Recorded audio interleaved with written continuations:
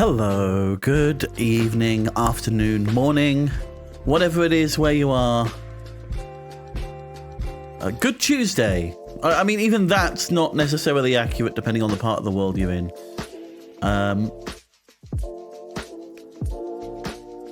So you may be wondering, why are we about half an hour late?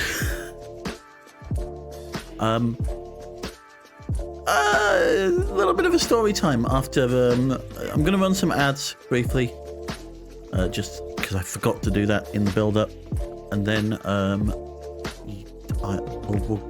we'll go over what a couple of days it's been since Sunday, and then we'll get into we'll carry on our playthrough of Orwell.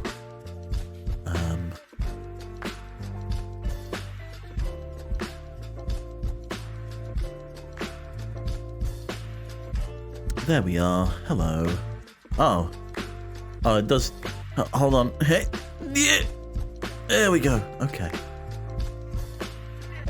But yes, I'm going to be running ads for the next couple of minutes, just so that we don't get any interruptions in the meantime. So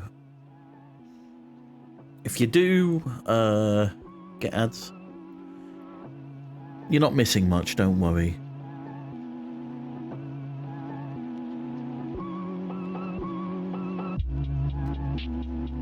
But in the meantime, how are you all doing? How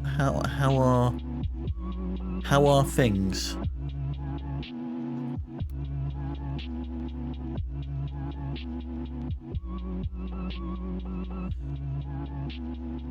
Because it has been a bit of a week so far, and it's only Tuesday.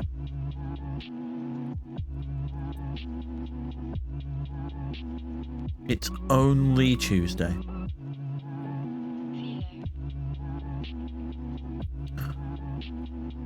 I'm a little concerned that this is how the week has gone so far. And we are but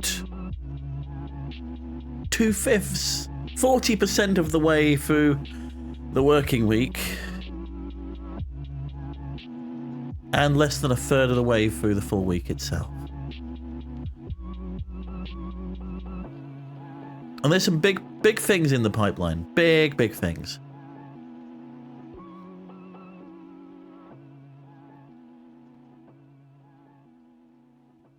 A lot of it has been hurry up and wait.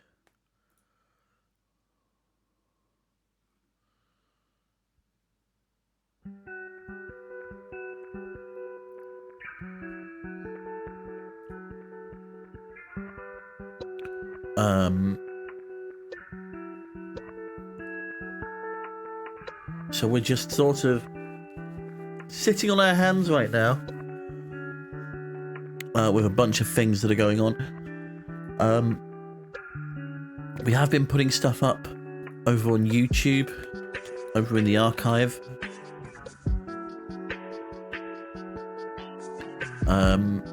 We're slowly moving things over there. I am sort of taking the time to go through everything with a fine-toothed comb, just because, well, first of all,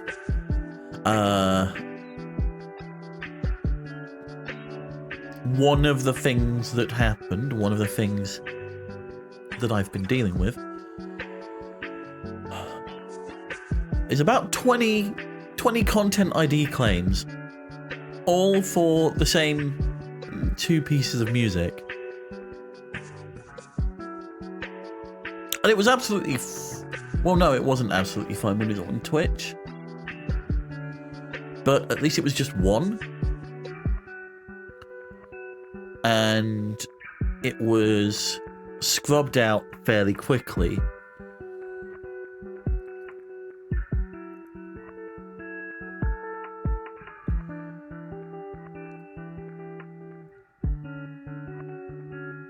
Over on YouTube, however, let me just check. Let me just double check and see.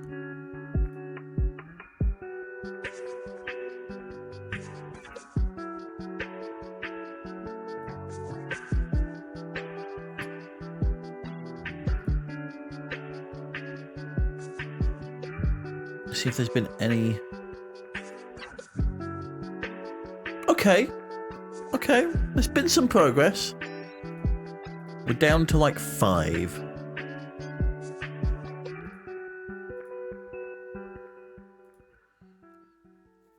Basically, what's been happening is, as is always the case with classical music, a bunch of people have recorded, once the composition rights have expired,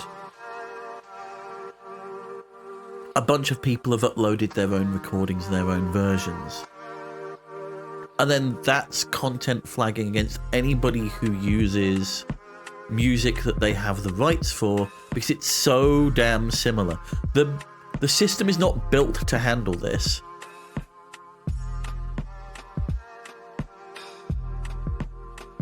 So I put in a dispute for it. I put in a dispute saying, hey, this isn't by these people.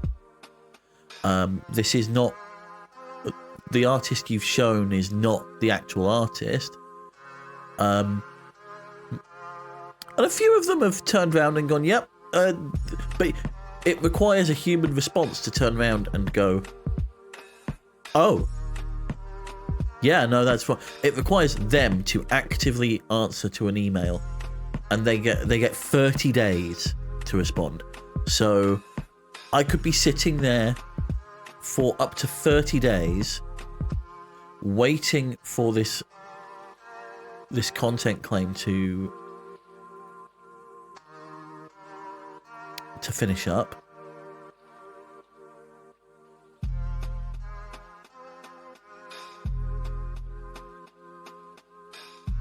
I mean, it might be alright if we try and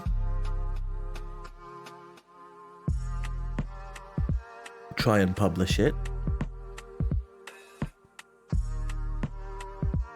I'm not 100% certain at this stage. Speaking of, I should probably do this.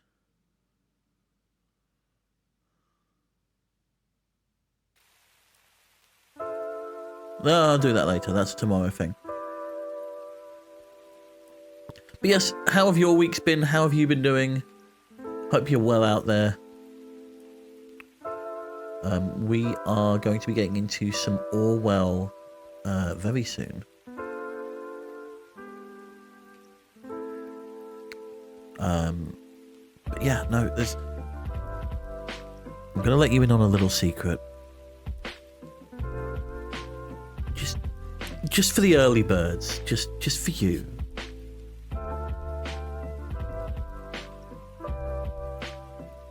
Sunday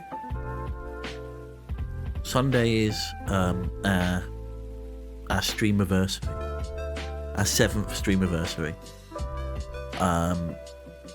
So we are going to be announcing something very big.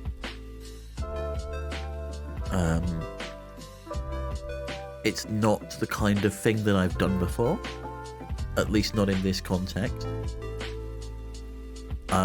I can't say much more than that right now. Until Sunday, and I'm hoping certain people get back to me before then with a little bit more, so I can give you a little bit more information and a little bit more of what's going on. But in theory, Sunday is the big day. So this week you've got Ben's big charity stream on Saturday, and then I'm announcing something on the Sunday. Hopefully. All being well, and nothing being on fire. That's the plan. That's the big plan.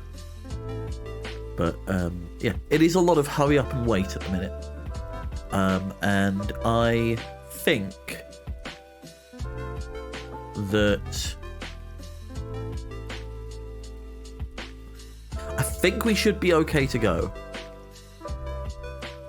But part of me wants to wait for everything to be in place. before making the announcement, and part of me knows that even if things aren't in place, we'll find a way around it. But in the meantime,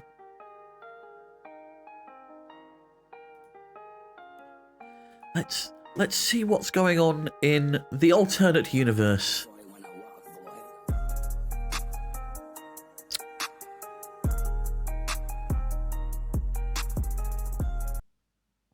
The alternate universe,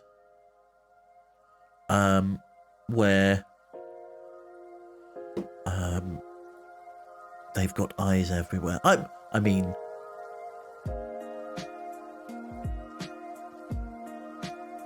I think the allegory they're trying to pull is that this could be a very real thing.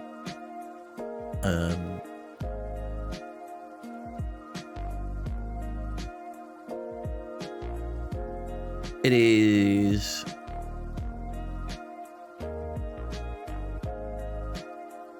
not unheard of certain agencies asking for backdoors to certain websites, messaging apps, that kind of thing, or certain technologies.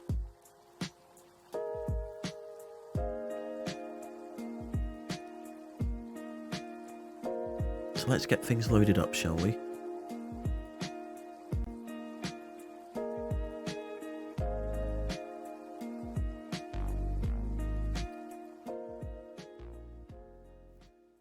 I'm hoping this works. Yes, okay.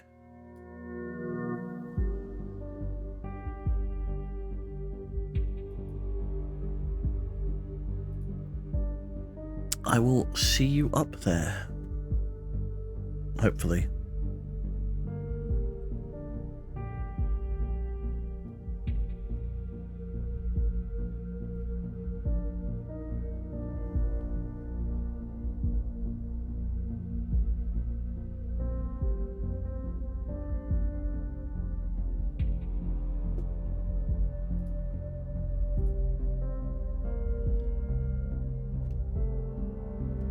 Where's my mug? Where's it gone?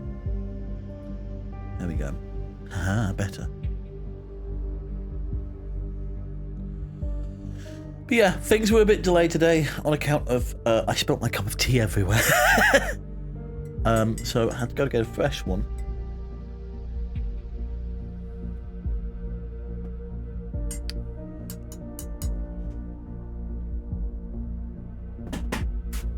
But last you saw us, we had just finished day 2. We were about to move into day 3.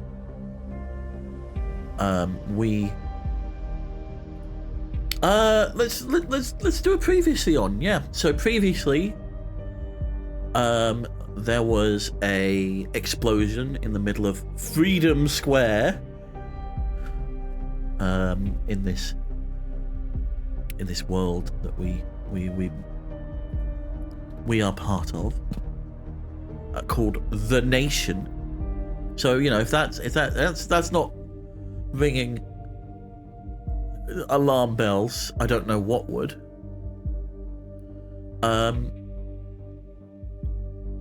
And also heads up, this game does explore themes that people may find distressing, may find it too close to home. Completely understand if you need to step away, if you need to step out. That is totally understandable. And we'll see you on Sunday for something a little bit more laid back and a little less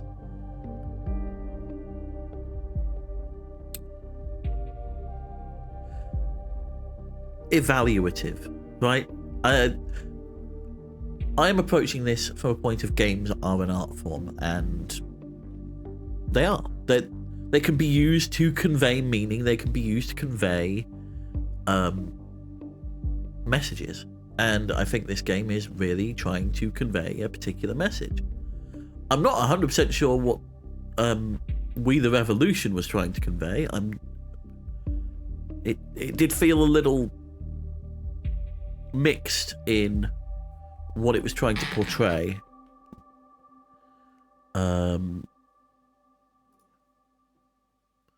Do I think it was a bad game? Yeah. If its aim was to make me feel uncomfortable,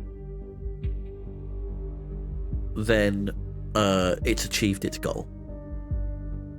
I will say that much. But I'm getting sidetracked again. I'm really sorry. We were up to the point where we'd finished day 2. Recap. An explosion went off in Freedom Square. Orwell, this system that we are using to try and work to basically invade everybody's privacy and work out what was going on, flagged someone up as having an arrest record.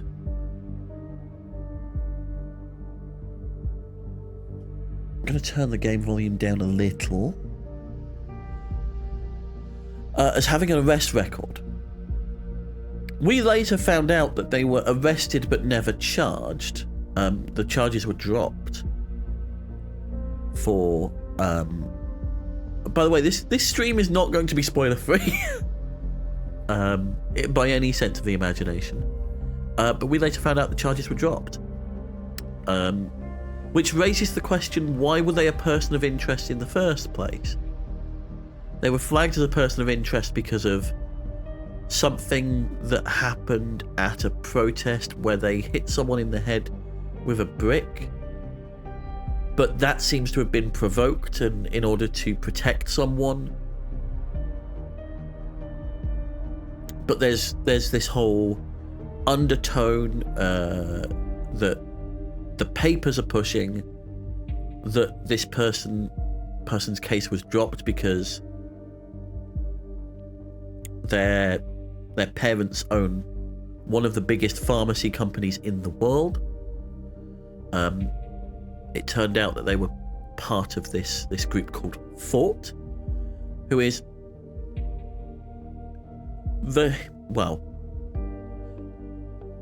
who seem to be very much anti-establishment. Nothing wrong there. You need people to hold the establishment to account, to make sure that they have the best intentions for the people at heart.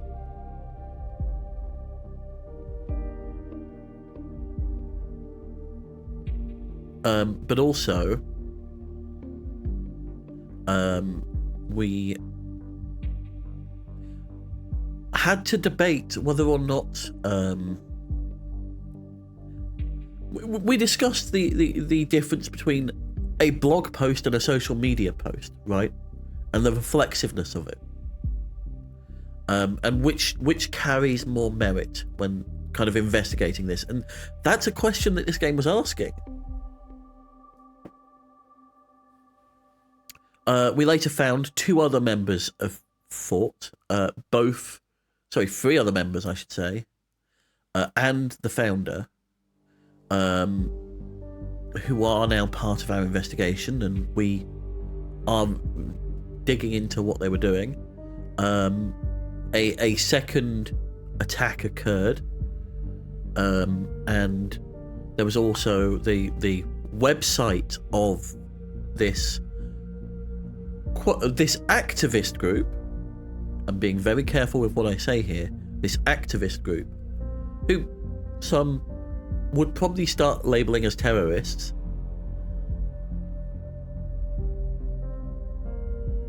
was hacked into, and the person who ran it, not the person who founded Fort, but the person who ran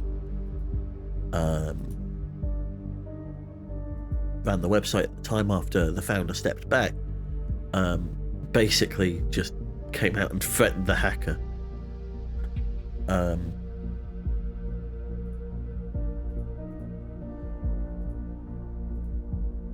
There were big suspicions about 3 separate bombings potentially happening. And it turned out to be true. The third one was that there seemed to be a link between the locations that fought have had their protests and the locations of the bombings. That is the only concrete thing we have right now linking fought to the attacks. My leading theory that I left off on last week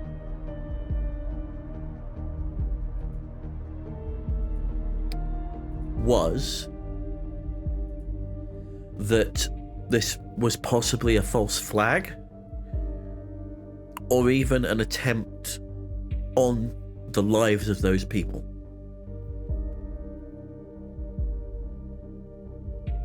But it could also be a disgruntled previous member, right? We found this person called Nina, who, well, we haven't really found out much about them. Let's go in and have a look where we are.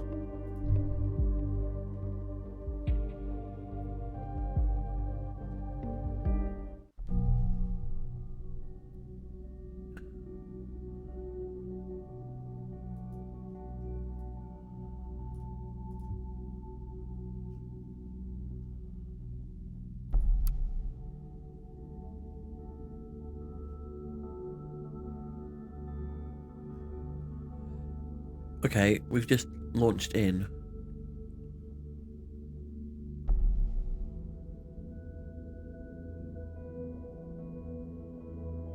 We've got no objectives. I think we finished the day, but usually it gives us. So let's go through our key players in this. So we started off with Cassandra Watergate. This was the blue-haired person we saw in the square who got flagged because they have a previous arrest record. These are their contacts. So Bruno and Alice Watergate, who are their mother and father, who run the pharmacy company we were on about. Juliet Carrington and Harrison O'Donnell are the two friends that kind of brought them into Fort. Juliet mainly in that. They were both part of a band called The Targets, whose music is actually by a real life band called Rat King.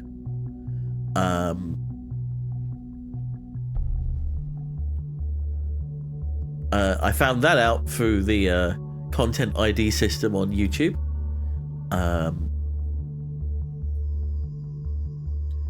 Joseph Langley was the lawyer who helped get the case dropped against her, who she then got into a relationship with.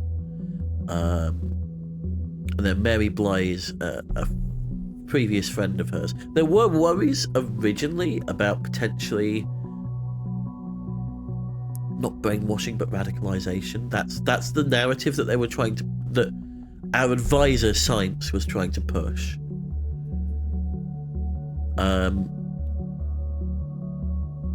So yeah, they first met Juliet Carrington at Freedom Plaza. They take antidepressants. This methrin is made by the company that her parents own. Got invited by Harry. Was originally a junior COO, very much nepo babied into the role. Quit to focus on their art career, and previously arrested for assault on a police officer. No, arrested. Their criminal case was closed due to lack of evidence. They were never charged. Has an adverse attitude towards violence, depressive. That's why they're taking the methrin. That is, it's basically a mood altering drug, right? Opposes the government vehemently, has an interest in art, music, and activism. These red ones, by the way, are the most recent things we've seen. This one here was the one I was on about, where we were weighing up the merits of a blog post from a few months ago versus a knee-jerk reaction to the travesty that happened.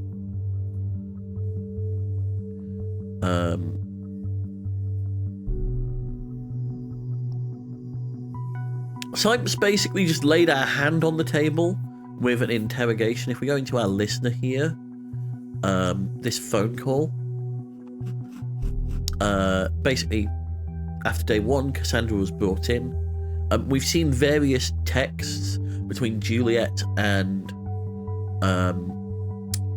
Joseph, the lawyer, wondering where on earth she's got to and concerned.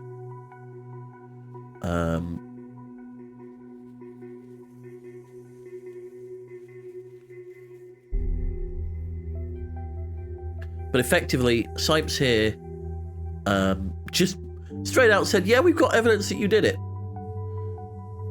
Because she mentioned in a text to Juliet that she did it to protect her. And yeah, Sipes just puts everything on the table about what we know.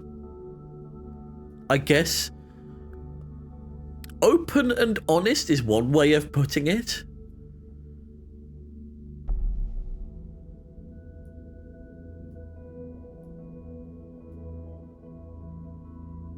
But then goes on to say, we've flagged you as potentially dangerous, and there is a safety bill that was passed a few years ago, which was actually what the protests were over that Cassandra was at. That means that you have to disclose that you are assessed as potentially dangerous when you go for a job.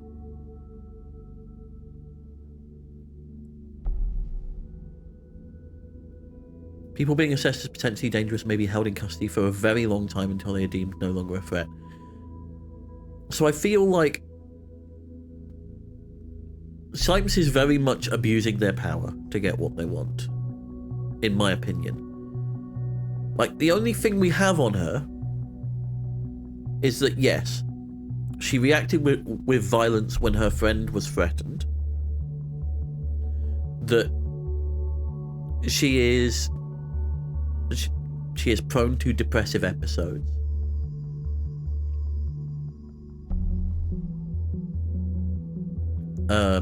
Which I am going to put that in the content warning.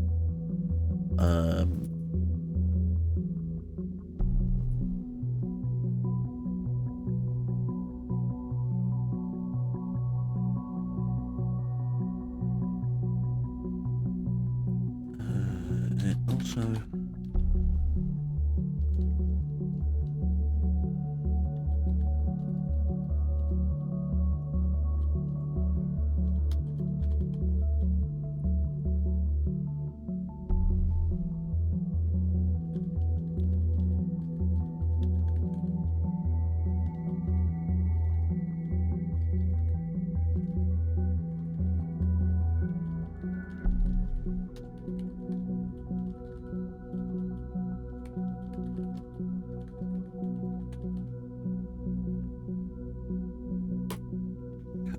sorry, I'm just updating the content warning to add mental health as a flag. But yes, so we are... Basically, Symes is a dick. And I don't use that word lightly. Effectively turning around and saying, I've flagged you as potentially dangerous because you accidentally probably put someone in a coma whilst defending your friend.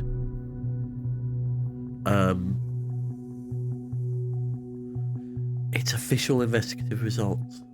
No, it's what you've decided, Symes. It's what you've decided. There is one incident of violence, and that was in defense. In a situation where it was provoked. I don't agree with Symes, as you can probably tell.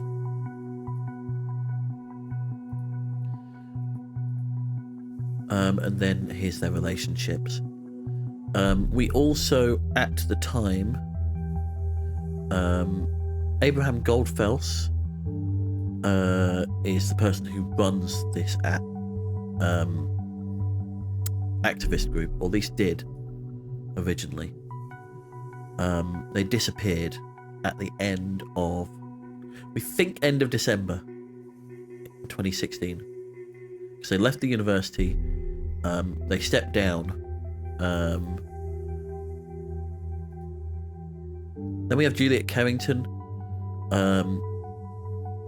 who was with Harry, one of our other people of interest. Was in a band with them, was going out with them, plays the guitar, did a master's thesis and got an A grade in media ethics. Favorite book, To Kill a Mockingbird. Planned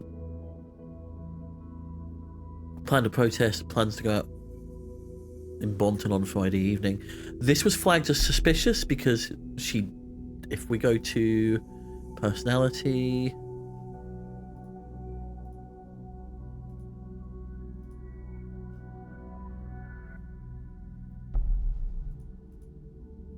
dislikes going out. Why are you going out if you dislike it?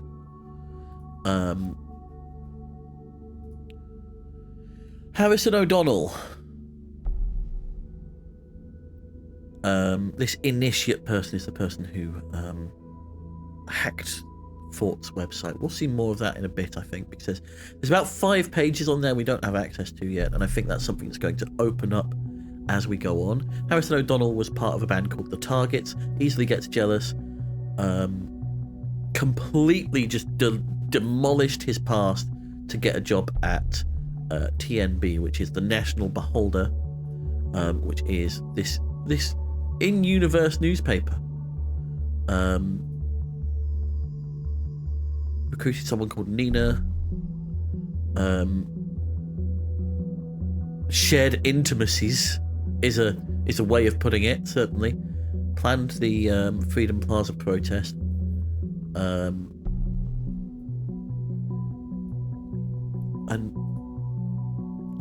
those are our 4 key suspects. We've just got people of interest. I should stop calling them suspects. Symes calls them suspects. These are people of interest. Despises law enforcement. We don't know much about Nina yet. Plan to storm a mall, and their alias is Concerned One. So we're going to go to day 3.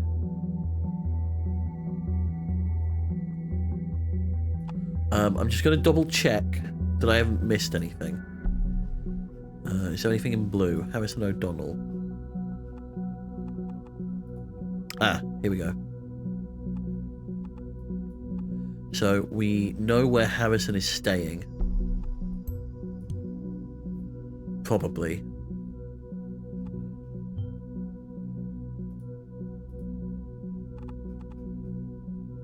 And let's move on to the next day, I think. Is there anything else? Oh, our family.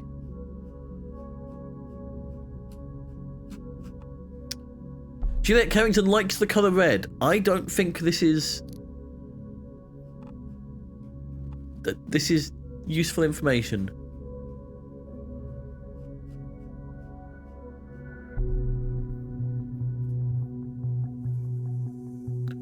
Stop telling me there's unprocessed data chunks. Is there anything else I'm missing? Also, you can clearly see. There we go. Yeah. I wonder what this insider is. That might be something that comes to fruition tomorrow.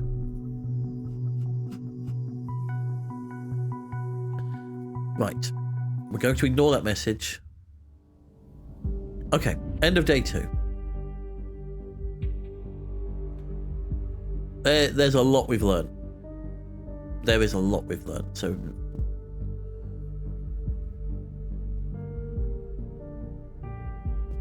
assault at Stelligan University. There was another bombing. Oh yes, with each of these bombings, there has been a letter that has been sent to the local authorities, which basically old German folk poem that Abraham Goldfels actually posted in the first post on their little Fort blog website thing. Fort held free protests. Fort is currently inactive. We prevented the third bombing by evacuating everybody. Harry Harrison O'Donnell, guest student, shops very frequently in a drugstore. That could be for a multitude of reasons. We've already seen one of our people of interest has got basically a form of depression, and apparently that's suspicious. Like, has 2 health insurance plans, which is interesting. That's something to flag, certainly. Why would you have 2?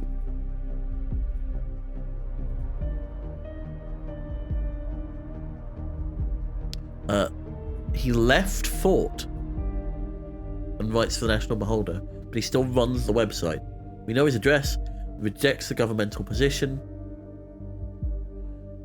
was an important member of Fort, arguable,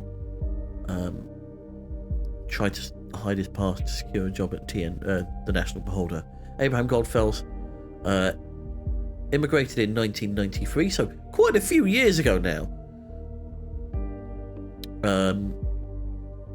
Media ethics professor at Stelligan University, and disappeared. Recruited members for a debate club, which is also called Fort. Juliet works at Rosen Tech as a PR assistant, so he works in public relations.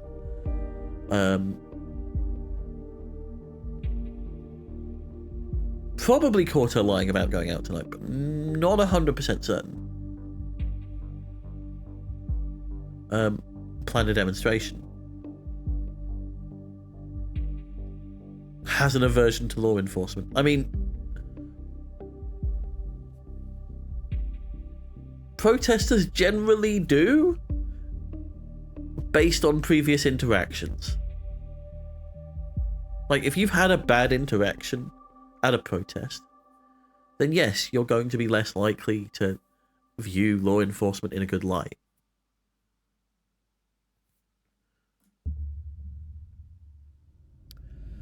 Unperson. That's odd. That's an ominous name. Unperson. Sounds like we're going to be stripping away the rights of someone. A heads up, that might be happening, and yeah, it's going to be upsetting. We're probably not going to agree with it, but just that name is already sending neurons firing in my brain as to what that means. Basically, this was all done in secret. Sipes says thank you, which is the first time he said thank you ever. We just saved a bunch of people's lives, but we probably could have done it without Sipes. Nina Carrick was the final member of Fort we don't have concrete information on. She's the one who planned the protest at Circle Mall, and now a bomb has been found there. She is now of special interest to us. We've already been given Her stance towards law enforcement just gives us one more reason, as you found out yesterday. Focus on Nina, but keep watching the others too. Having a negative view of... Sorry, having a critical view, not even negative in some circumstances, of a particular body does not make you a person of interest. I can dislike... Like, obviously, we are in an Orwellian universe here. This is 1984 pretty much through and through. Okay. The one thing we're going to do is we're going to look at things first in Reader, because Listener seems to be very much time dependent. So today's headlines: investigators avert catastrophe at the Circle Mall. The National Opinion, be on watch. Oh look, it's Harry O'Donnell. It's a very different picture, Harry.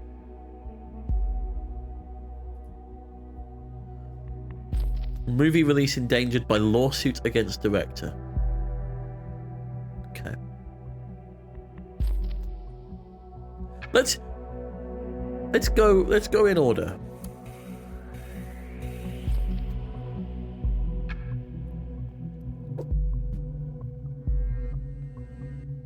Movie director. Oh, sorry. Let me just clear my throat a little bit.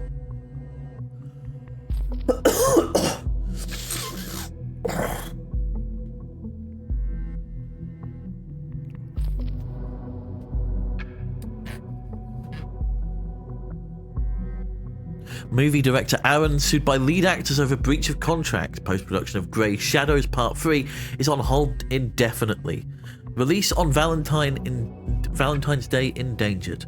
It's been a tough wait for the fans of the ongoing Grey Shadows saga. The final act of the trilogy has already been postponed several times for a multitude of reasons, and now there seems to be yet another real threat of delay added to the list.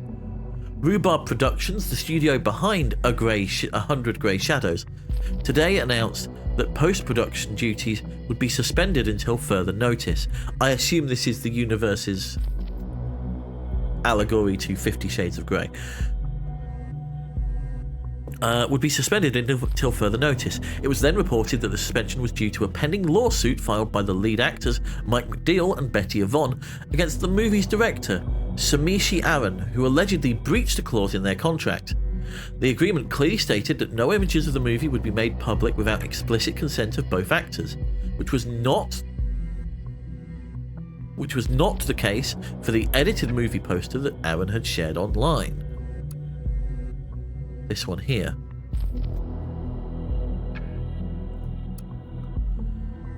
On Thursday, this has put the expected Valentine's Day release in jeopardy. Fans have been taking to online message boards, sharing theories that the lawsuit and other holdups during production have been arranged to cover up the desolate state of the movie.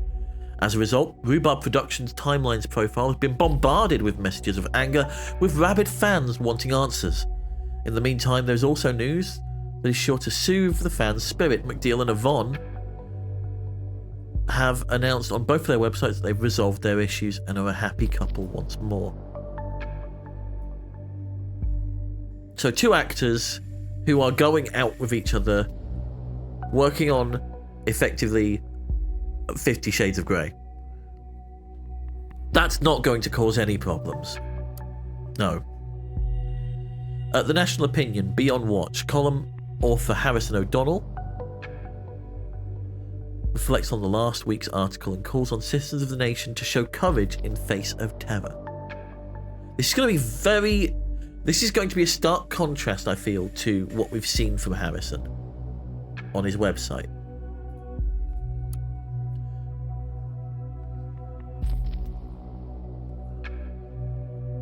Column author Harrison O'Donnell reflects on the last week's article and calls we've read that.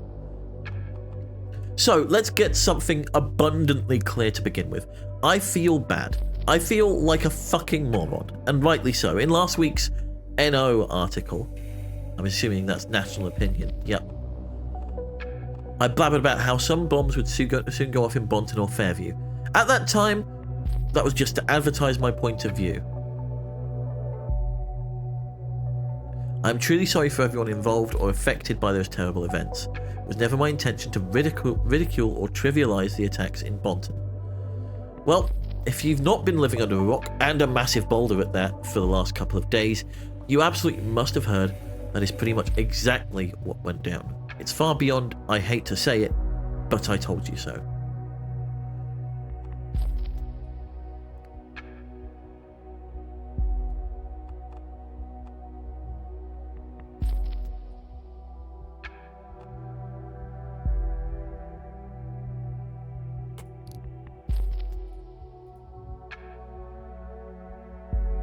I'm going to go.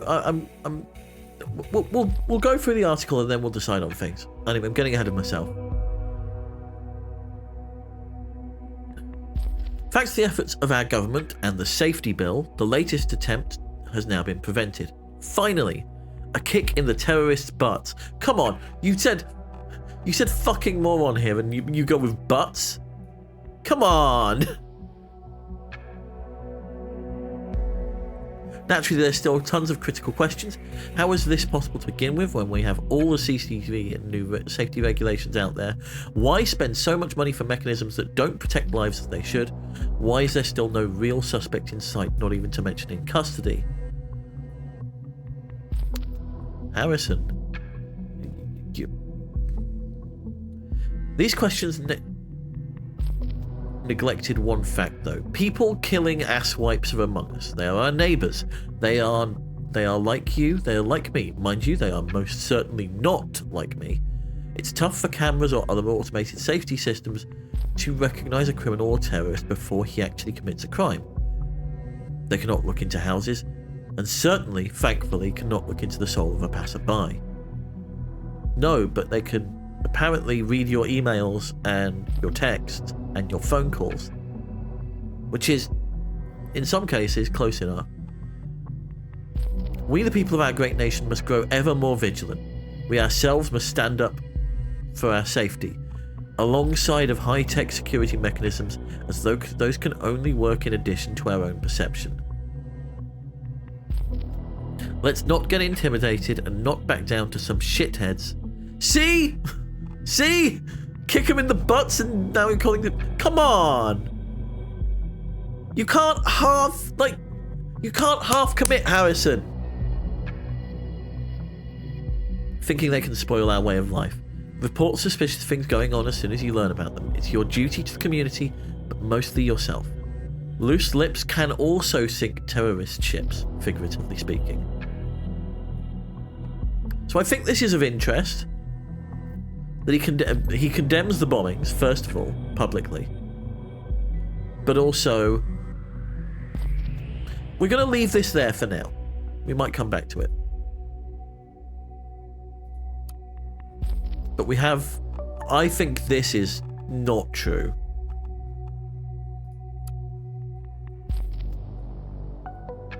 Investigators avert catastrophe at the Circle Mall. Once again, Bonton has become the centre of attention due to a terrorist assault, except this time it has emerged unscathed. Due to the efforts of the Special Investigation Unit, the last in a series of 3 announced bombings has been averted. The proposed scene of the crime was the Circle Mall in the centre of Bonton, which was locked down and secured by police forces yesterday evening, right after the investigation team managed to correctly estimate what location the terrorists were aiming at. Catherine Delacroix? I can never... how to pronounce. Secretary of Security gave a short conference to representatives of the press. In it, she stated the successful prevention of the bombing attempt to be proof for surveillance and investigative measures to be functional. The search for the perpetrators of these nefarious acts of crime would now be top priority for the investigators, who have substantial leads. HOD, Harrison O'Donnell. So he's written an opinion piece and then also a news article. Okay, interesting. Is there anything else on here? Freedom Zone 3. Nothing new. Our fort's still free. I don't think there's anything new on there.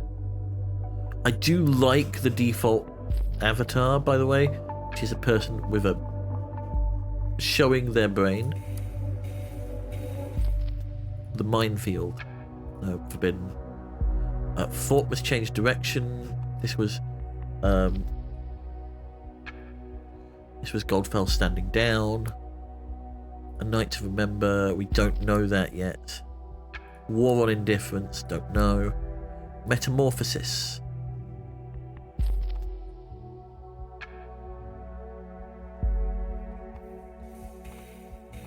Okay. Okay.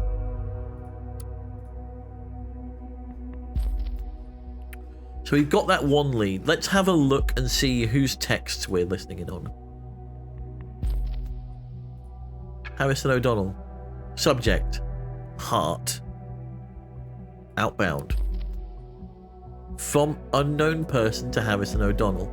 We know they sent flowers to a person called Angela. Hey, forgot to charge my phone tonight, and yeah, so I have to do this the old-fashioned way. I really wanted to thank you for the very nice evening. I haven't enjoyed myself so much in, well, ever. Only to be topped by that night, that is.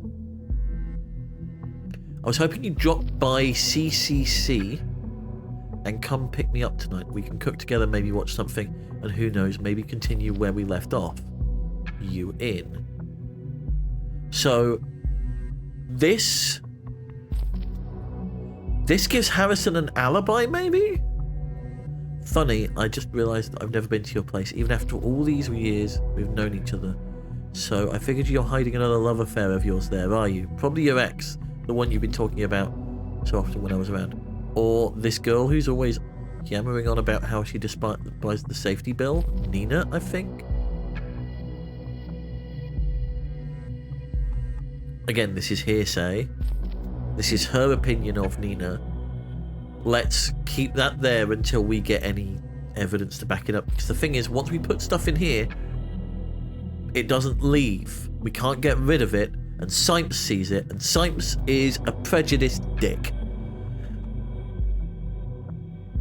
Just jumping at the throat constantly. Just wants to put someone in prison. Come to think of it, for all that torment, you owe me big time. So I really demand to come to your place.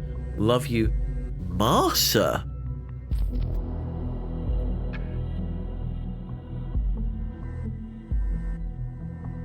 Marsa? But you sent flowers to someone called Angela, right?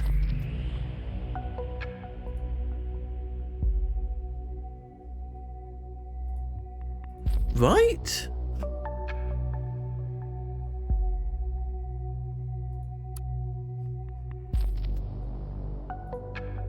You sent flowers to someone called Angela yesterday.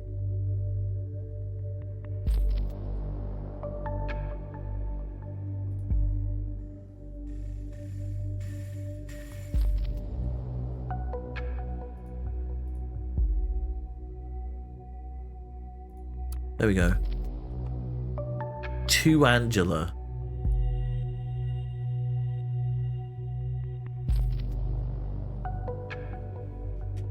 Semiramis. To Angela. Maybe there's maybe he's playing the field. Maybe, I mean, we're making assumptions here, right? Because there's multiple reasons why you'd send someone flowers. Get well soon, you know? Although I feel like that would be on the card. We'll see. We'll see how that goes. But it does look like the game is not progressing without us moving something into Orwell. This isn't... Yeah, gather additional information on Nina. So I guess we have to... We have to do this. The game forces us. Why would someone oppose the safety bill? We've had the lowest crime rate in years, or possibly ever. Science, we've discussed this. You and me, we have a job thanks to the bill. The only reason to not support it is if you have a dirty past. No, it's because...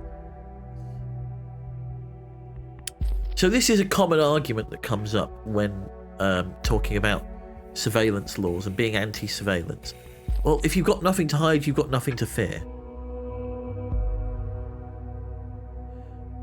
And I think one of the things that we have learnt over the past couple of weeks, both with this and with We the Revolution, is that just because you can have been completely innocuous, bear in mind, some of the evidence we're gathering is not...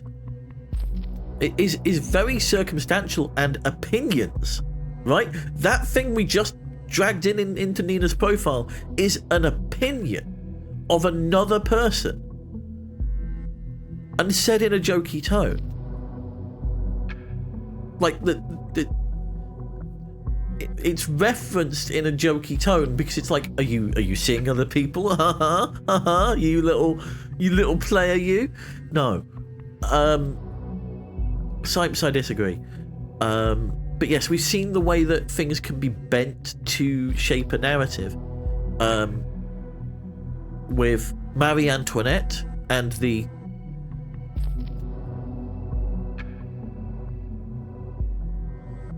one charge that she was disgusted by. I won't go into more detail unless... watch the VOD, frankly. It's probably the best way. I don't want to go into it in more detail because... Again, it's a bit... It was a bit of a yikes moment. Let's just put it that way.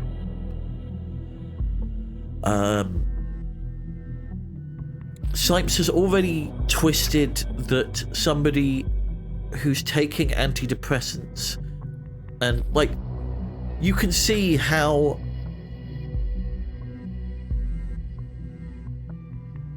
if you're against us, you're a problem, is such a straw man argument. It's not. Sipes, you're an arsehole and you need to think more. You're an analyst. It is your job to actually think.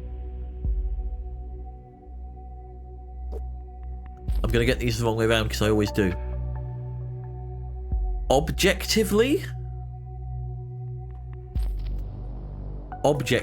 I think. Hold on.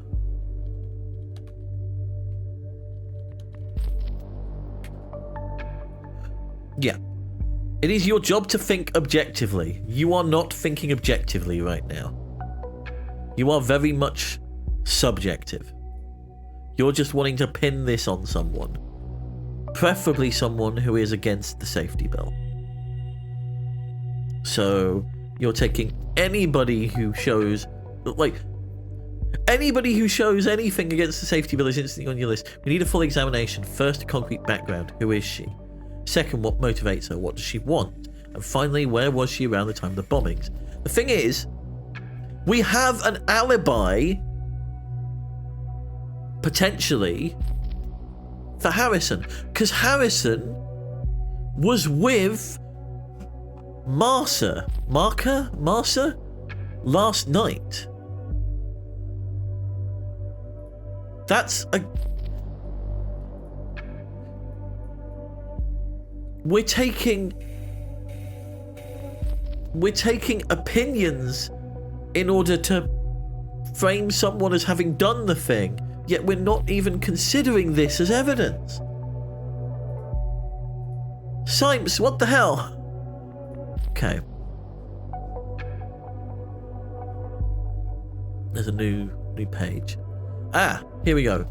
The War on Indifference, Entry 5 Metamorphosis. Hold on. I think there was nothing. Okay, The War on Indifference. This is by Nina. This is condemned one. If we go to Nina here, Nina vehemently opposes the safety bill, despises law enforcement forces. That is not necessarily a bad thing. Yes, their alias is Concerned One, which is this one here. If we go to their page, actually, one article, contact UTEL Concerned One.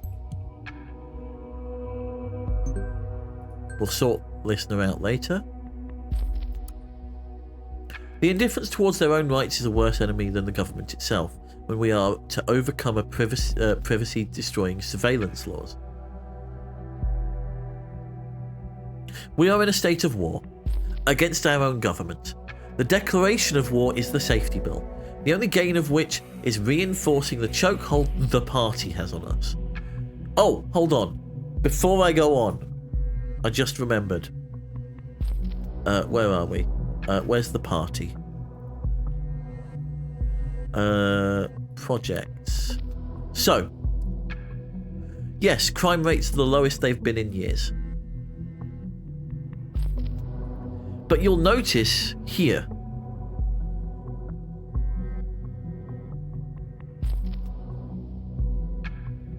that it's already on a decline, right? It's already on a decline, and the reason for that is because they've just come out of a time of war, right? So they're framing that evidence. They're not taking it with context.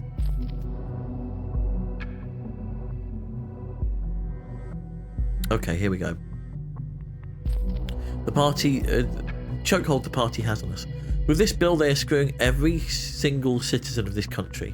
Yet most people are ignorant to this. Most people simply don't care about their rights being wrestled from them. Oh, hey, Waddles. Sorry, Rafters. Jesus Christ. I'm having a bit of a day today.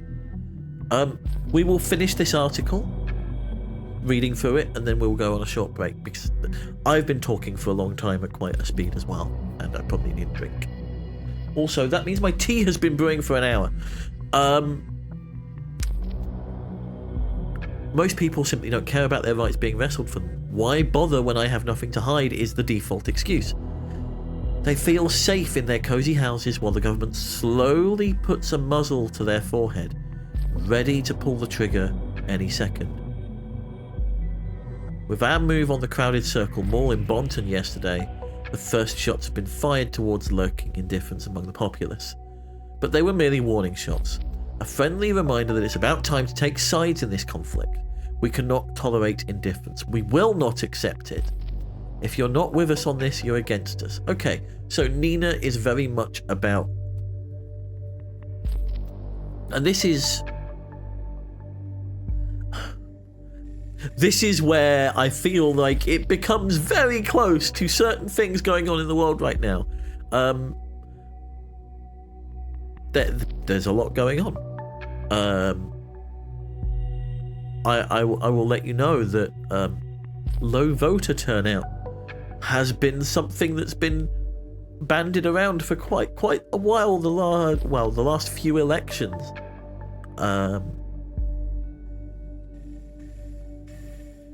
Is that indifference? Is that in protest? Who knows? But the thing is that, especially with things that are going on right now,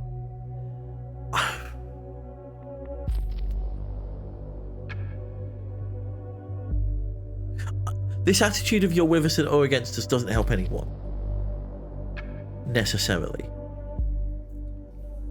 But at the same time, there are definitely things that are happening that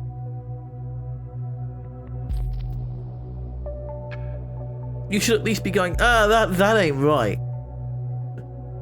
I don't know what to do, but that ain't right.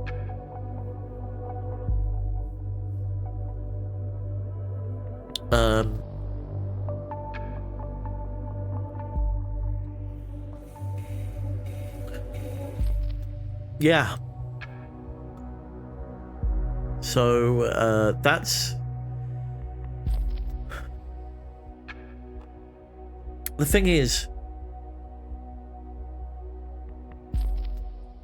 taking action all of the time constantly is tiring. It's tiring. Being a mouthpiece and showing the world these problems is tiring, especially if you are constantly met with disagreement, aggression, threats. It's tiring. It wears you down. So I can get why people can feel disenfranchised. I mean, I myself, like, to put things in perspective, I used to be a journalist. I left that job. I left that life behind because it was tiring. I wasn't even giving an opinion. I wasn't even calling to action. And still, just for publishing the facts, facts which are fairly universally accepted, apart from small vocal minority,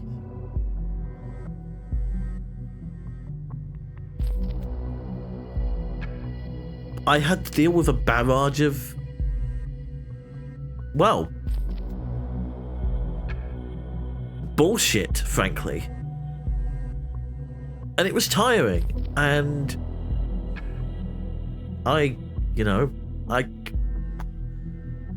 it got to the point where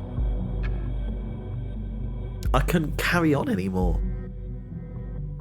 I had a bunch of other stuff going on. Everything was being thrown into disarray. Lives had been turned around in the course of months.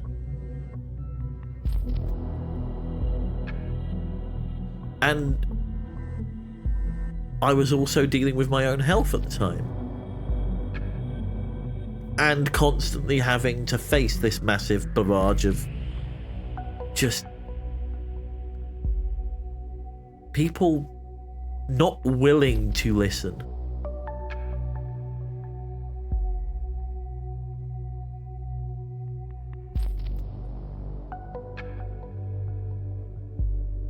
Just sitting there and shouting obscenities.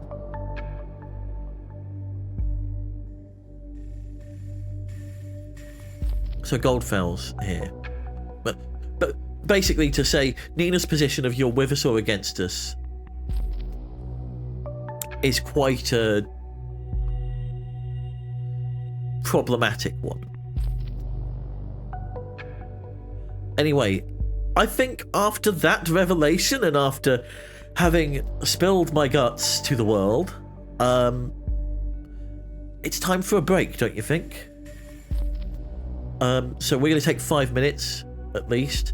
In fact, I might take 10. No, we'll take 5. We'll take 5. So quarter to the hour, we'll see you back here. I'm going to run some ads in the meantime, just so that they're not happening whilst stuff is going on. And I will see you in about 5 minutes' time.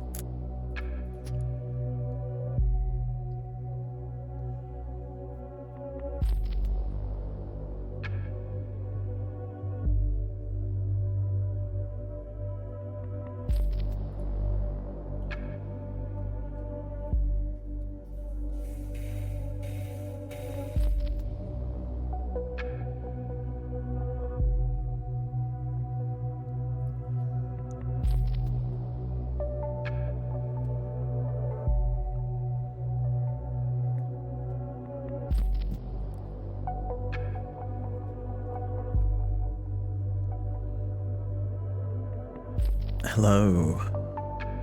Hello. We're back. So I got a little passionate and emotionally involved there. But it's one of those things where it doesn't help to say you're either with us or against us. I hope you're all doing okay. Sometimes we do like to get into the weeds on this a little bit. I think that's part of it of exploring this game, is recontextualizing it.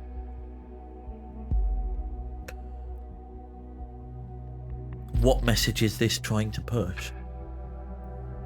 And that's going to vary on your life experience.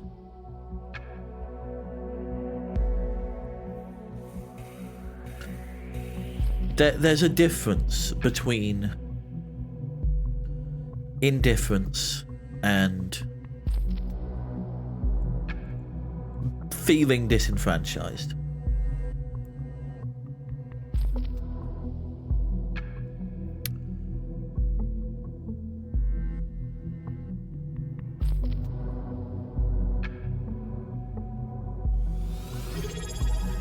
Theory, hello, welcome.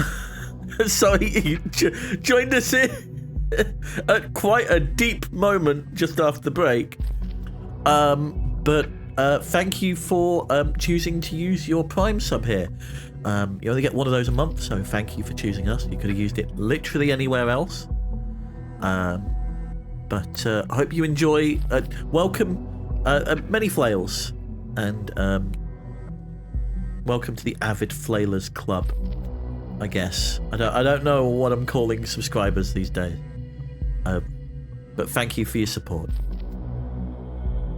I don't know how much you've seen of this so far, but we just got into a very, well, I just got into a very heated ramble? I wouldn't say rant, ramble on the attitude of you're with us or against us.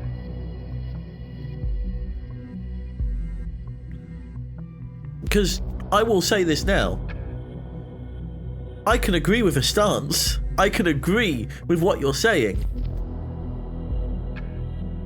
but not have the ability or the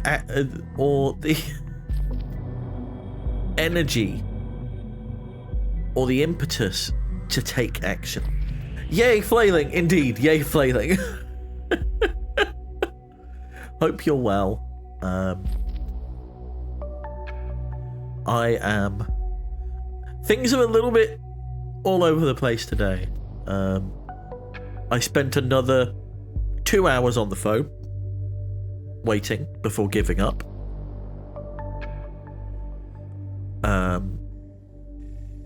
So it is what it is.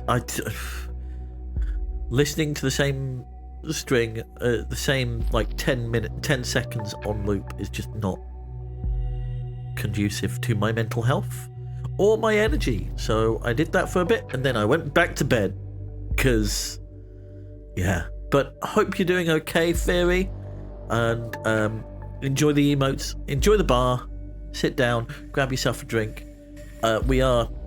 I will warn you that we are getting quite deep into this. There are parts of this that go into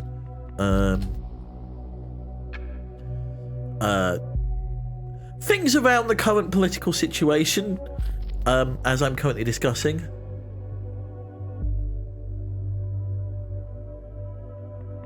Oh, that's brilliant. Why doesn't my phone have that?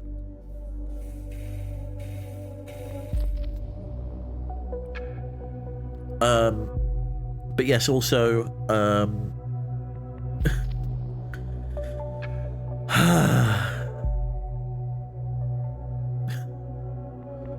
but also, we've added to the content warning for this game just because, it certainly sheds mental health in a negative light, or at least one of the characters does. But that is their opinion, I guess.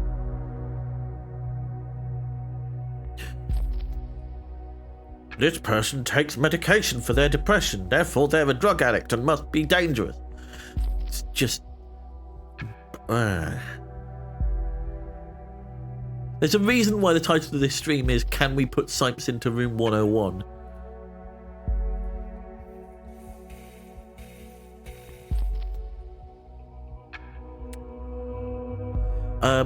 But yes, we've just found... Well, we came across this person called Nina last stream.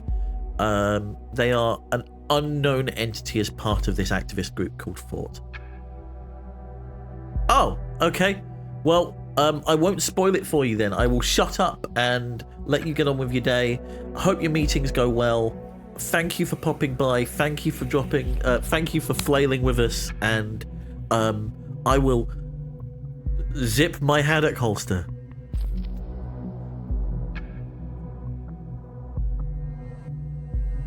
You too. You too. Have a good rest of your day. Where was I?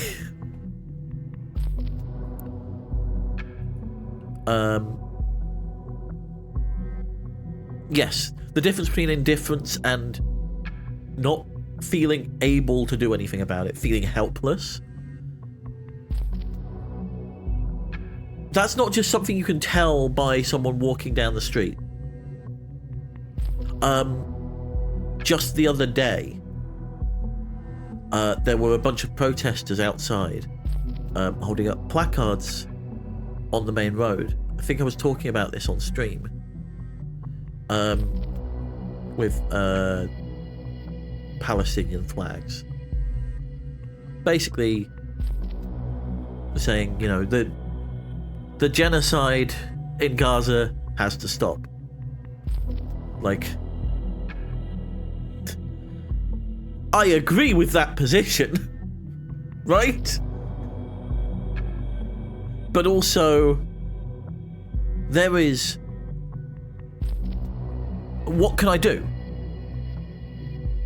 What do I do, right?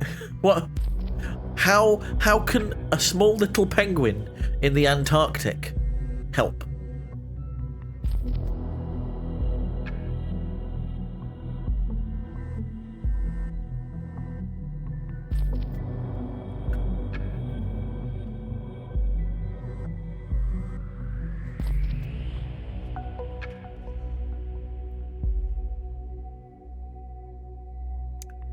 But yeah, I was considering going outside and offering them cups of tea or something, because it was bloody cold, and they were stood there in their raincoats, and then it started absolutely hammering it down, and they left half an hour later. But also, I was working at the time as well, so it was a bit difficult. But also, everybody was honking as they were driving past, which was making work really difficult anyway. It's like... I agree with you, but also I've got to look after myself.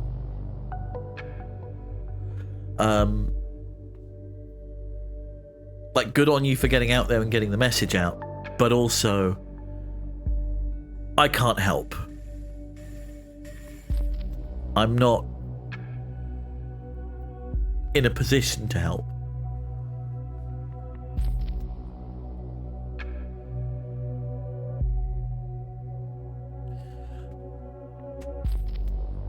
Okay, now that we've meandered through that sidetrack,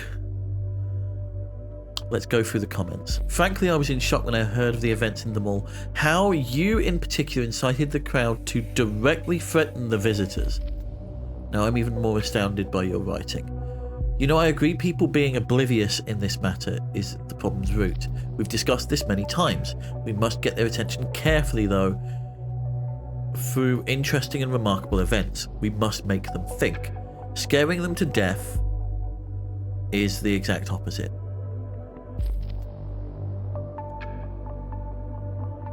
This is the thing. Fear tactics work. I hate to say it, but fear tactics are why some places are that some of the things that have happened over the last couple of decades have happened. Misinformation and fear tactics. And reframing things in a way that honestly should result in a lawsuit, but you know, scaring people is convincing them, eh? Here we go. So I'm going to take this because this is their own quote. This is something they've said. Okay, but it takes both of them. Scaring people to get attention to one's message. Really, this is what thought is about? No, Sipes. This is not what thought is about. This is what one member of thought thinks. Sipes, are you reading what I am putting in the log?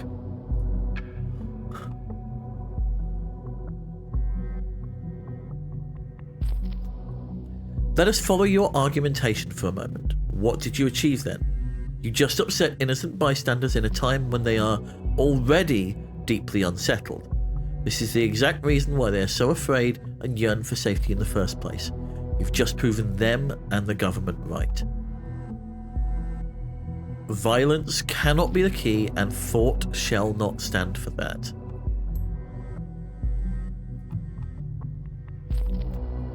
Violence? There was no violence. No one was hurt. Frightened at best. Honestly, I think it wasn't even enough.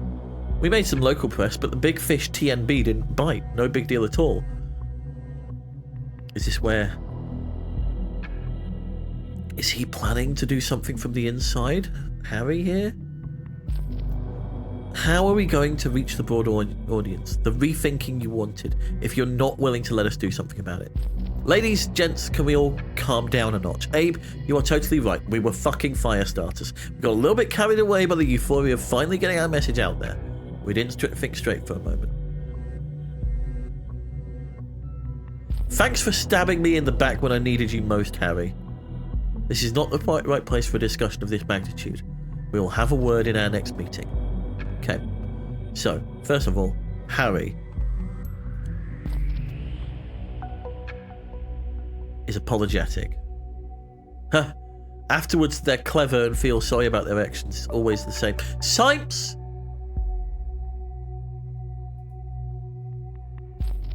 At least they're showing some remorse for something that went wrong.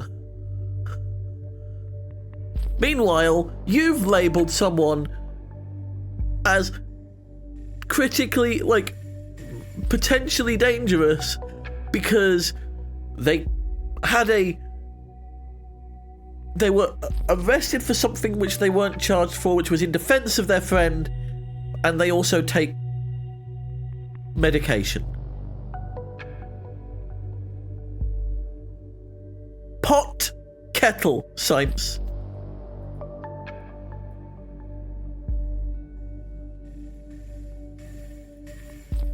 At least these people are realising what they're doing is wrong.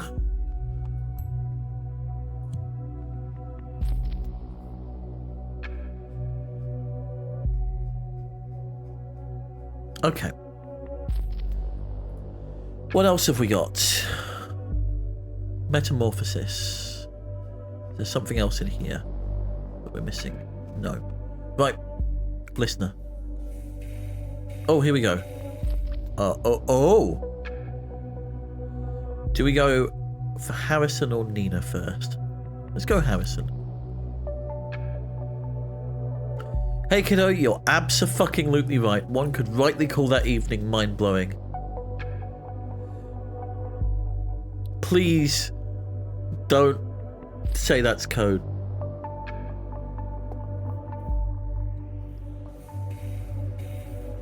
And of course I'll pick you up tonight. I like this continue you were talking of. I think I'm in need of it big time, but let's not stay at my place tonight. So it's Saturday today, right?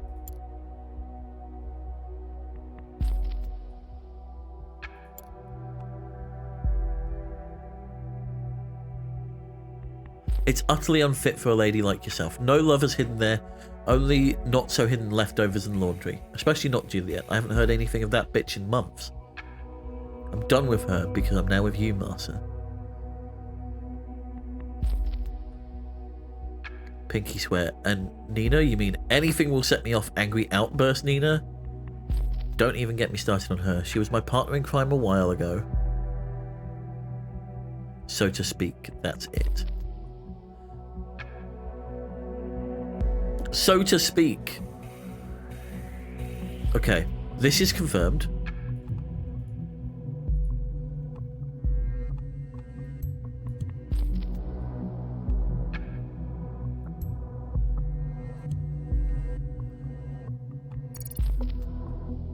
There we go. Relationship.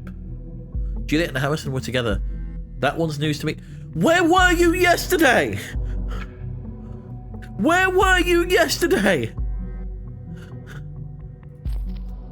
Were you not? Oh my god.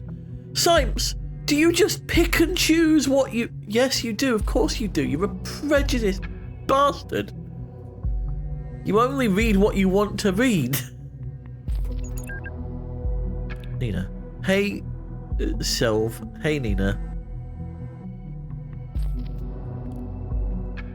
Just wanted to ask if everything is fine. Don't worry, we're having a great time. Thank you for taking care even though it's Saturday. Don't mention it. How are you feeling? Still shitty.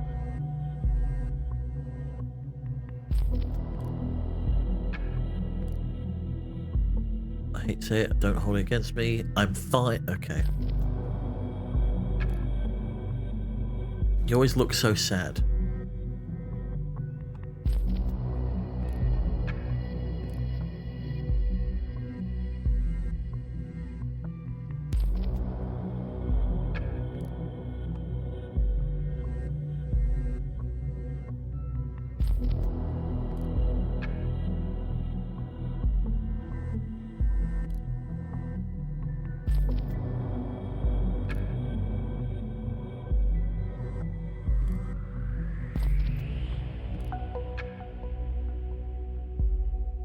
Gotta work now. Thanks again, Self. Call you later.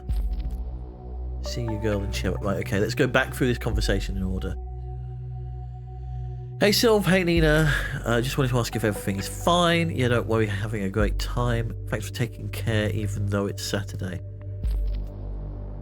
So, Sylv is doing something for Nina. How are you feeling? Still shitty. Hate to say it, so don't hold it against me, okay? I'm fine. No, you're not. You're worrying me. You always look so sad.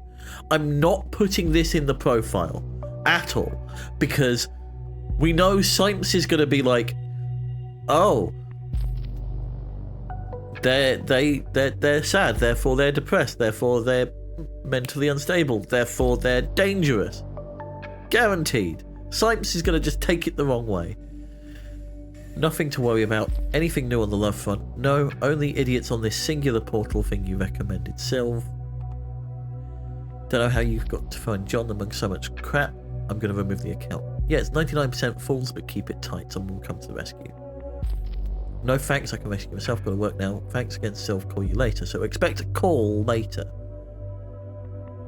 So I think the only thing that's solid from that is singular.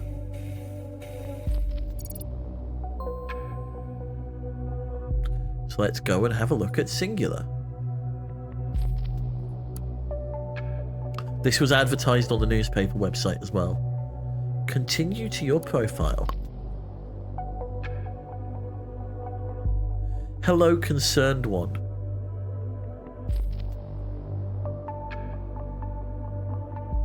We have a photo.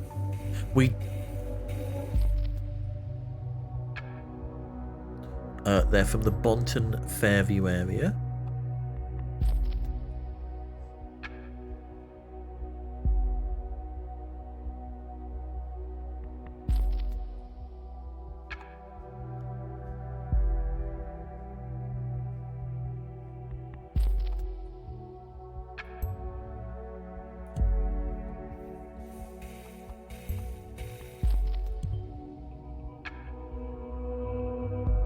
Not sure this is helping. I don't know. This is probably helping. Because bear in mind, we're building a profile, right? We have a portrait, we have their height.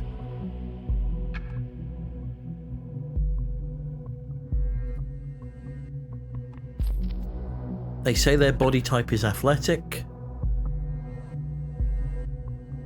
They like hiking, climbing, Asian food, and the Beatles. Dislike suits, most movies, and candlelit dinners.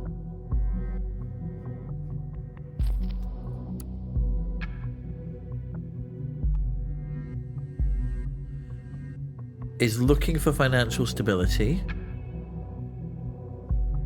Couple of years. Would you consider allowing your partner seeing other people? Yes.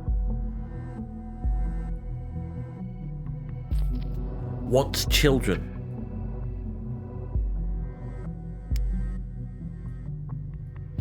Is quite a bit into politics. Politically interested, yes. Are you a cat or a dog person? In the end, it all comes down to the degree of interest in the ideology.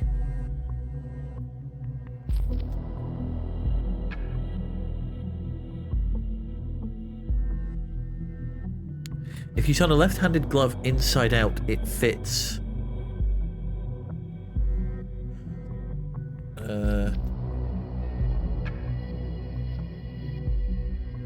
On the right hand? Yeah, no, I think that's right. Part of me wants to go get my gloves and check now. Looking for financial stability. Who doesn't need a little bit of a, like... Yeah! Yeah! Like, you know, mood stabilizers. Science. Is she striving to find that stability of her own accord? Any reason why she craves stability? Science! You just said yourself! Who doesn't want stability in their lives?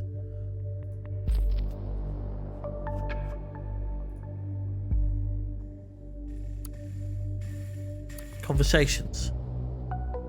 Oh God. Wondered if you had any more pictures. Pretender 80. Super Randy. Oh God. Oh, this is going to be disgusting. I'm sorry. Just got stunned immediately by your striking beauty. What if you spare some time for a lonely heart with me and go out with me sometime? Go out for a drink at Frank's. You know that one since you're from Bond 2. What about the weekend? Close match. Blondie, seriously, I don't recall anyone calling me Blondie, and I'm an 80s child.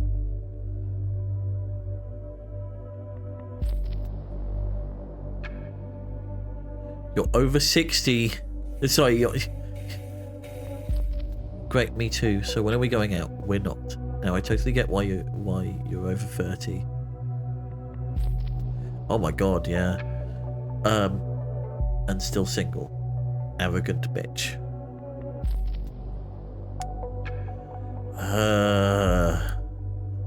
The reality of dating website. I just read your Instagram profile that left me dying for more information. Now here I am asking away like you requested.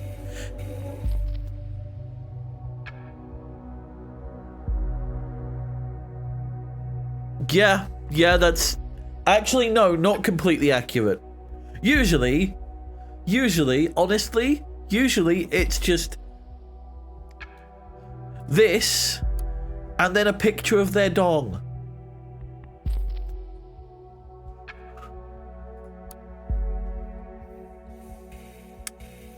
And 99% of the time, it's probably not theirs either.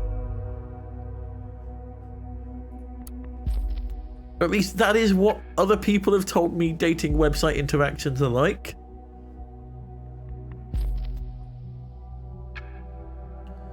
Just like candlelit dinners and movies, as you stated, guys would probably have a hard time dating you. That makes me wonder. This is Wise Sam. Sam Wise. Okay. What is it that you'd like to do on a potential first date? Of course, I could resolve to just ask you out to the local Chinese place around the corner and just abandon all the candle part of their dinner. Still seems a bit straightforward.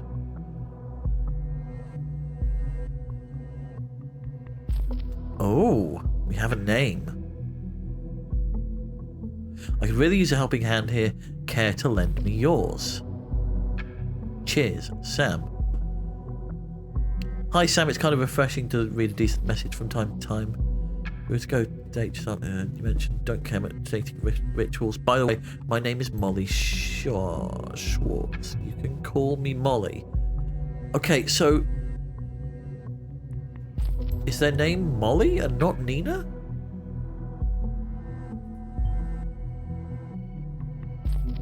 Molly Schwartz. She's using a fake name, and such a peculiar one at that.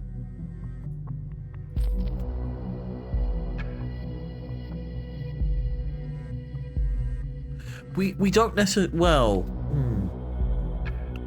Oh, great. Suits me well because, no kidding here, I don't like this stuff either. I think most guys don't. Though it's nice from time to time, especially with the right woman. Speaking of which, I could help you tell me a little bit more about you.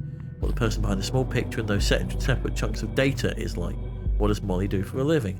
What does she do when she's home? Does she live all alone, or is there somebody waiting for her? Does she often get to climb? Please, Molly, feed a full craving for each bit of knowledge about you. Don't let me start.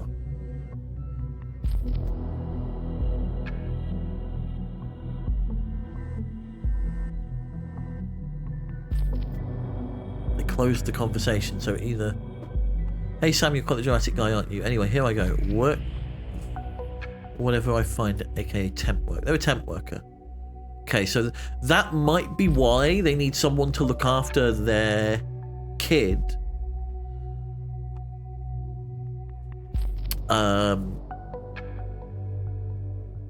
Because they're out at work. Hope you weren't looking for someone with a shiny job title, live in a small flat in between tons of industrial waste. You still with me? Indeed, I don't live alone. There's a special someone in my life. It's a man. He's very, very important to me. He's also the reason I don't get to climb as much anymore. Jealous already? Don't be. It's my son, Michael.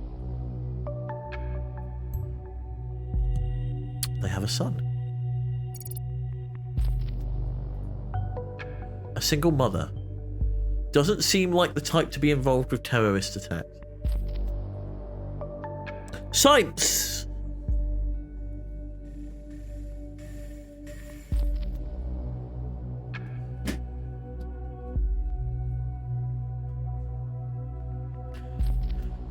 So, I will say this now. The preconception that so-and-so would never do X, or so-and-so would never do Y, or so-and-so would never commit an atrocity. For those of you familiar with the works of Derren Brown, if you're not, they are a showman, mentalist, magician, kind of, they kind of blur the lines between the three. They're an entertainer who specializes in mental magic, basically. Magic in quotation marks. They did an experiment, is a very light word, called The Push, where they took people from all different walks of life and effectively tried to see if, given the right circumstances and the right, like, the right environment and the right pressures, could you push someone to commit murder?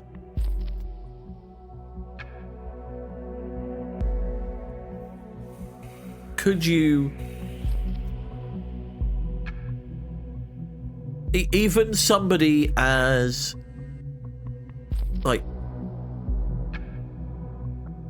angelic as a charity worker. Somebody who could do no wrong.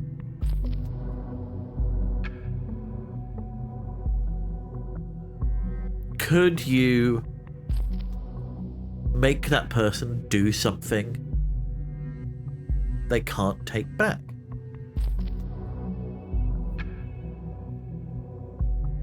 If you haven't seen it and you have the mental fortitude for it, it's worth a watch. It certainly addresses what I think about Simons's preconceptions there. There was something else on here.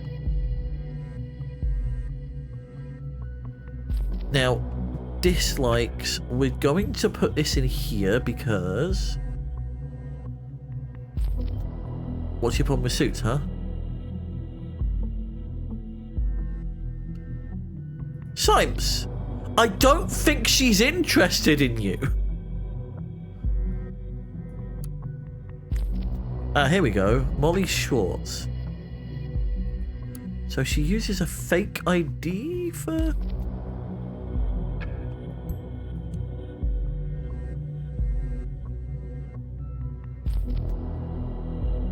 Dislike suits. Where's one in her profile?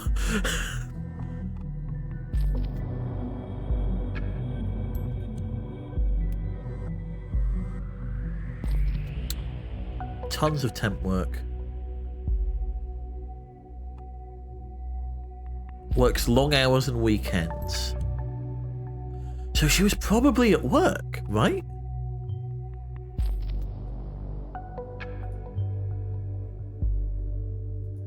Yes, it is tough. D. Schwartz. So we've got her email address and we've got an actual... We have an address, but it might be somebody who's...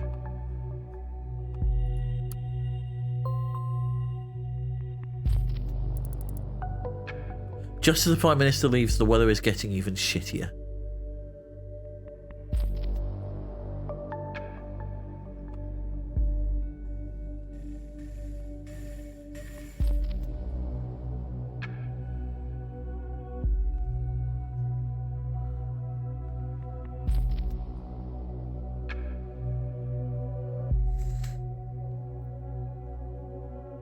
My question is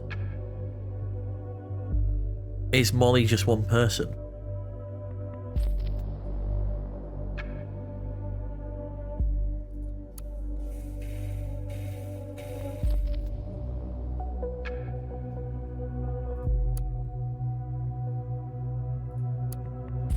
Five stars, 5 stars, 5 stars.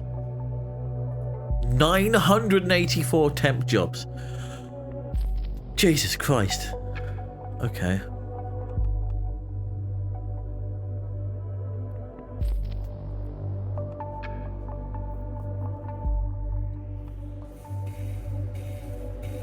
Low rate. Why is she working at a low rate then? Okay. Anyway, let's listen in to exam results. Mrs. Matanova.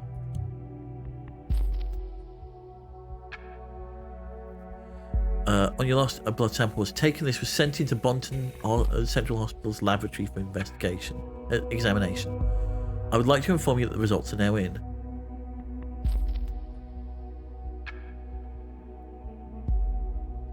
Date of the report, April 13th, 2017. Patient number 198166224. We're going to dive into someone's medical records. Okay. No pathological findings.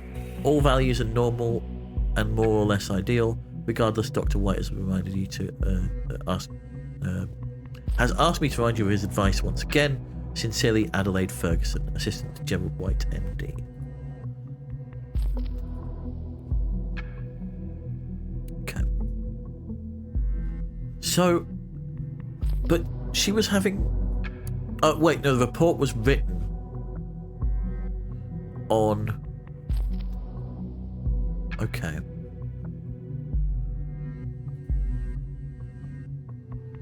Oh, new headlines. Here we go.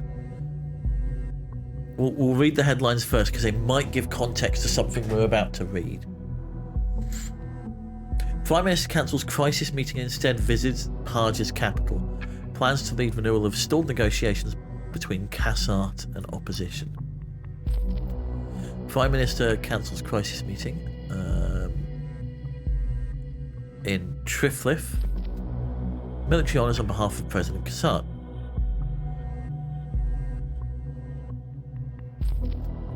On Saturday morning, Prime Minister Blaine made a surprise shift of priorities. Originally scheduled for a crisis meeting with Secretary of Security. Secretary of Security is one of those titles. Catherine Delacroix. With regards to the recent Boston terror assault, the Prime Minister instead made plans to mediate in the more than troubled negotiations with President Cassart and the opposition.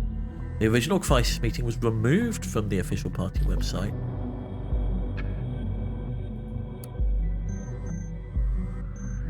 Robert Blaine.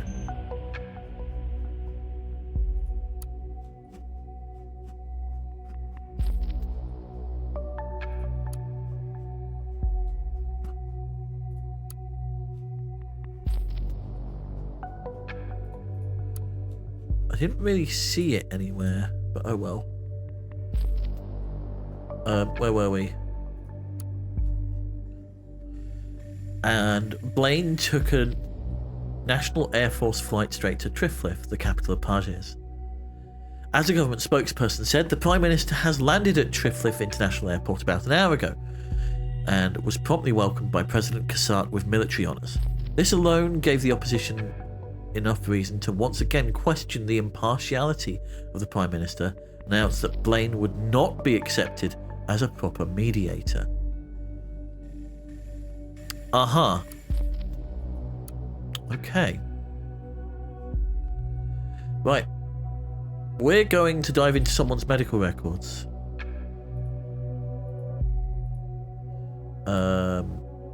So who knows what we might find.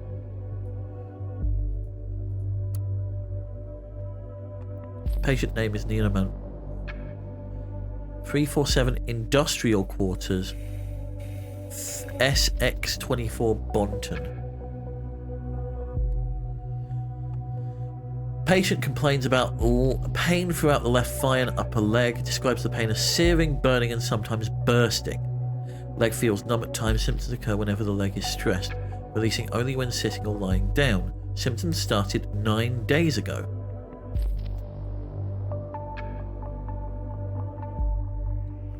I have asked the patient regarding the healed wound on her left upper leg, as no medical record existed in the database. She was evasive and gave no clear statement about the wound's origin. Vitals, blood pressure 128/82, that's normal. Heart rate 62 beats per minute is a little low, but I guess she's athletic, right? Did we put that in her? We didn't. Okay. But she's athletic.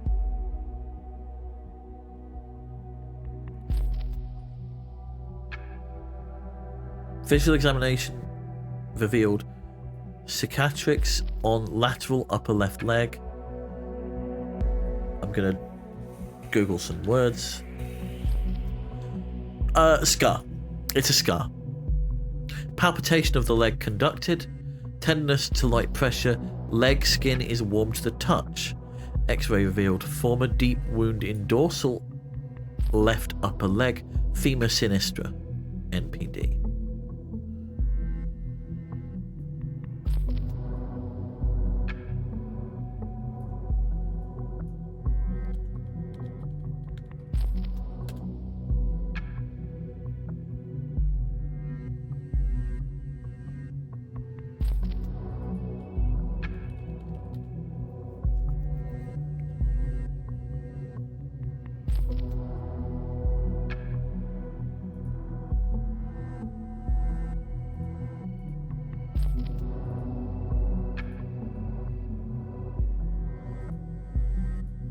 Is NPD... I'm trying to work out what NPD is.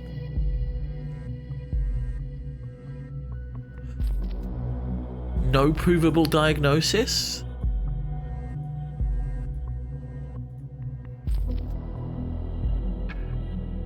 It's got to be something like that. Right? Because the only reference I can find to NPD in medical dictionaries of abbreviations is narcissistic personality disorder, which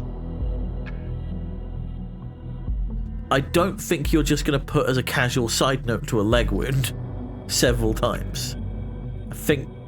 I think it's no provable diagnosis. Blood sample taken and sent into BCH lab. Okay, blood sample shows no problems. Date of birth is 7th of October. Okay, so we have a clash here. Doesn't have insurance. Patient number, Nina.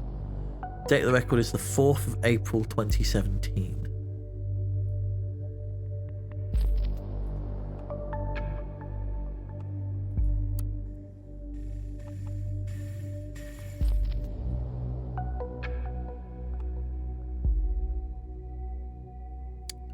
Now, here's the thing.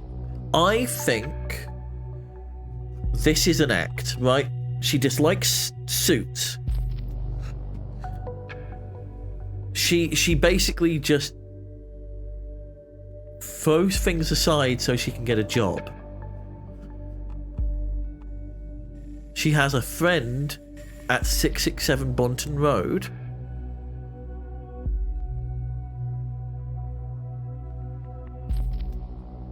who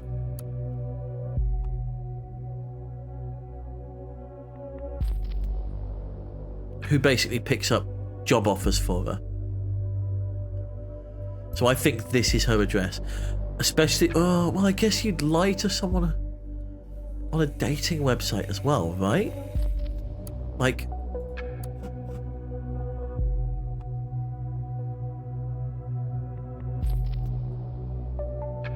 I live in a small flat in between tons of industrial waste.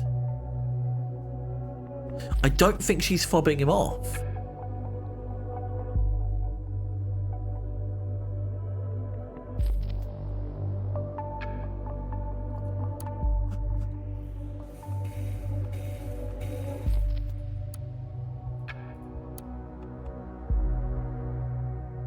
Yeah, has worked multiple jobs. But it could be that someone else is taking her place as well. This could be somebody else.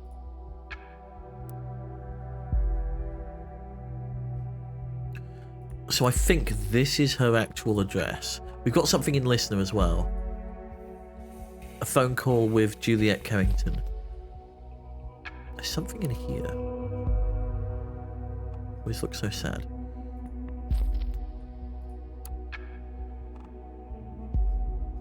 Again, I don't want to use the words partner in crime because science will get on our... Welcome to Rosen Tech. You are calling outside of our office hours. Please. Hey, little Julberg. June, it's so great to hear from you. That's sister. Yeah, you two, that's why I called. 'Twas about time June and Julberg had their annual sisterly chat, right? Super right. How did you know I was working today? When aren't you? Sorry, I forgot for a second. You actually know me. Feeling stressed? Boss causing you trouble? I can call back later. Oh, no. Hanging around in the office is just a good excuse, you know, not to be at home. Trouble at home. I see. I never got why you moved back in the first place. I had to leave my student apartment, you know, that. And you know that's a super lame excuse. You earn good money at Roast and Tech, don't you? You could rent any flat in town. You just don't want to. Ugh. I see you're not going to relent. Nope, sorry. I had a pretty rough start into this year. I couldn't really stand being alone at the time. I feel much better now. But Mom, Dad, they're so happy I'm back. You don't want to disappoint them, do you? Yeah, I can't do that to them. Not again. And here I was thinking Juliet had finally reached a state of emancipation. Hey, I have! No, you haven't. You're letting yourself be hassled by Mom and Dad yet again, little Julberg. Julberg, it's strangely nostalgic you still say that. Remember how I made that up for you? Yeah, I was so envious when Dad called you his Junebug, and he didn't have any nickname for me. And rightly so. Don't give in to Dad. At least give him a good fight, okay? Oh, Dad's a problem. Oh, Dad's a problem. I will, believe me. Goody, so I figure I should leave you to work then? Yeah, office is empty, but yeah, my to-do list is long. Okay, let's talk another time. I will call you again. Do not try to reach me. Just kidding. June? Yep. Thank you. For believing in me. Oh, look at you sounding so serious. That's what a big sis is there for, right? Guess so. See you in June. See you around, Julberg. Oh, see you June, not see you in June. Okay. So Julberg.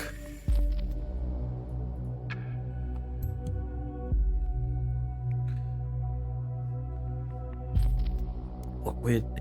It's a pet name. Sipes, have you never had a pet name?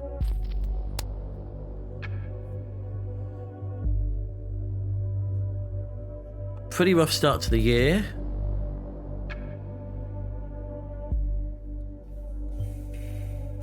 I suspect that's because she ended a relationship. Wait! You said you didn't know about the relationship until like 5 minutes ago. Working today.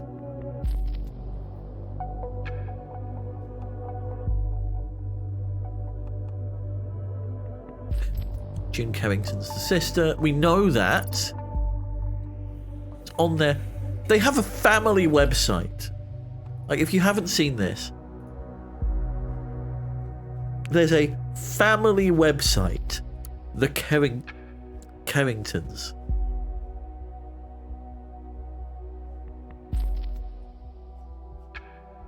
April, May, June, and Juliet.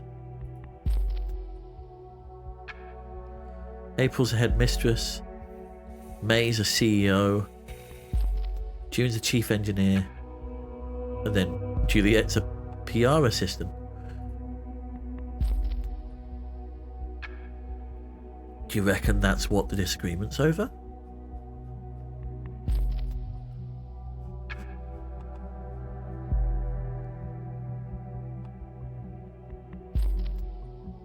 Has a troublesome relationship with parents.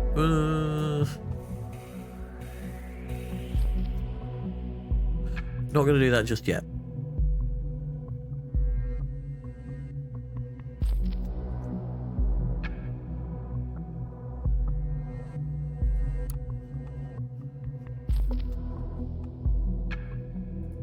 Right. I think this is Nina's true address, because she mentioned, like, we've got corroborating evidence on her dating profile.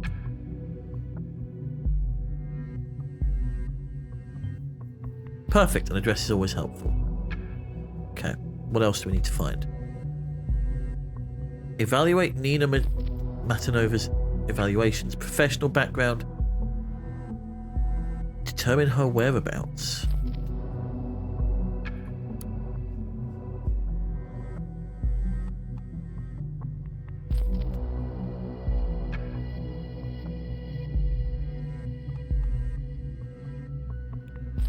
Has an injury at the left leg. I mean, that's a given.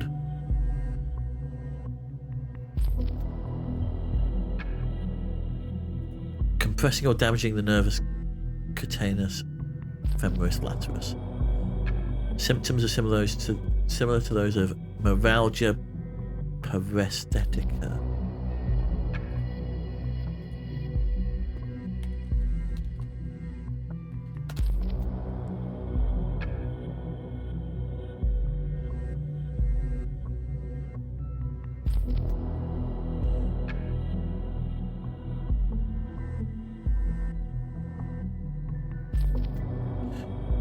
It's an injured nerve.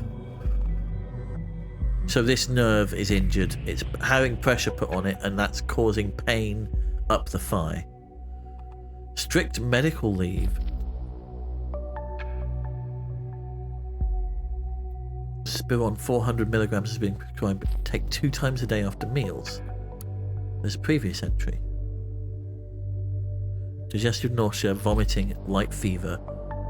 This was June 5th. Oh, this was last year. Gastroenteritis. Here we go.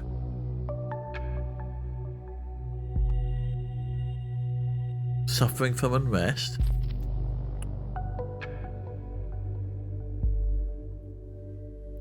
When asked for the duration of the symptoms, to record the anamnesis.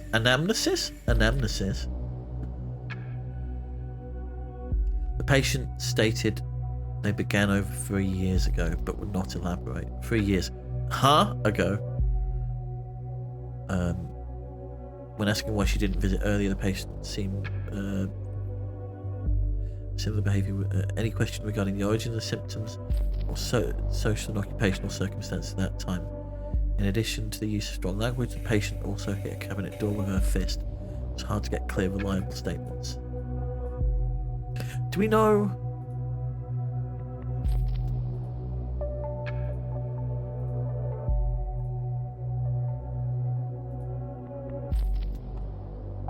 I have a theory.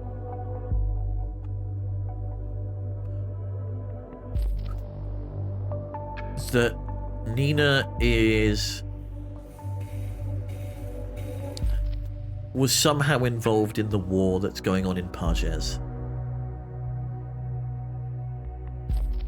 Or was going on in Pages.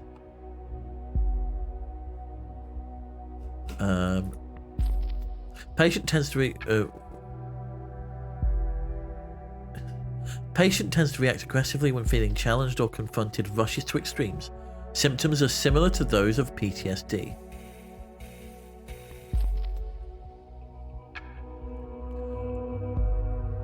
But can only be confirmed by a dedicated psychoanalysis. What situation this might have caused is that prior records for clarification cannot be found. Psychotherapy. Zamirilin night, 1 capsule a day. Find a like-minded group to talk to. So this person literally prescribed them to go and speak to Thought, pretty much. That's where this comes in.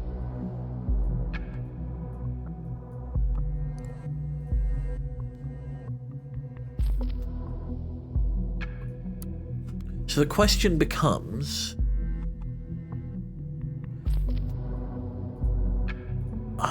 there was a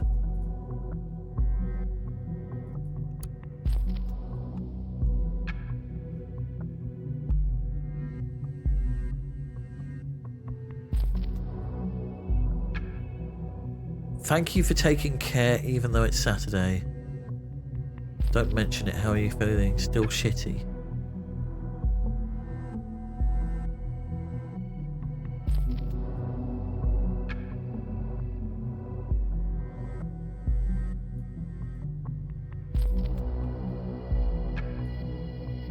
Got to work now. So she's not taking medical leave. She's not taking medical leave. So this, although she's been recommended it, she is actually working.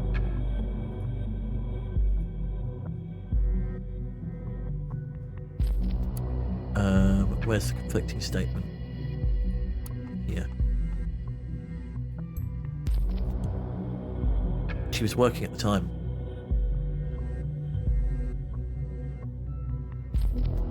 So she was working a lot over the week. Does that account for or against her ability to have committed the bombings?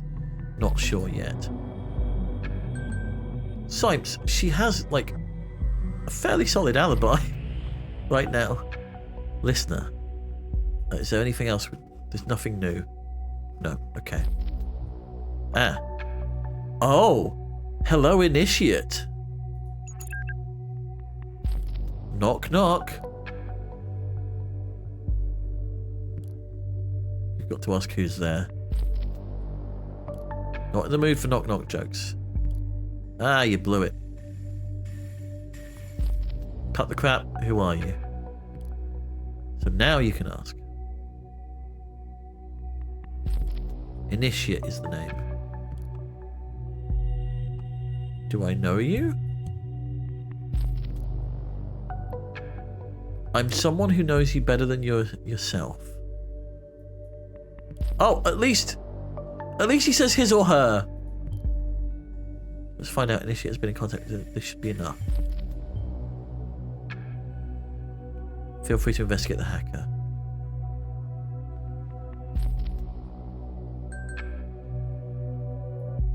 Okay. So we have something on the hacker. Severe weather warning. Your own safety is at stake when your neighbour's wall is ablaze. Oh.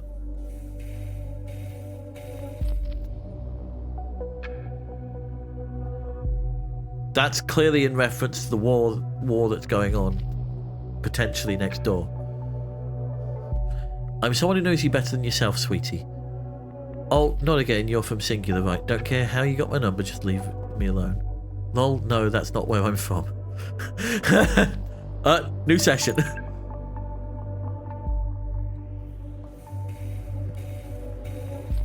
Oh, no. You can't block Initiate out like that, sweetly. Buzz the duck off. Yes! Yes, we have our first autocorrect fail. You should listen to me just for the moment, alright? And then I'm all gone. Poof. I don't care what you have to say. See, I know about your little band of troublemakers, and I really dig it. The gov needs a kick where the sun don't shine. That's alright with me, sweetie. But bombing people, that's plain wrong. Bullshit. How come you think it was one of us? Let's just say I've been watching war for some time.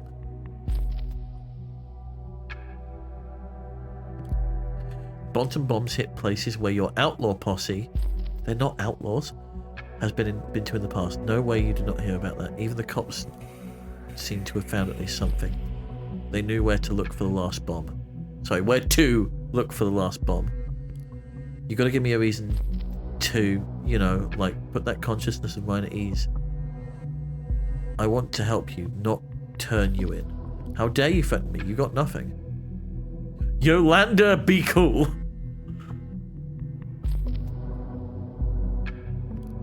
I said I want to help after all, not threaten you. I'll show you I can be trusted. I'm gonna hack with a 4 that precious page of the party and upload a special something. It's gonna be easy with those party guys being IT guys being lazy bones. So I don't see it coming in the next few secs, but then you'll answer my questions, alright?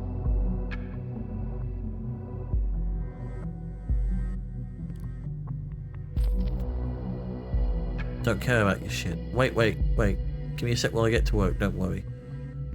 If I could get away from you, I would. I can't switch my phone off now. It's a nice looking firewall you have there, dear party web team. be a shame if something were to happen. I would just bypass it. Can you actually shut up? Doing this still gives me the chills. I need to distract myself somehow, so... Sheesh. Almost done. Just a second longer. After this conversation, we're going to go on a break. Done. We got a Steam achievement.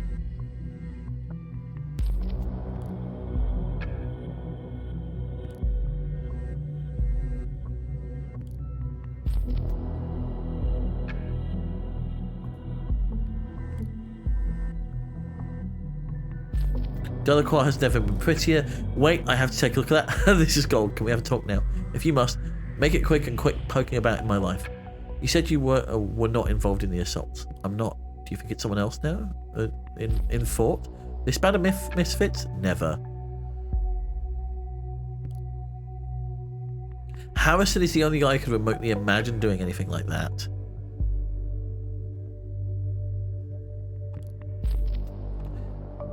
Harrison had an interest in Cassandra because she could access the big money through her parents' company. Otherwise, she's mostly a spoiled brat who thinks the world owes her. Juliet was a bit shy but damn good at organising stuff, but not capable of going terrorist if you ask me. Know what I think? It's the Gov themselves behind the bombings. Huh! Yeah, false flag. I thought about that. Did you know that since 2011, all the electronic devices must have unique IDs? They look like this, and it's not even secure. That looks like the code label on my PC. That's because it is. What?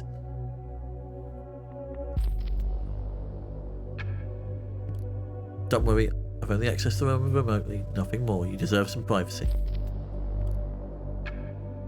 Since you pulled that hack, I'm willing to believe you for now. Can you use your skills to find out if it's the government's work, what they're up to? Of course, my word is good. I will get to the bottom of this. Just whatever you do, you just do whatever you do and keep cool, alright? Gotta go now. It's alright, sweetie. See you soon. Okay, but stop calling me sweetie. Lot to process here. A lot to process here, including a government hack. But, Rafters is telling me that I need to stretch my legs, so we're going to do just that. So, just a heads up, we're going to take a 5-minute break. In that time, go fill up on fluids, get rid of fluids, take your meds today if you haven't already and you need to. Stretch your legs, do human things. We'll be back in about 5 minutes time. And back underway. I'll say... Actually, no, let's make this 10 minutes. We'll do a 10-minute break. Just because I might be getting a little hungry. So I need to make myself some toast or something. And not burn the house down in the process like I almost did yesterday. So I'll see you in about 10 minutes time. Back at the top of the hour. We will be running ads during this break, don't worry. Just so that we don't get them whilst action is going on.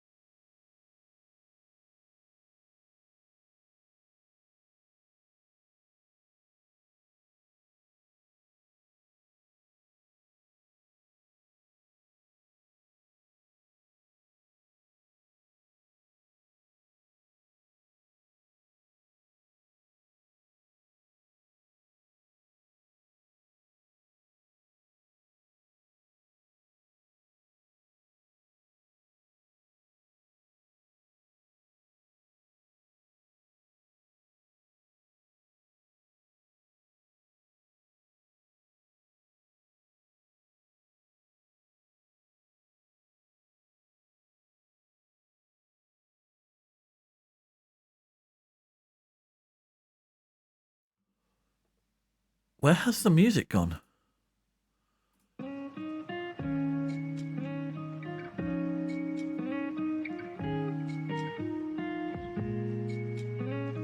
Did the music just stop and not carry on? Okay, well, we're back. I have decided, somewhat impromptuly, to change this to a just chatting stream for a little bit. While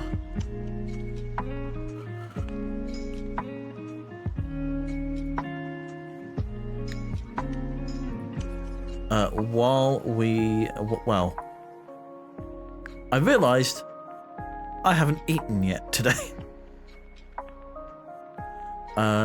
So I've cooked a little something up. Yeah, why not? Why not? Why not? Why not sit down and have a nice little relaxing chat whilst waiting for food to cool?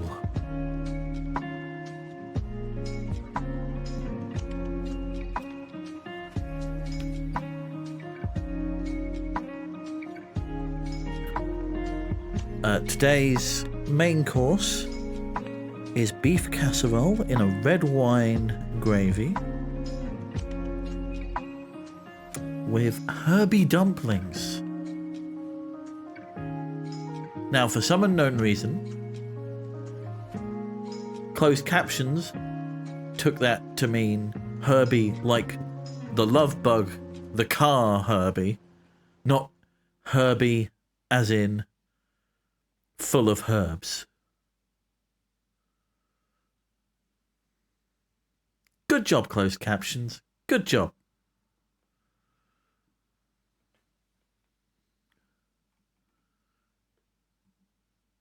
Yeah, it just stops. What is going on?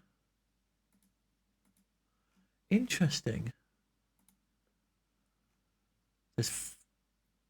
Has it lost internet connection? Is that what it is?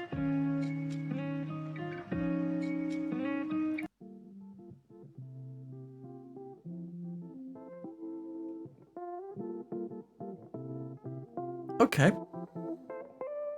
Pretzel being pretzel, I suppose. Yeah, thought I'd have some music on in the background. So it is Tuesday. And to talk you through what has been going on already this week. I really hope you can hear me, by the way. And that I haven't forgotten to unmute or something like that, because that would be embarrassing.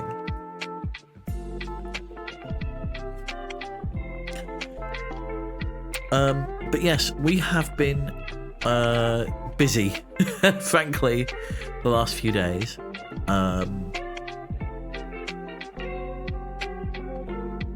I almost burnt the house down yesterday. I think it was yesterday. With some...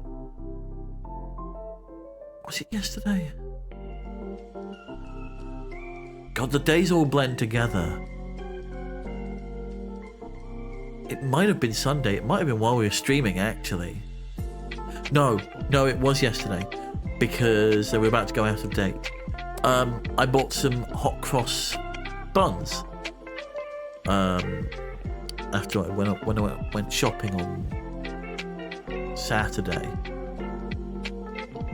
These weren't normal hot cross buns though, because I'm not a fan of raisins. The texture and the taste are just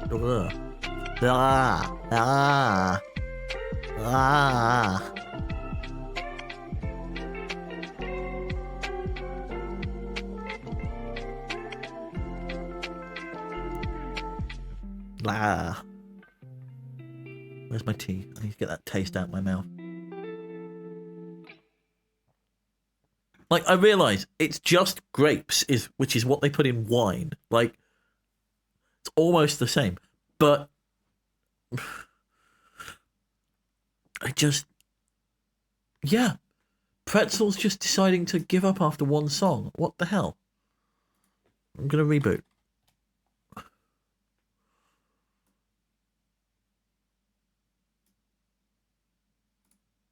Next track.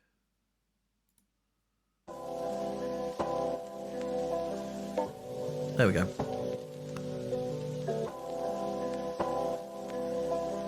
So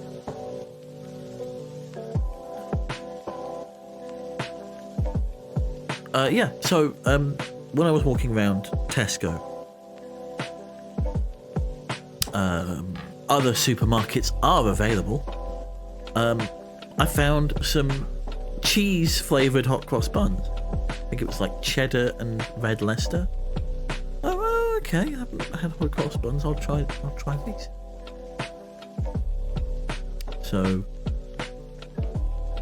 I go to toast them on, well, during the stream on Sunday I had them cold. And then I tried to toast them on Monday.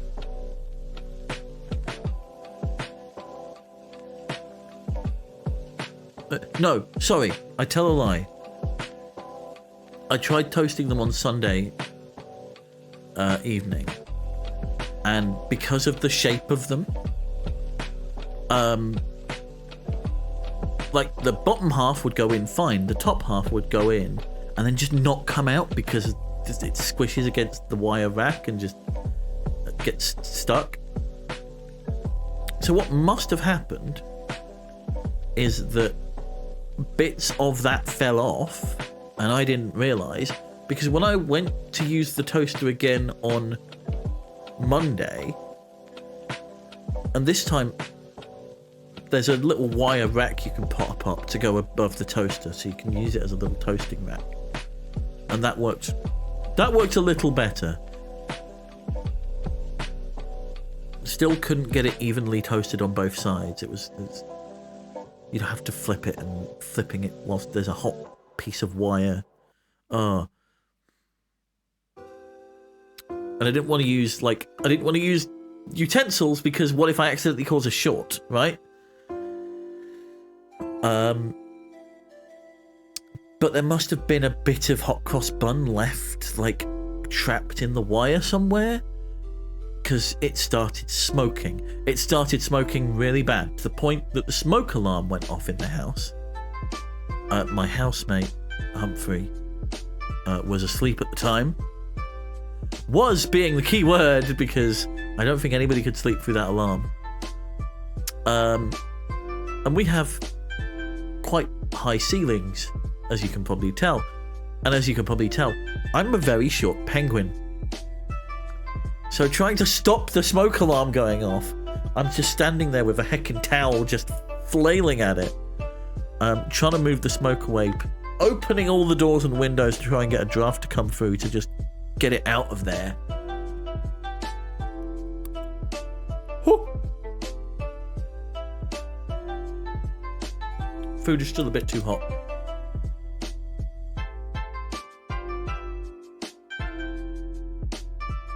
So long story short, we need like a second step ladder in this place. One for up here, one for here behind the bar, so I can actually, see you guys, and the other for upstairs.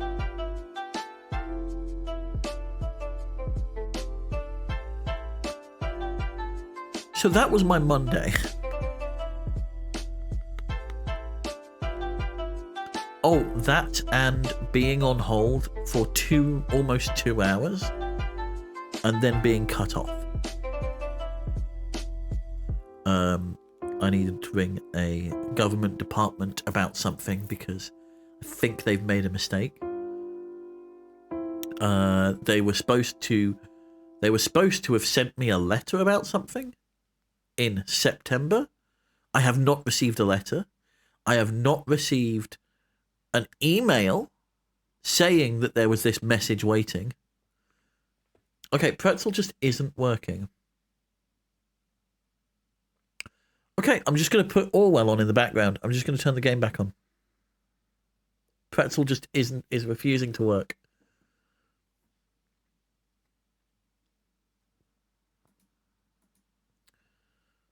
And we'll hide this now playing bug here.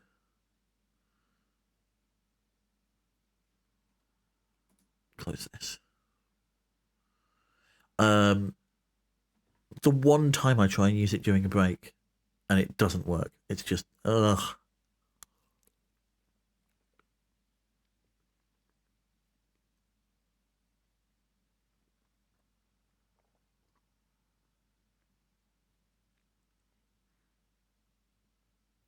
But yeah, didn't receive any sort of message, any sort of email or anything like that. Apparently there was a message on my account. I didn't even know I had an account. But they must have set one up. But I did receive an email saying, oh, there's this other thing that you need to check out. I went to check it out, and that's when I found out that there was this problem. You know, almost 5 months later, when I haven't received any notification of the issue.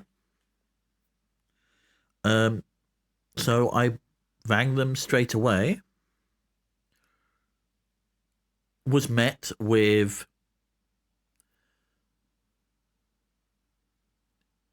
a funky jazz riff, followed by, for about 10 seconds, followed by enough silence to think somebody had picked up,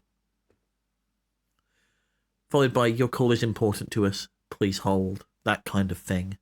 Or have you tried going online, this, that, and the other. And then the jazz riff starts again. And this was going on every 10, 15 seconds until 5 o'clock comes round and they've gone home. So it just cuts off. It just goes, our office is now closed. Please try again tomorrow. Goodbye. And just cuts the call. And I'm just like, on one hand, that's fair. You know what? Employee...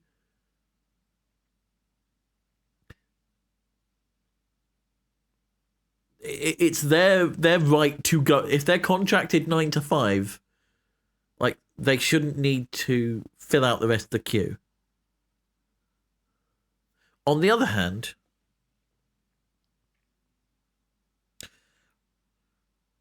I do feel a bit jilted that I went through almost 2 hours of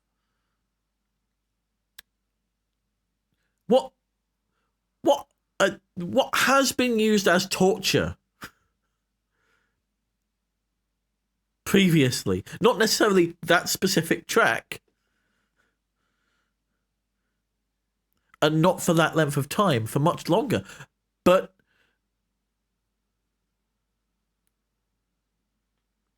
it's the repetitiveness that's the problem. I wouldn't have a problem if, A, there wasn't that small glimmer of hope every time the music stopped to say, hey, your call is important to us. Like, it's a good few seconds, or at least it feels like it. Long enough for me to take my phone out of my pocket, but by this point, it was on speakerphone, it was locked, it was in my pocket, because I'm not sitting there carrying it around.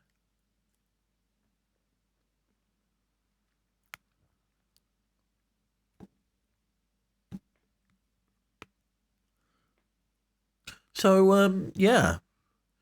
Safe to say I was pretty frustrated. It's enhanced interrogation techniques. Yes.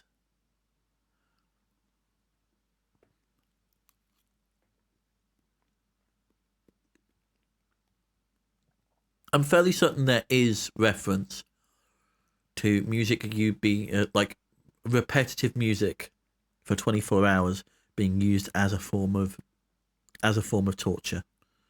I'm fairly certain that is a thing that is recorded somewhere.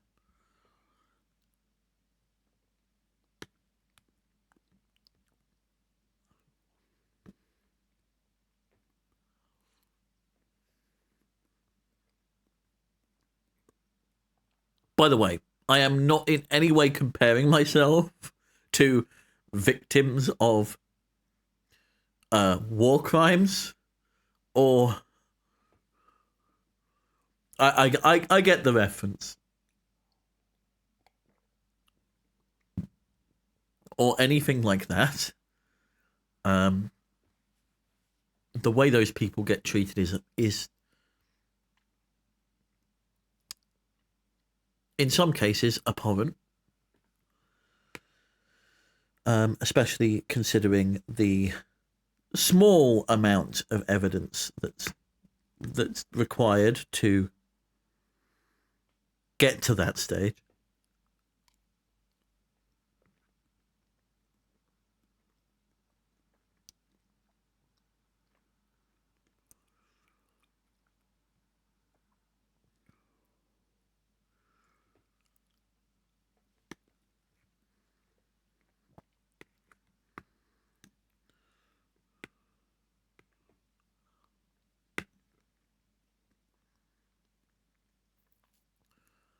And the thing is, if you're doing it for a confession, if you're doing it for then it's not even casually piping hold jazz through Gitmo.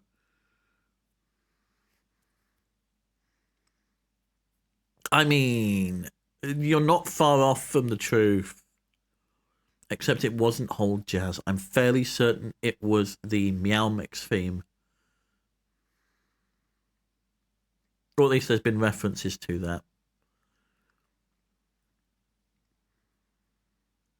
But if you're doing that to try and pull out a of course they're going to confess just to make it stop. Like, you can't take that as admissible truth.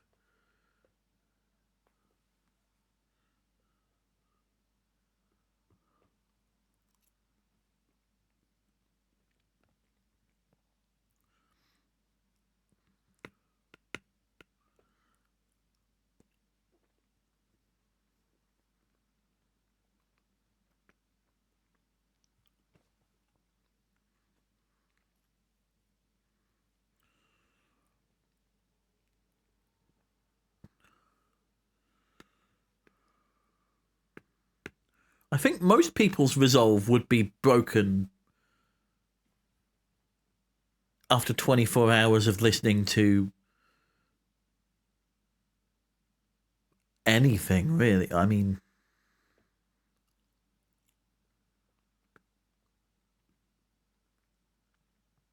Nyan Cat on loop. I know JB was subjecting themselves to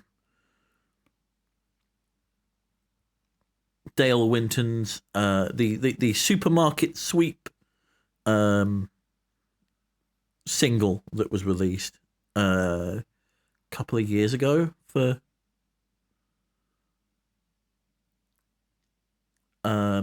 charity, for Extra Life. I think it was for Extra Life. I guess Mercy in that case would be playing the Robbie Williams Felix theme going around right now instead. I mean, that's fair. Although that is a bop. Like, that is a certified banger. Also, my camera just decides not. What is going on today? Everything seems to be just a little bit jank today.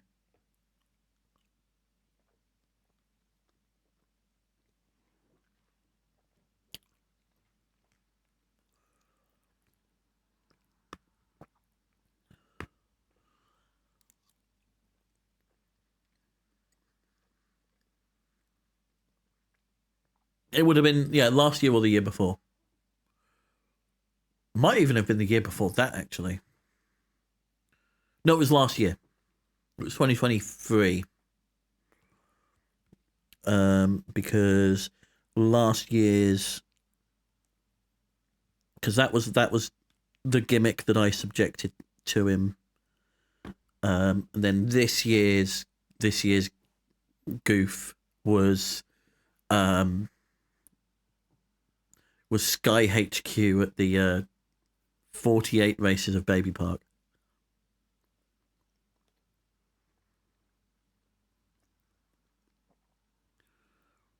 Which again, subjecting yourself to the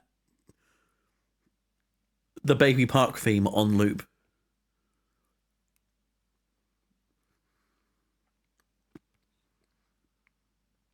Is a choice.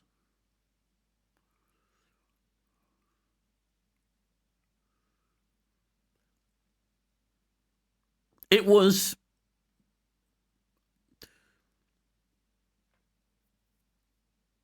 the thing is, it started out as, yes, let's get you as a racing steward. Like that's how JB pitched it to me, and I was like, sure. Do you know what? Let's lean full into it.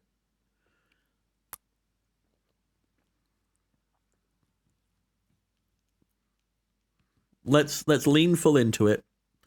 Let's make this feel like a... Because, you know, I have the experience as an F1 esports commentator.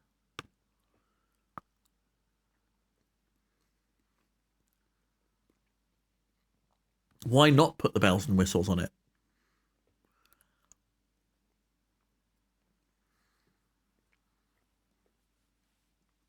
Let me see if I can find the clip. I think it will be on JB's YouTube, actually. Should be.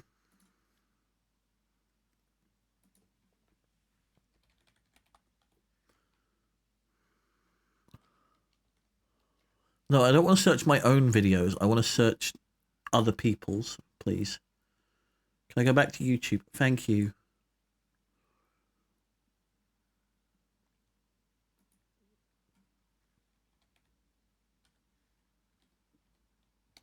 Where is it?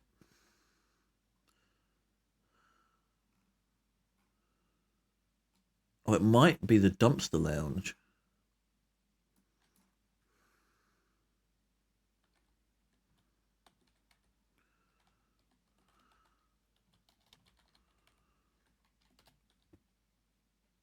No. Where's his channel?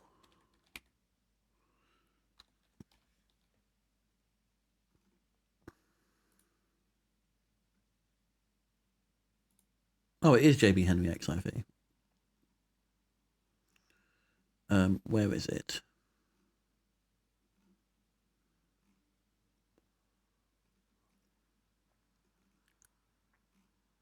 Is it a clip?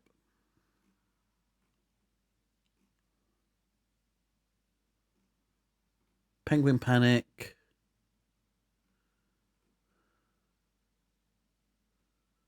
Solve the puzzle.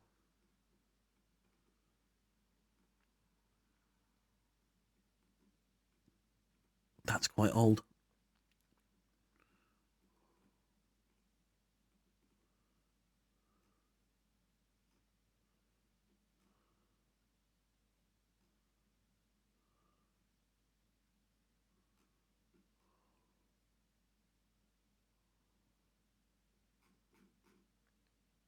Is it in videos? We still need to upload 2-minute drill.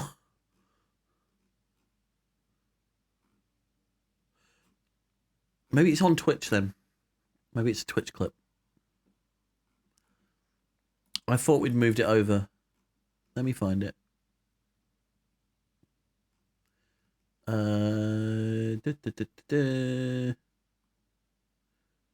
Video game promote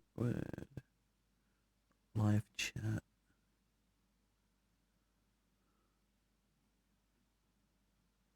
Stream moments.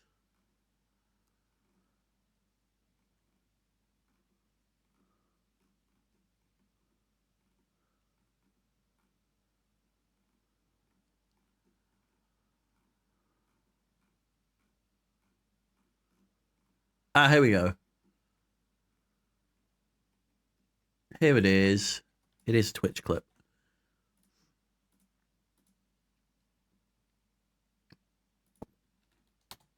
There we go.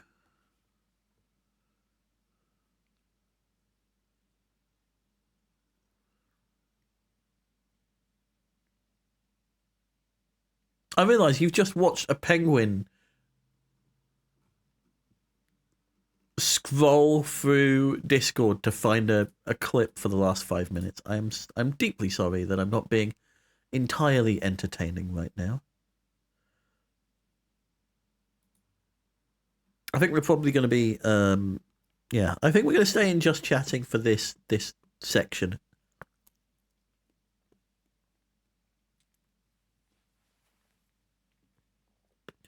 And then we'll get back into Orwell in a little bit.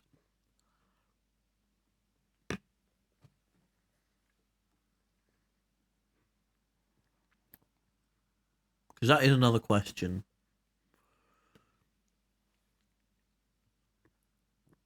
If I am going to be doing anything sort of long, what do we do about food breaks, right? Do I just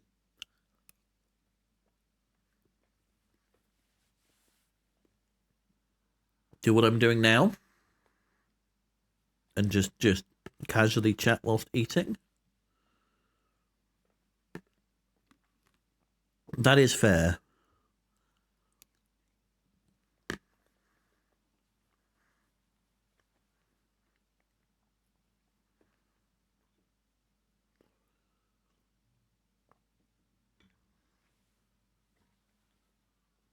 And yeah, one of the reasons I didn't want to do a marathon stream was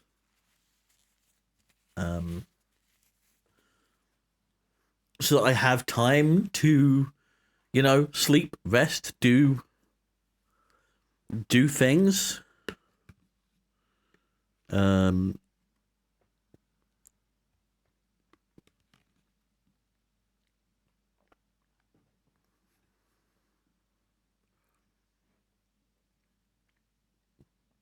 I don't know how people are able to do uncapped subathons and things like that.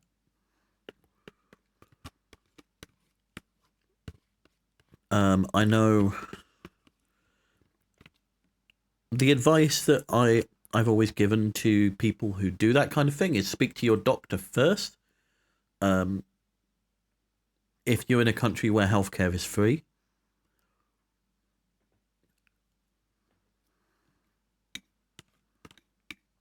ask for advice. The first piece of advice they'll probably give you is don't do it.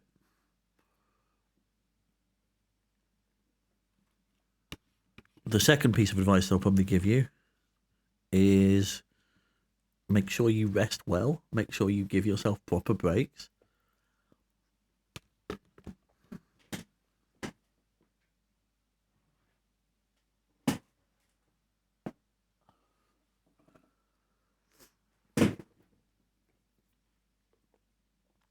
Because the thing is, in the past, I've had weeks where usually like end of the year, I've had weeks where I've got little to no sleep. And I've been fueled solely by caffeine and the desire to actually get an edit finished or finish the broadcast or whatever. I've never done like a full-on marathon broadcast. I've done overnights. There we go. I've done overnights. I've never done like a full-on, like, until it's done kind of broadcast.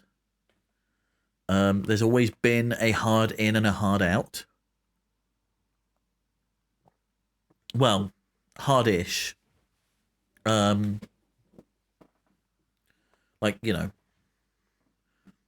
we knew we'd be done by 9 a.m. because the breakfast show is going to come in.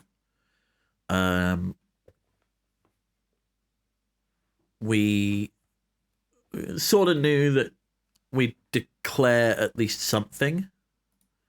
God, this camera is having a field day, isn't it? Oh my God. I think I might need to change program.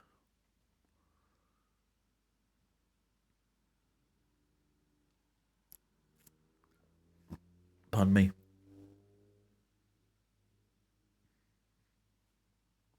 But yeah, overnight election broadcasts were a big thing. But we knew that we'd be done by the next morning, right? We knew that we'd be out, and we'd be done in time for us to have a celebratory McDonald's breakfast or Wetherspoon. Well, back when we didn't know better, at how crappy both those companies were. To be fair, no, there were a few times we went to a local Greasy Spoon as well. But sometimes it was that early in the morning that the only place open was McDonald's. And everybody had to go to the centre of town anyway to get buses home. So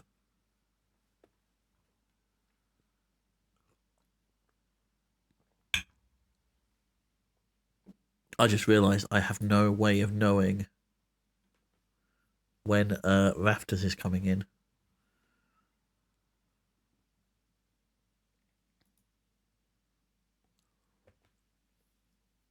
I think we've got about 30 minutes. So what I'm going to do, let's get back underway, recap where we are. I'll see you up there.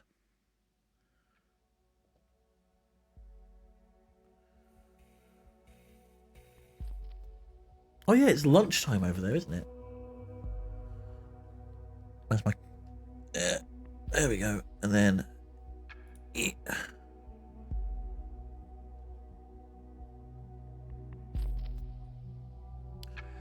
So, we are looking at Nina Matanova.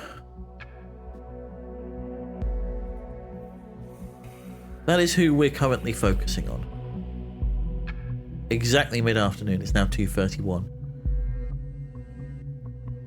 Fantastic. Good.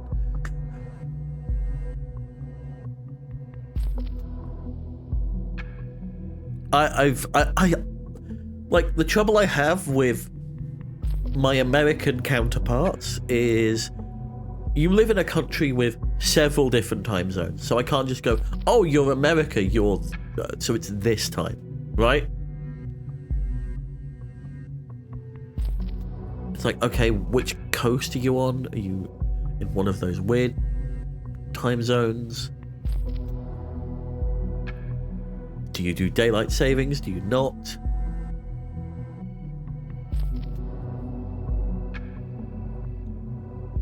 It's one of those reasons why I'm very thankful that Discord implemented the little timestamp feature that automatically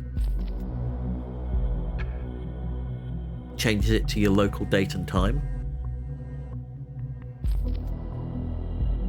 I mean, it was needed long before it was implemented, but I'm glad that it's there now.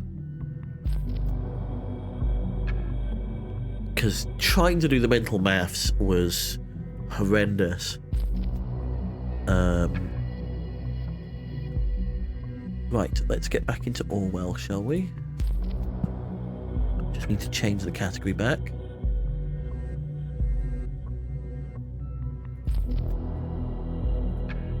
There we go. What do you mean? No, hold on. I changed the category. Why did you change it back to just chatting? Twitch. If I press a button, I expect it to do something. Thank you.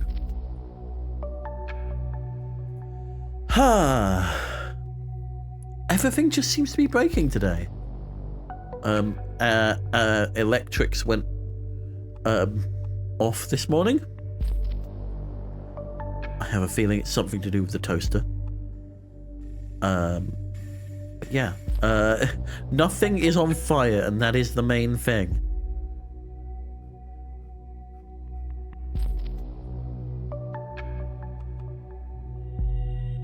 Okay, so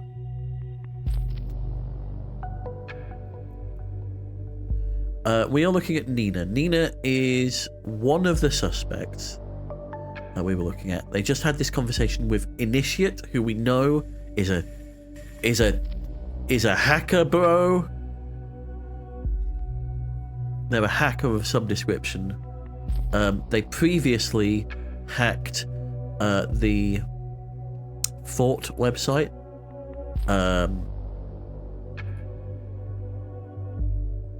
And that gave me goosebumps. Apparently there has been a change on the government website, which we should probably go check in a bit. But basically, Initiate has turned around to Nina and said, I know you did it. And Nina's like, what do you mean I did it? I was busy. I was at work. So this Initiate person is probably...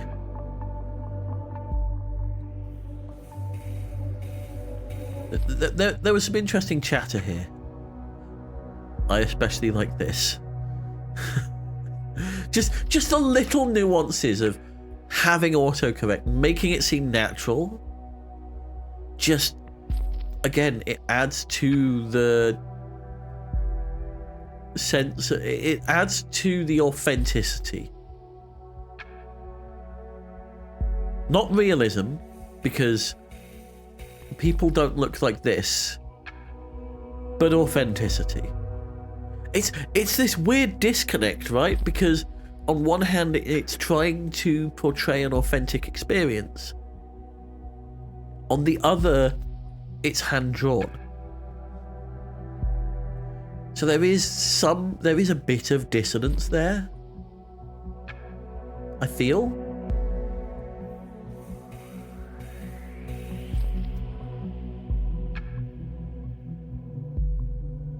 And maybe that's to allow you to distance yourself from the atrocities that you're doing if you decide to do them.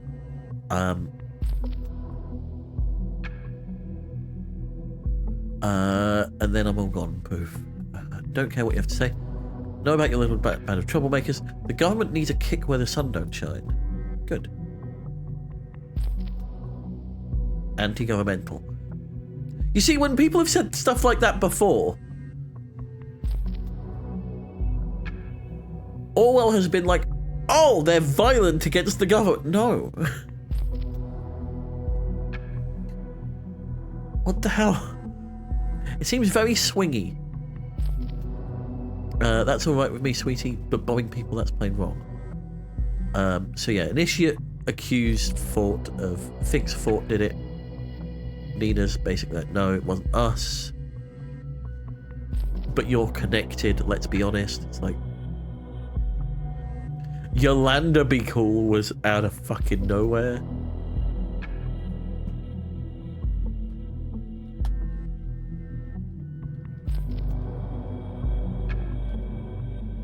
Which is...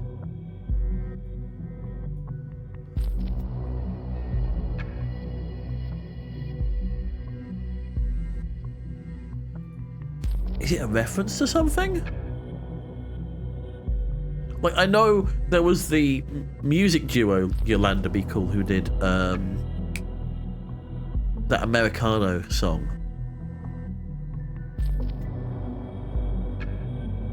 We Speak No Americano.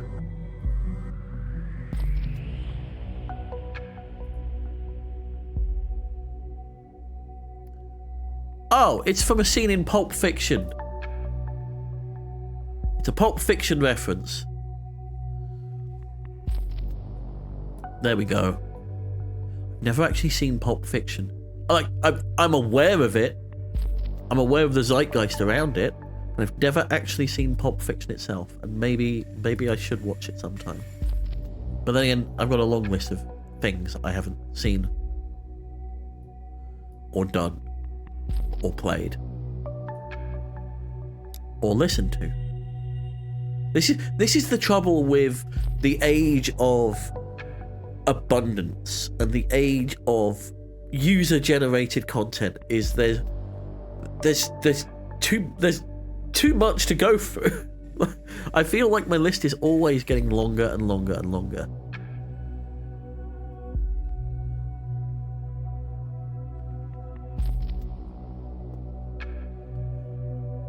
Plans to attack the homepage of the party. What do you mean plans to? They did it.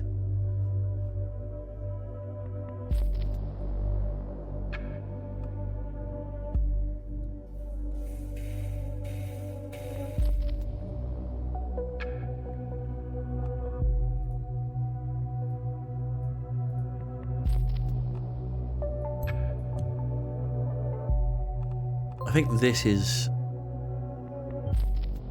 Must be crushing when your friends only like you for your money. Juliet was a bit shy, but damn good at organising stuff. Suspects the government is behind the bombings. I'm not going to put that suspicion in just yet because I want to see what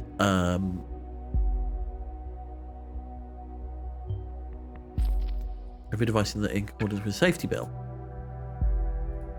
We can use the insider tool and see what a user has on their device. There we go. The back door is built in, not because of shot. It's purposeful. Must be online and running in order. Okay, so we can start looking through Nina's PC as well. Since you pulled that hack. And keep cool. I swear, if Initiate turns out to be Feathers McGraw. Let's have a look. Oh, Harrison's timeline has got an update. People, though. Here we go. Let's have a look. What's happened?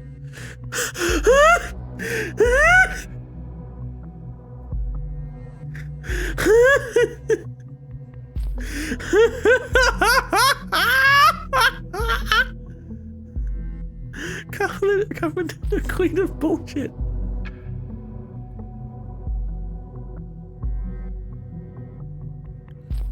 The Ministry of Bullshit, dedicated to the purpose of power-mongering and bullying people, was quickly as possible, just as anyone sane would have anticipated. She is most hated for the inception of the bullshit bingo, in which Miss Delacroix always wins due to the high density of BS in her own speeches.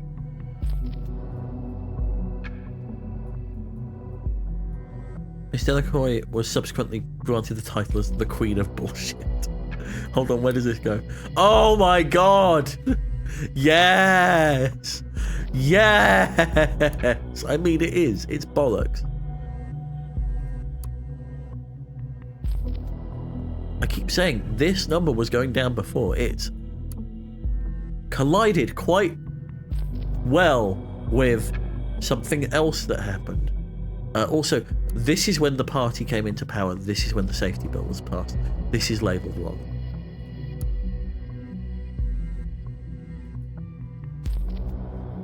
Right. Let's see what's happened on Harrison's timeline.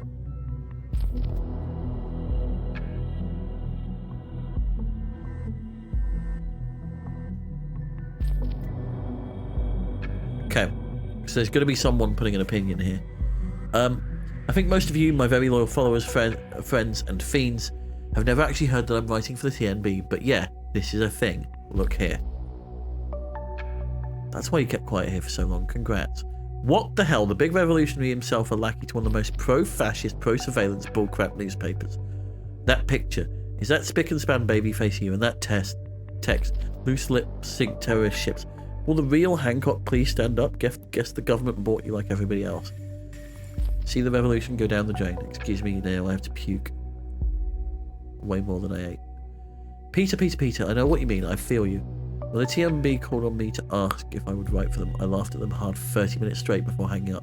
When they called me again to let me know I could write whatever I want, no strings attached, hell, I can even fucking swear, and I do frequently. Now I got the attention and the reach I always wanted, and I can use it for the good cause. Well, good luck. With an article like that, you could not be any further away.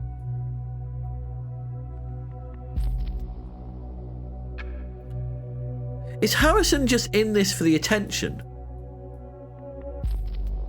Did they join for... They joined a band. They joined Fort.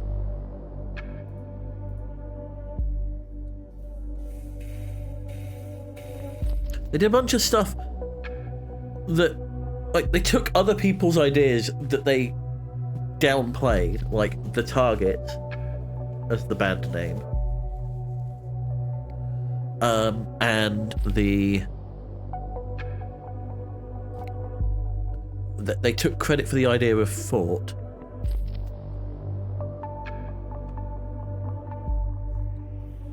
I'm really hoping, because it sounds like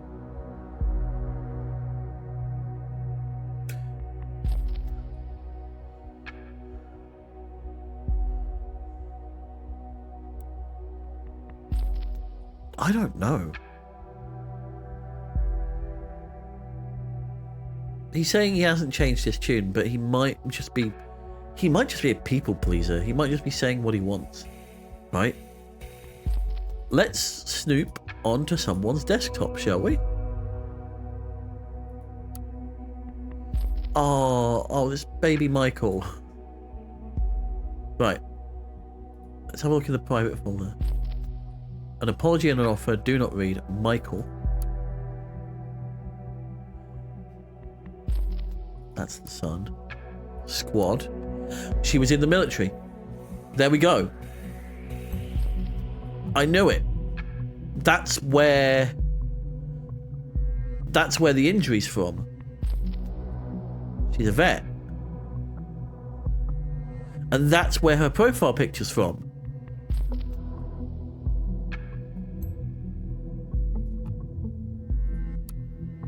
We'll do that later. Saved protocol Desmo. You know, if it would be really funny if my name was Molly.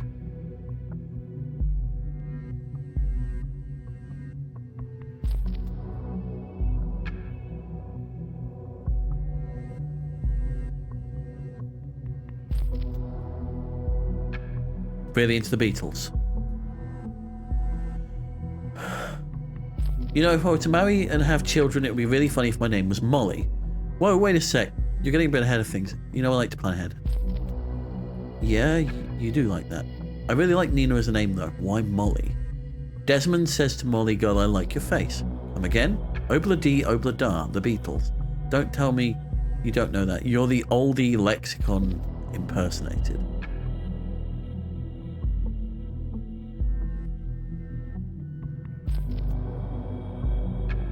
I have to admit, I was never such a Beatles fan. More on the Rolling Stones side of the road. Okay, this is a major gap in your knowledge and you're aware of that. Why I don't know the song? There was something about a bra in there, wasn't it? Sheesh, it's not about a bra.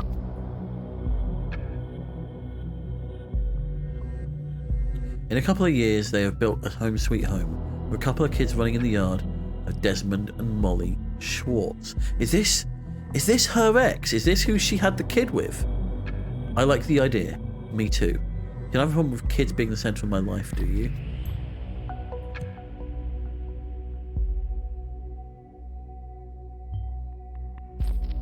No wonder for a single mother. Yeah, or she might not have been single at the time she wrote this. Everything we found on Miss Matanova just shows a single mother trying to make ends meet for a son. That seems to be her primary motivation, and it's an admirable one at that. One that does not mix well with terrorist ambitions. You're saying, this isn't enough evidence, find more evidence.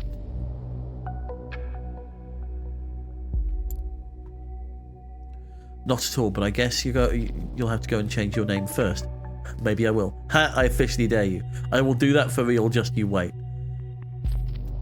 And then we'll see how the life goes on. Bruh. Do not read. Save that for last. Goldfells.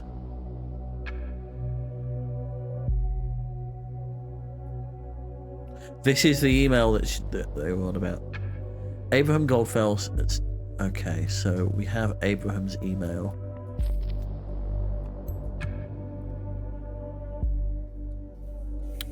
Nina, I would like to offer you my sincerest apologies. It was not my intent to denounce you in front of all other members of Fort, or worse, basically everyone. After all, what we do or say online persists like a minefield, as I wrote in an early blog post. The minefield. Okay, this is a new... Okay. We'll come back to that. No, hold on. We were on Insider. I should have been more considerate. Your actions at the Circle Mall have turned out to be very different to what I anticipated them to be, but that was hardly your fault, it was mine.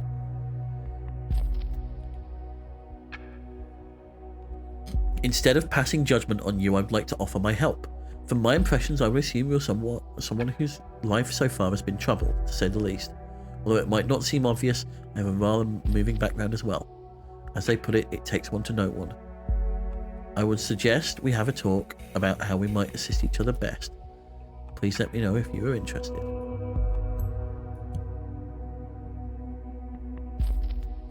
In contact with me. Assist each other with what exactly? Not terrorism.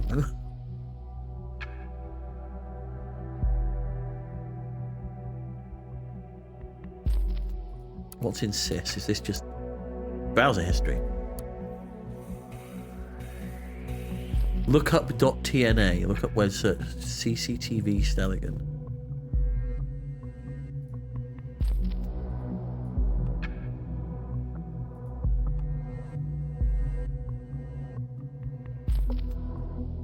Yes, these are all things we've seen.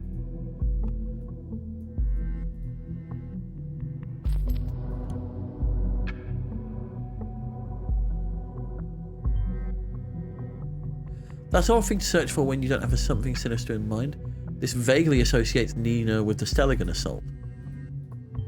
If you associate Miss Matanova with the other two sites, that would be a very compelling case indeed. Okay, we are due for a break. So we're going to go for a break. As usual,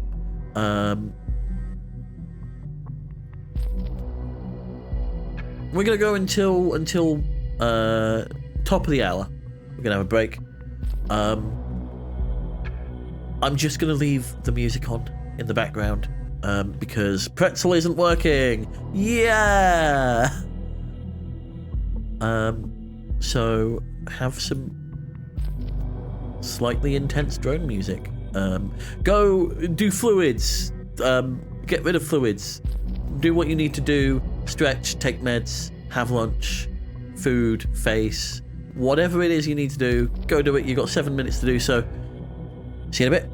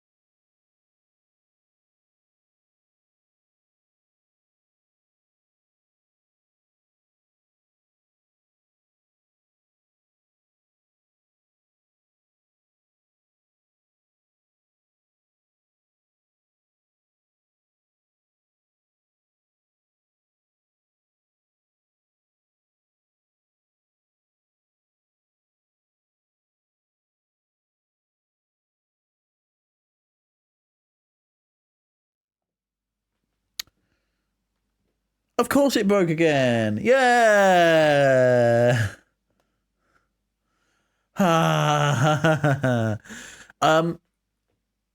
So I just got some news.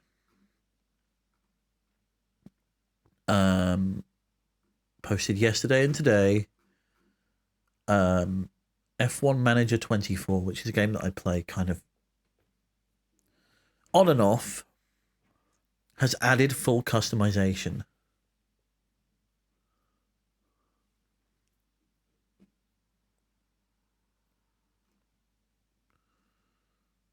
So apparently you should be able to add new drivers. Like literally they're opening everything wide open. Which is ridiculous. Like, if this is their last hurrah, this is a heck of a last hurrah, because now it opens it up to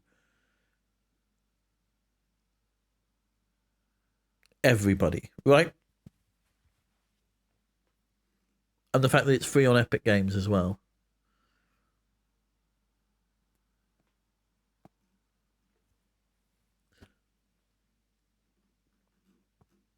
This is ridiculous.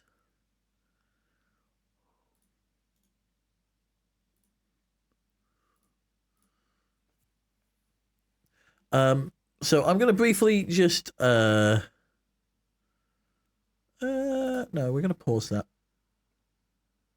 Well, let's get back to Orwell, but that might be something that we play a little later, because the thing is, I've wanted to do it on stream, but the issue is that it's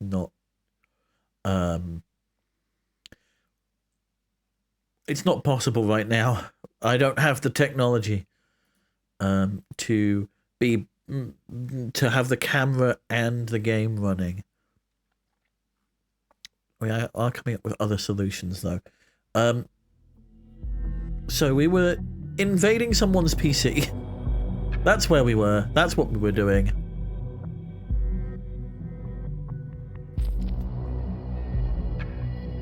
So on their desktop, there's a few things that we need to know. There's the trash. This browser history here we've looked at. They were looking at CCTV on, I think, hold on, let's cross-reference actually. Where's Freedom Memorial? This was on the 13th, so they were looking at the CCTV on the day of the incident. But they may have been trying to find out who it was. They may have been trying to play detective.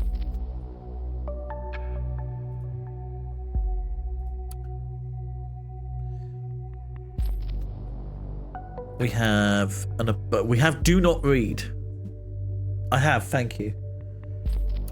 And we have trash. Ah, here we go.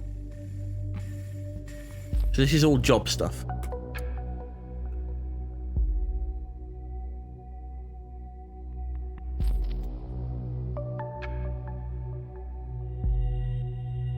Oh. What?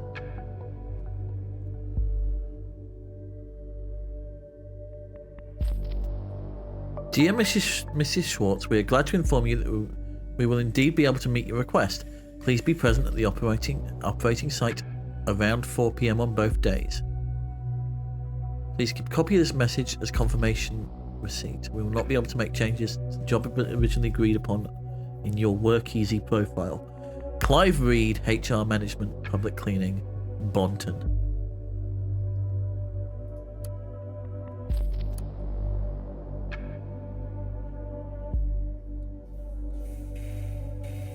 We have a phone number. Applying for a job as a mechanic.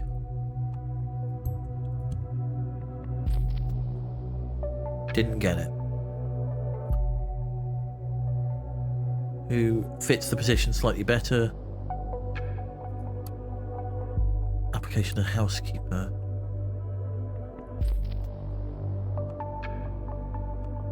So rejection emails.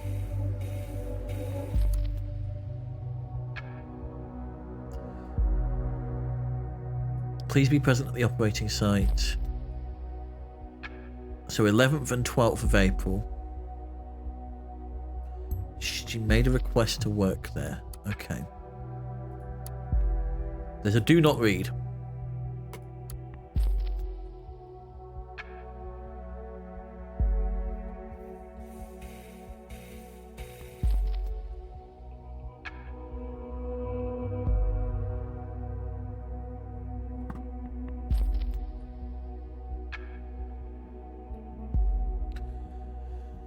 Oh.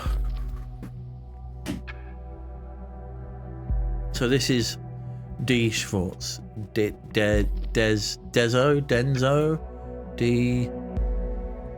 Desmo.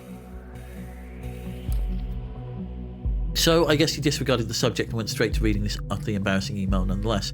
I knew you would. Well, don't tell me I didn't warn you. I've never written text like this in my entire life, so I hope you'll be clement with me.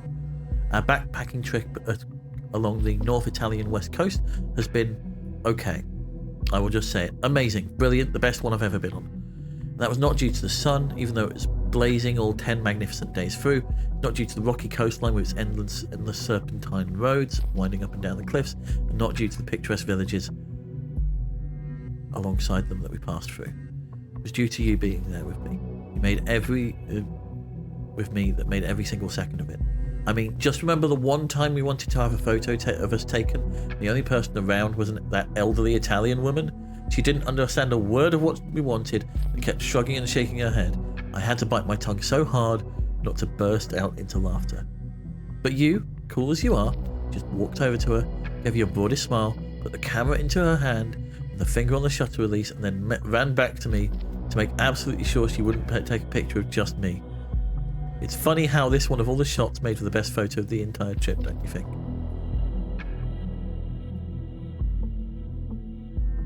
Every cell in me wants to just backspace all of this letter and not send it. But at the same time, I just want you to read it and know how I feel about you. Seems you might have passed the patented Desmond Schwartz relationship test. So I might as well write down what I've been trying to say all the time here. I love you. I don't think they're in a relationship. I think this is 9 years old. I think we have an ex. Schwartz, like her alias. She isn't single after all. No, she is. Either that or he's...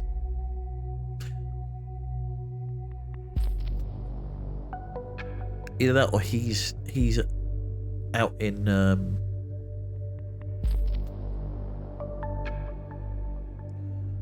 Not Pangaea.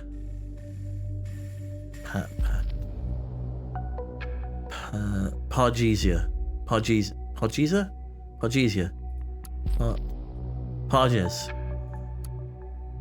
That one. That one. Okay. So we got the browser history. We have got that she requested...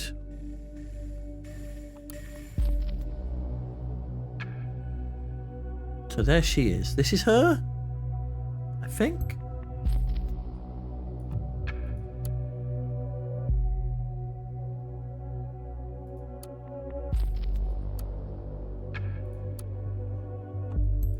So she was at Freedom Plaza between 4 and 8. She requested to be relocated to a job at one of the bombing sites. It's only a request, but it connects her to the bombing location. That makes 2 locations she's tied to. We'll have a very solid case when we make that 3.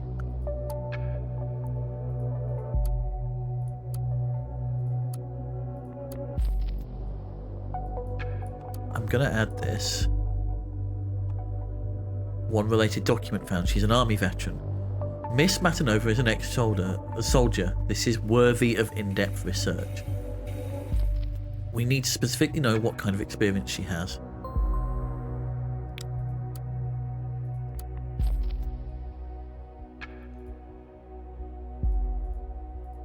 There was a ding. Was there anything else in here? no. Let's go to reader. Breaking news to oh wait, no.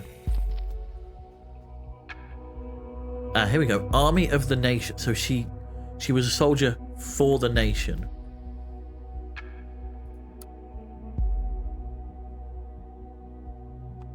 Medal for bravery. Combat engineer. Awarded a medal for bravery.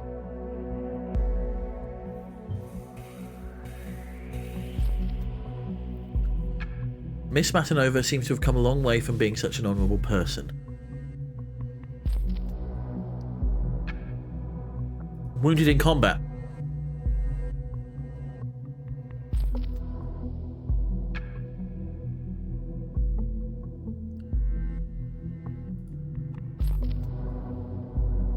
$2011.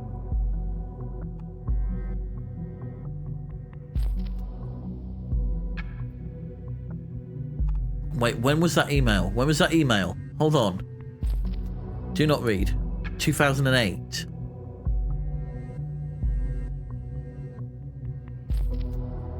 How old is Michael? I think she was having a kid at the time.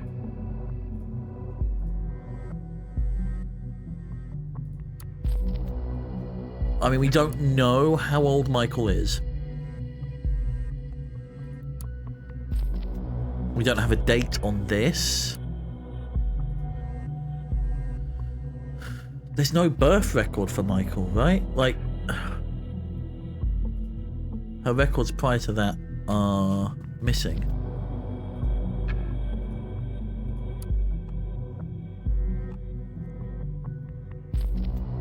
Basic training, specialized in combat engineering.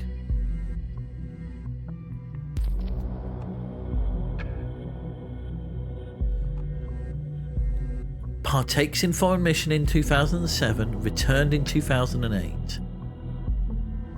So somewhere around here is where they went backpacking.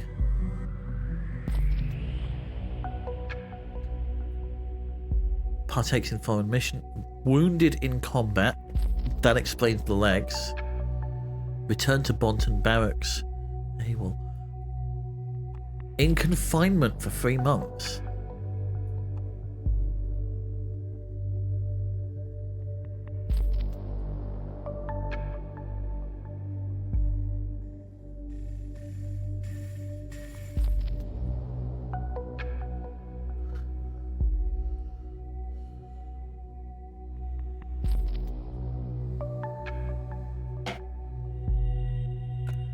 Dishonorable discharge. That's a severe punishment. Did you know this puts her on the same level as any other previously convicted felon? No, Symes, don't start this bullshit again.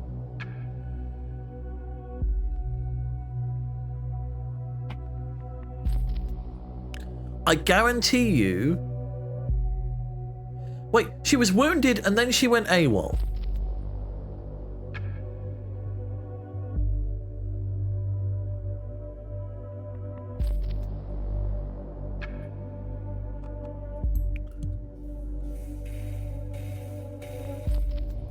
Army veteran, combat engineer.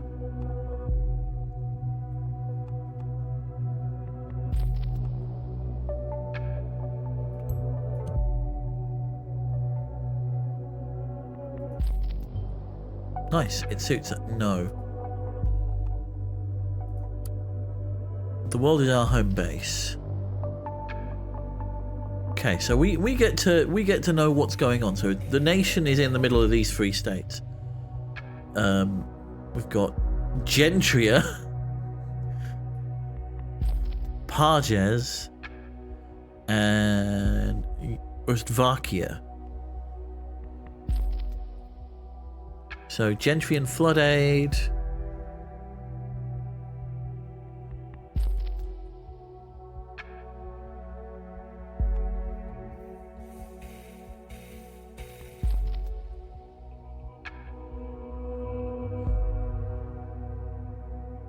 This was in 2016, so she wouldn't have been there. Stable Slovakia. Extension to the Slovakian drug inhibition. The mission Stable Slovakia focuses on the support and direct protection of citizens who are endangered by cartel wars.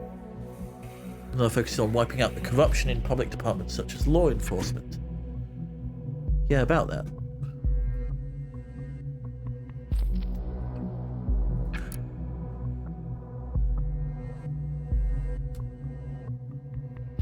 The nation of Slovakia gained notoriety for its thriving business in illegal drugs, primarily heroin.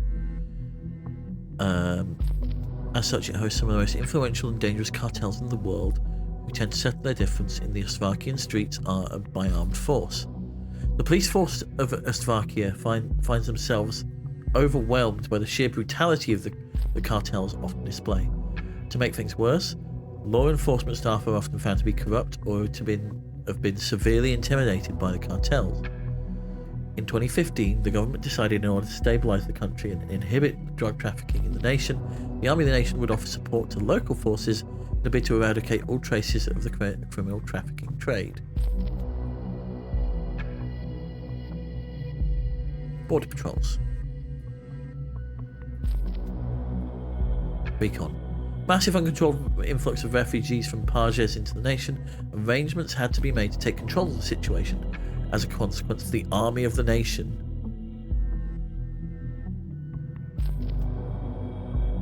was forced to secure the border with continuous patrols, adding a number of checkpoints. Yeah, so they do border each other. The Pages peacekeeping mission. The aftermath of the 2006 military coup quickly spiraled the one-time democratic model country Pages into chaos. The rebel movement Forces of the True Pages, FTP, declared war on the newly formed government under General Demjan Kasat.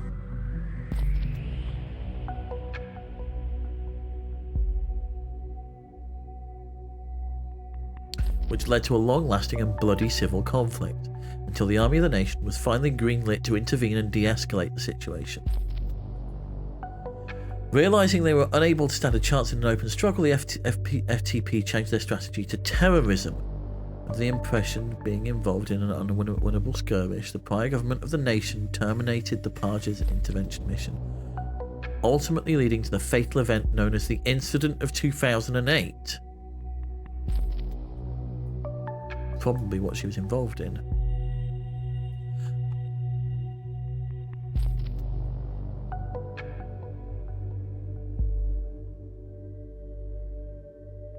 Mine clearance, yeah. Okay, so tinfoil hat. Well, no, actually, we'll read the rest of these and then I'll go into tinfoil hat time.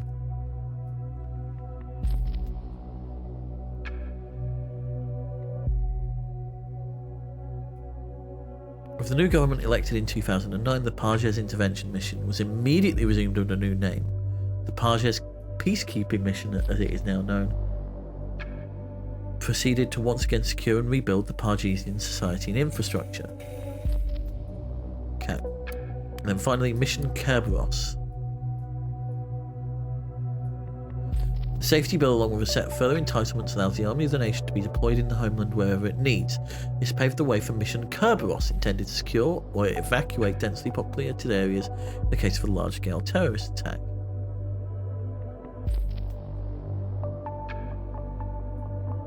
To be able to achieve this, several divisions of the army have received special training and are on standby at all times. Fortunately, Kerberos has remained dormant to date. Yeah, about that. And then these are...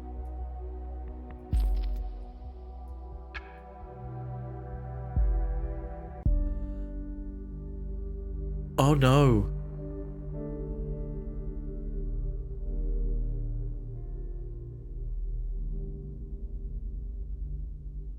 She's widowed.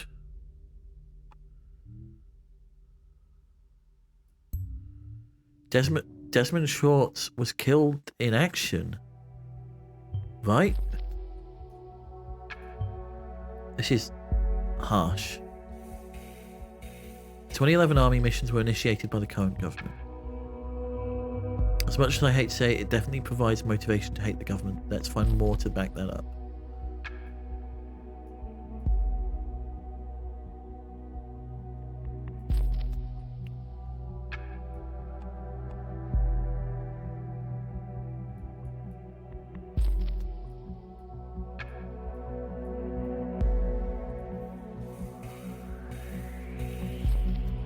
Jesus Christ. Considering activation of Kerberos.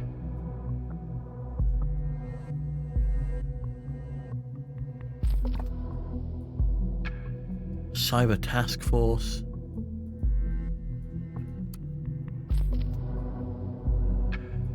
Okay. So my thinking is she was injured in 08. The only other... Yeah, so this was 2016. So this has to be right.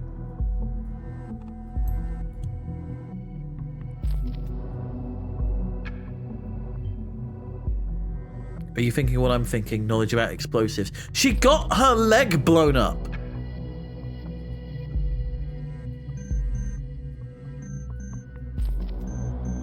Stuff on listener.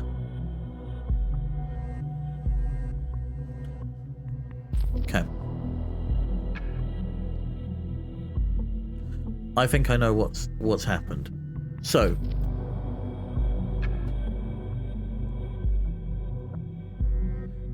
this is, let's put ourselves in the seat for a second.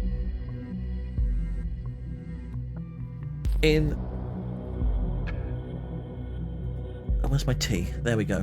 I need my tea for this. This is all speculation. This is all ideas. Nina Matanova enlists to the army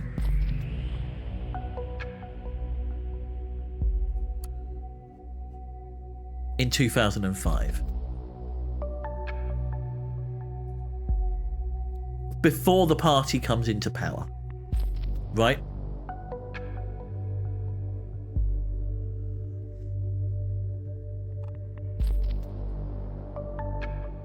She's seen the front lines. She's seen what's going on. She was involved in combat. Oh, she was wounded in 2011.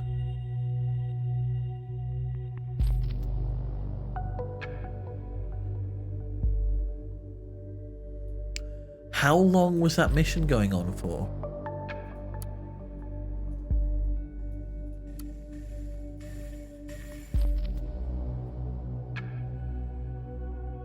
...2009.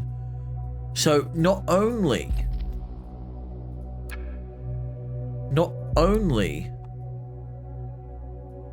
Yeah.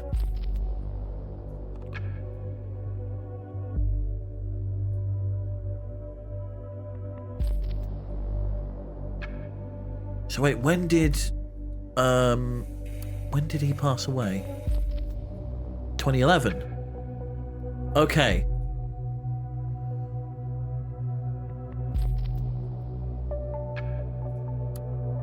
She gets wounded and her... Right. I thought the Medal for Bravery was as a result of the wound, but it isn't.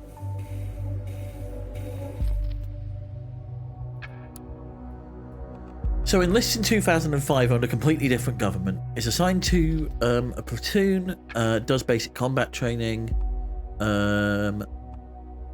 gets a bravery medal for saving civilian lives in the face of extraordinary danger, gets promoted. The party comes into power around here, with the safety bill coming in around here. So the safety bill 2011. Partakes in foreign mission. That's because of the safety bill. Wounded in combat. Considered AWOL. AWOL absent without official leave. Returned to Bonton Barracks. Court-martialed. Not only because she was wounded, but she's probably grieving the fact that her husband, boyfriend, we're not quite sure which, is dead, and father of her child. Since then, she has received zero support from the government. She is in a crummy little flat in an industrial district, is having difficulty getting work, is constantly on temp jobs, is having people tell her that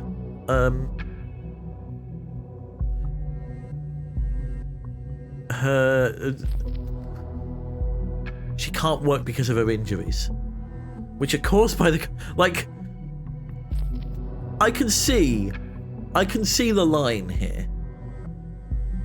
Do I think it's the right one? No.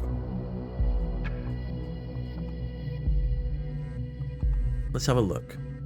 Sylv.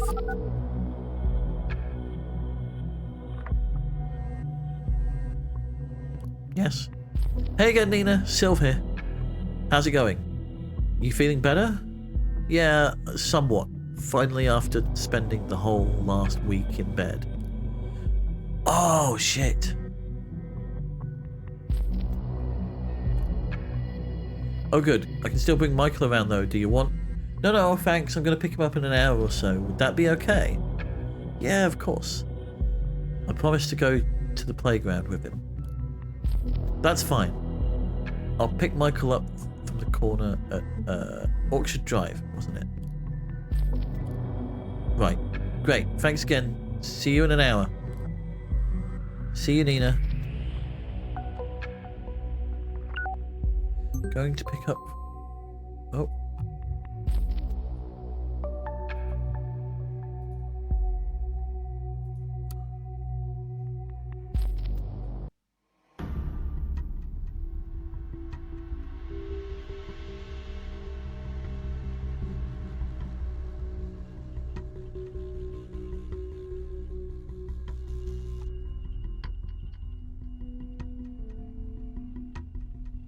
Okay.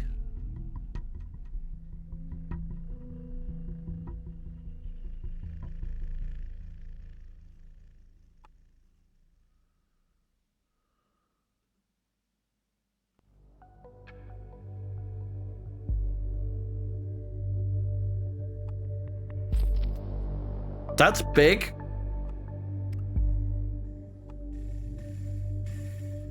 But also... she's saying she spent the whole last week in bed.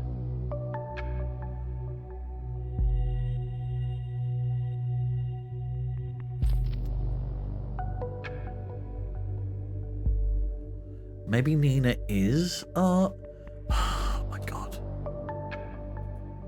I can see the line. An employer just rated you. Rating 3 out of 5. And she left early.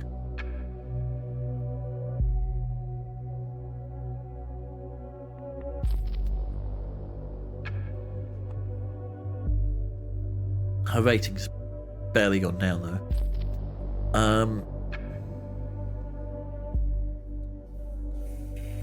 Can we find out more about this McDougal groundskeeping service?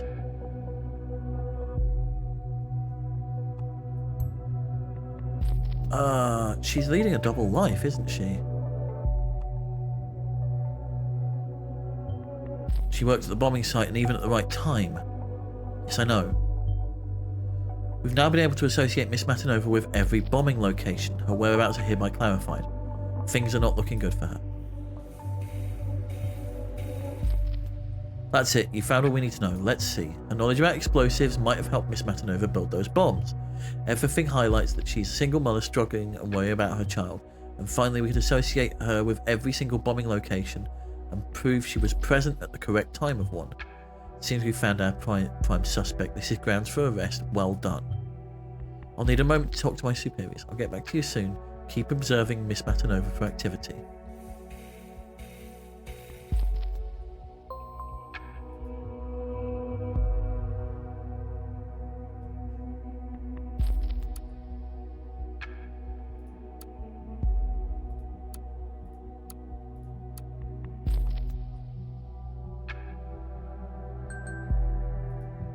She left.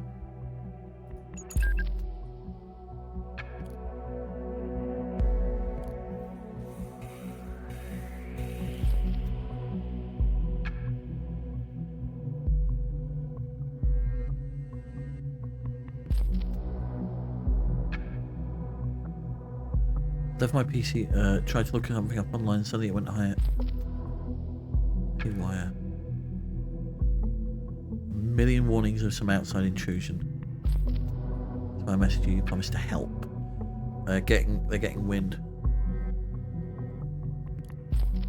Did that immediately. Good girl. Hey there, for you always. Great, I just came home. I left my PC switched on this morning, tried to look something up online, and suddenly it went haywire. Security app popped up with a million warnings of some outside intrusion. It was not me. That's why I messaged you promised to help. And help I will. Don't touch that system, pull the plug. Did that immediately. Good girl. Okay, here's what I think. You won't like it a bit. I think the cops are after you. What? Yep, I hate to say, I told you the cops did figure out the mall thing. Now they're coming for you. Did not find out much yet, but they're trying some new surveillance programming capable of intrusion. That is probably what's been happening to your PC. Oh, all hell. Fuck this. I need to get out of here before the cops arrive. Sorry. Tell me what's going on. Later. Whatever you do, be extremely cautious what you talk about. And thanks. Great. Great. You've... And it's storming.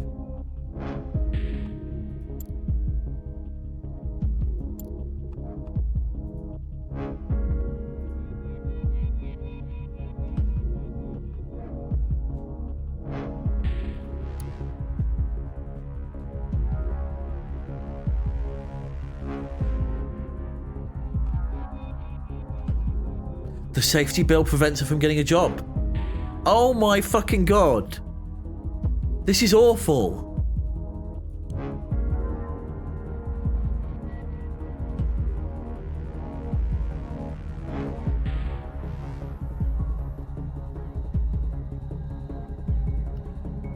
This is awful.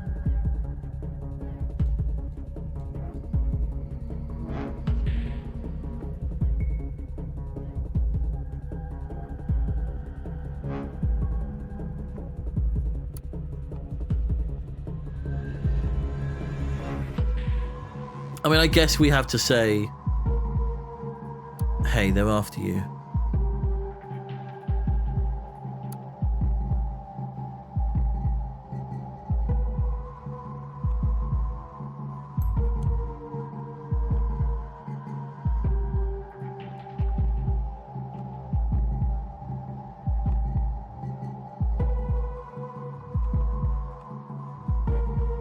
Disable that for now.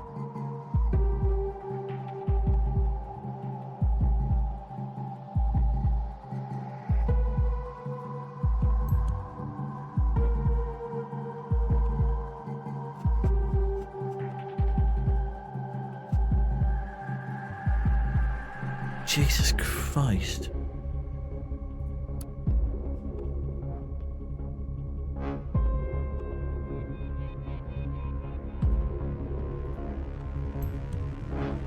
Heavy tremor.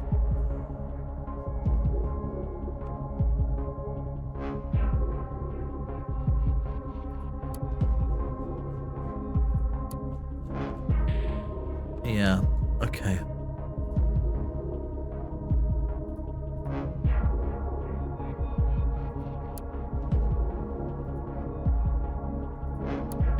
Anything else here? Always look so sad. Well, this makes sense now.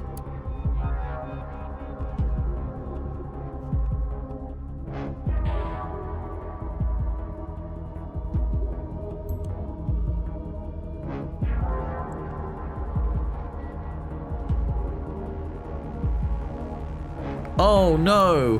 Where did she go?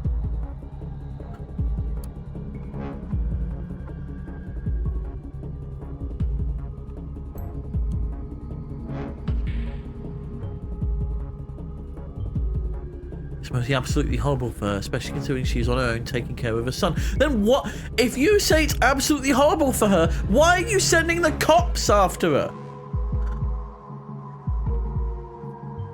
Makes one hell of a motivation together with the fact Desmond was killed on a mission sanctioned by the government.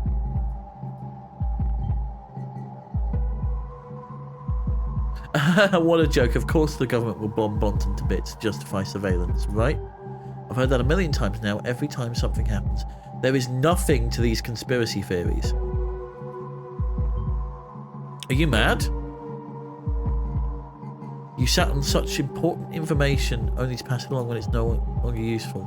You wanted to see what happened, didn't you? Well, I'll keep my mouth shut, but if anybody finds out, good luck explaining why you withheld such crucial info. Which one? Hypervigilance is close to feelings of paranoia, though it's not the same. She's what? We cannot let our main suspect escape. I will assemble an intervention team immediately. We'll start creating roadblocks. Tell them to move in nice and easy. There's no indication she will offer any resistance. Since her PC has just gone offline, we should start at her home. Thankfully, we know her address. Go for her communications. Maybe she will hint a place she'll go when she isn't home. But anything of importance to me at once, I'll brief the intervention team accordingly. It's in your hands now. Good luck staying vigilant. Well, I see that she might have revenge as a motivation, but it's too late. That's weird.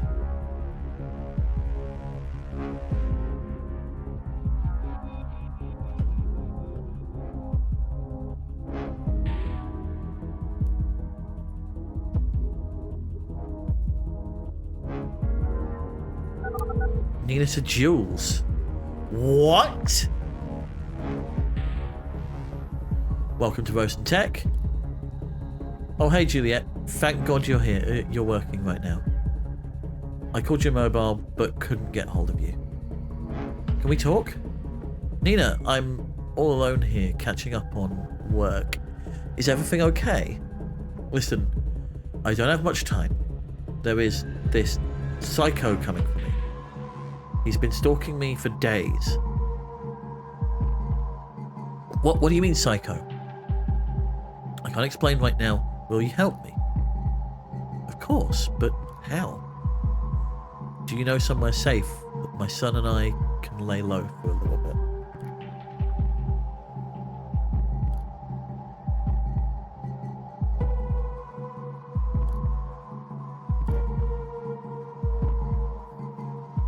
I don't know. Come on, Juliet. You've got to think of something, please. Okay, I know a place. It's in the middle of nowhere. It's the home of... No, wait. Don't say it. I think he might be listening. What? How? There was this hacker guy who reached out. Found out that someone is probably stealing my info and wiretapping my calls. Are you kidding me? You mean like maybe listening right now? Just don't say anything. We'll give my location away, okay? Better safe than sorry. Just help me get out of here. Jesus, Nina, a bit late for that now. Now he knows where I work. Sorry, okay. Let's get you out of here. Thank you. Give me a sec. Just gonna pack some stuff.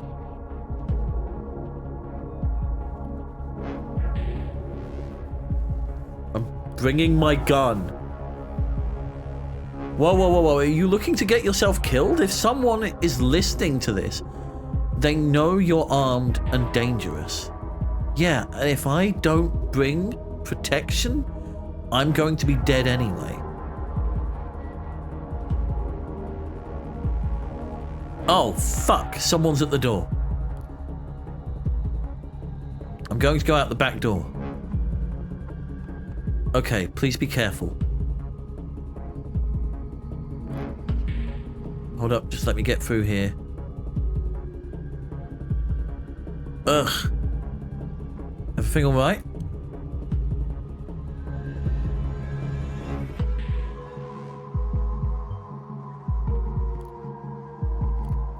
Nina?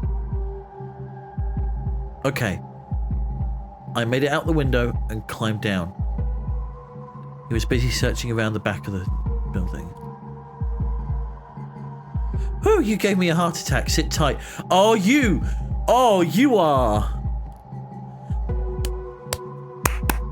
Bravo! Juliet, I've got to do something important first. I've got to pick up my son. I can't leave him behind. Where is... Oh, wait, don't say it. Just go for it. Thank God it's raining like hell. Can barely see 10 feet in front of you. I can slip away. Won't be long. I'm on the move. Be safe. I'll stay here and work out how to get you out. Thank you.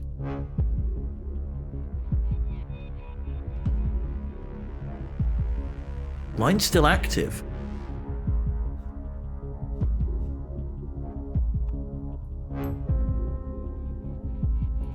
Do I tell them? Nina, who is this guy? Wiretapping your calls. Really? You can tell me. It's okay. Look, I might have fucked up. I mean, look. You don't need to know who is after me.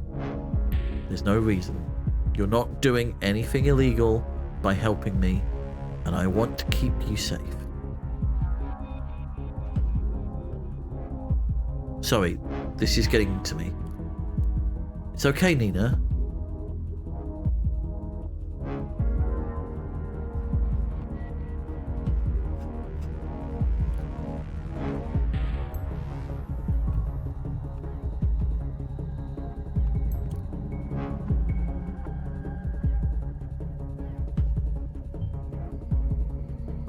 It's a little too late. No sign of that guy. I'll put my phone on hold for a minute. Don't hang up on me. It's okay. I won't. Oh, this is live. Okay. Okay, I've got him. It's the two of us now. Yeah, honey. It's Auntie Juliet on the phone. We need to talk a bit, okay? Great.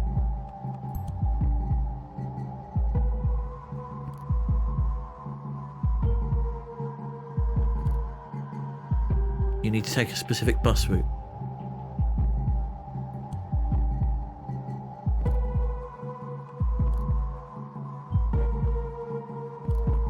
Let me think of something. Go home. You're drunk. What? Your target is to go home, you're drunk, and think of Harrison. Definitely don't want to. Ah, I see. Give me a moment to look that up. Shit. Harrison.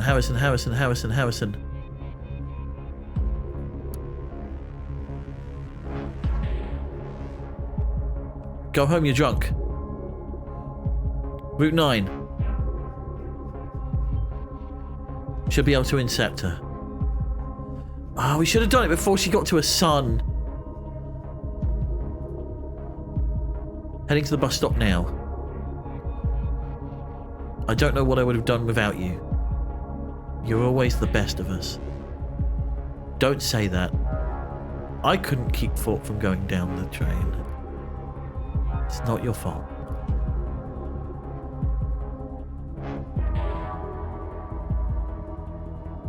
Did you ever hear from Abraham again? No. Not even you? His favorite student?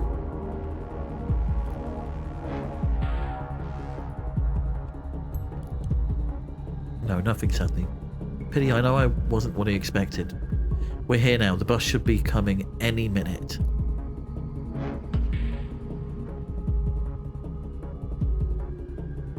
Come on, come on, come on, come on. Oh crap. No, not now. Fuck! You alright? What's happening? The fucker again. He must have found out somehow. I won't escape. Fuck. I need to confront him. No! No, no, no!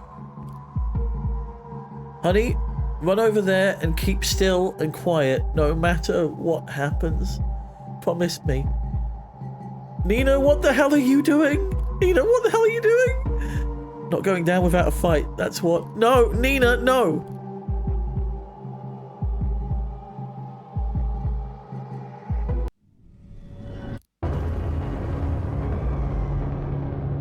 you're not gonna get... Nina? Nina? I lost connection to the officer at the scene. What the... I need connection back now. Finally. Looks like we were successful. However, our target, she didn't make it. There was a shootout after the first... As the team returned fire, I told them to go in aggressively. I thought it was the right thing to do. Symes! Symes, you're not... No! Symes, why? Symes, you're an idiot! I didn't want this to happen. Well, you didn't fucking think, did you? And then you berated me for giving you information late?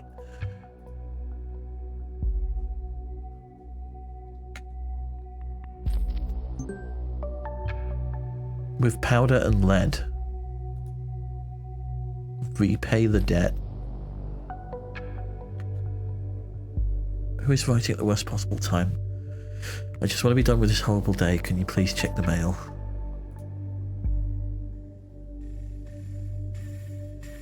I am so sorry.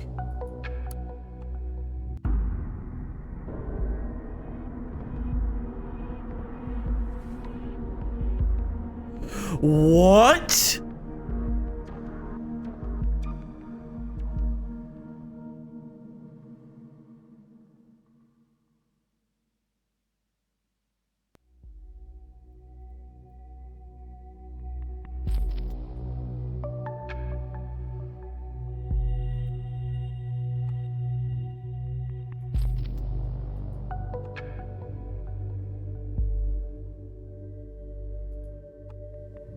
I am truly sorry for having drawn the event investigator's attention to you, but to be frank, whoever stepped the boundaries of our agreement. The bombs were meant as a warning to those who are indifferent, a beacon of remembrance to our message that the thoughts must always be free. They were not meant to kill. Once again, you disappoint me with your insurmountable hatred and rage. Consider our agreement void. Abraham Goldfels.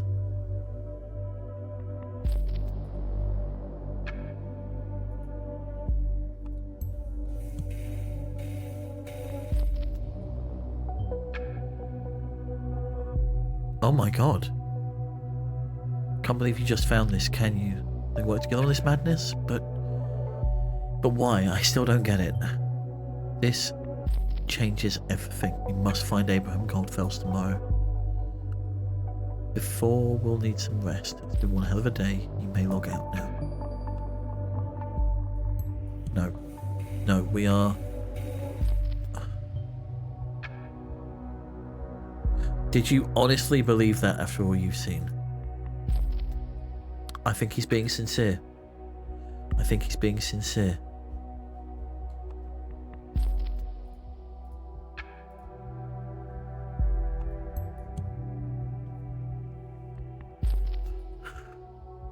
It's coming up to 9 o'clock. I don't think it's worth us starting a new chapter today. So let's gather what information we can.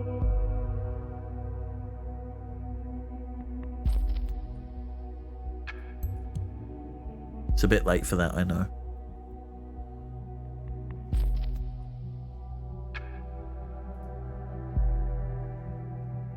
June Carrington.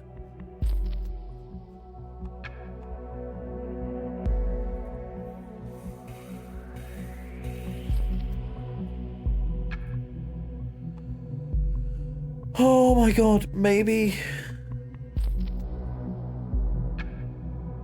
we shouldn't have told him there was a gun. Maybe we let her get away. Like, I don't know.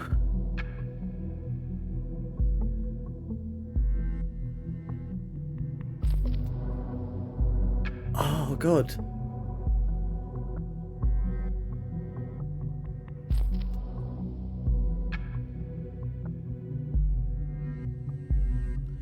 I don't know how I feel about this.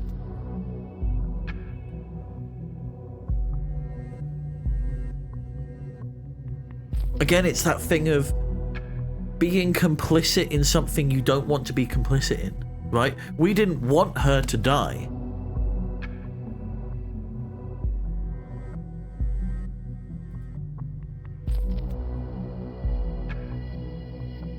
Especially considering the tragic past she's had. I'm...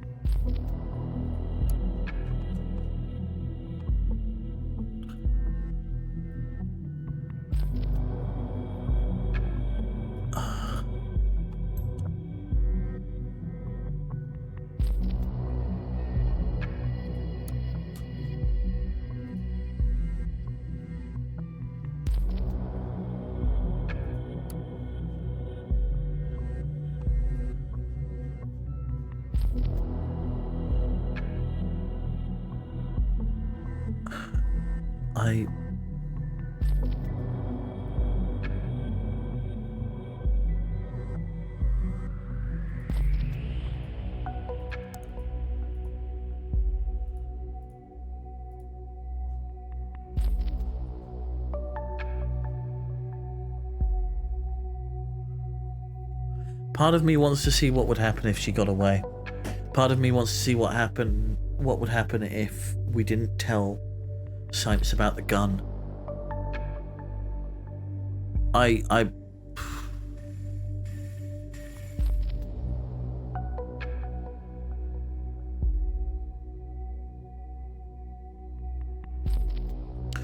The thing is, once we put that first bit in and he was like, oh, it's too late, there was that instant feeling of time pressure of just supplying them with the information they need and not thinking about how Sipes would react. And we know Sipes knee-jerk reacts. We know he does. We know he jumps to conclusions. But not being given that time to think...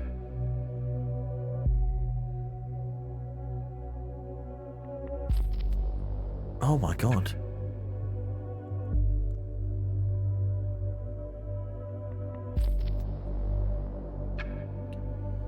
I mean, we were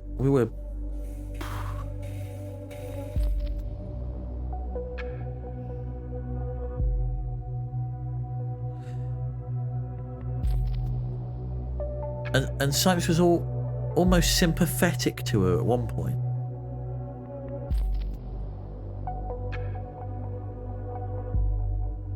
Almost. That is the closest we've seen Sipes to showing sympathy. Oh my god.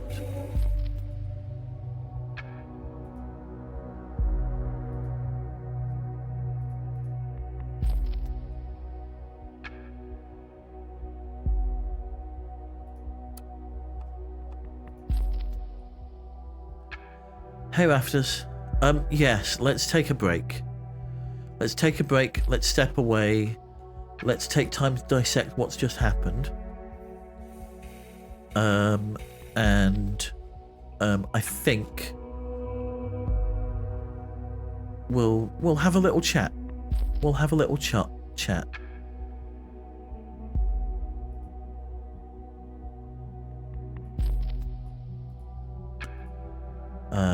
Because, yeah. We may have just killed someone. That is...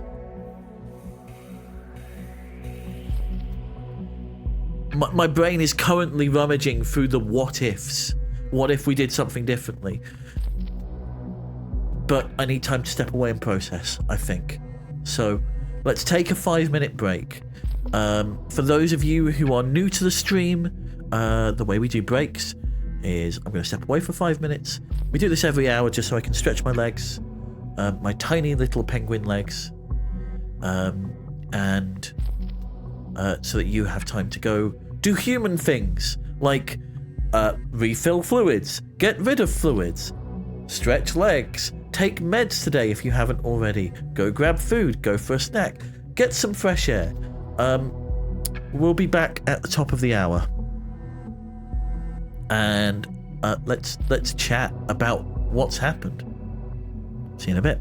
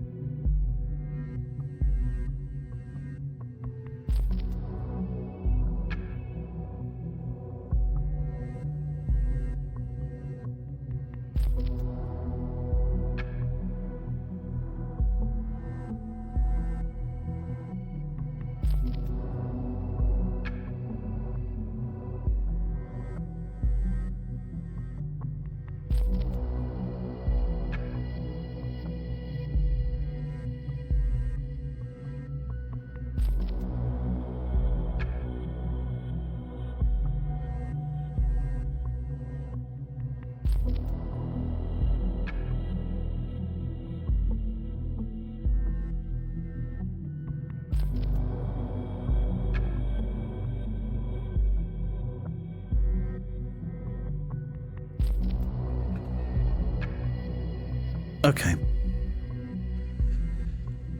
Ooh. That hit hard. That did what it set out to do.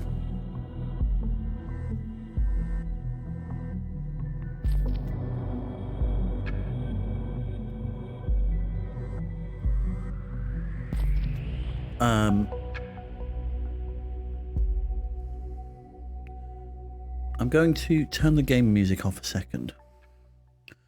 And let's put some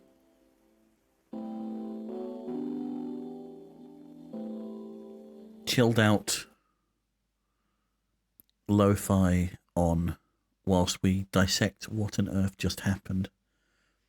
I'm going to see you at the bar.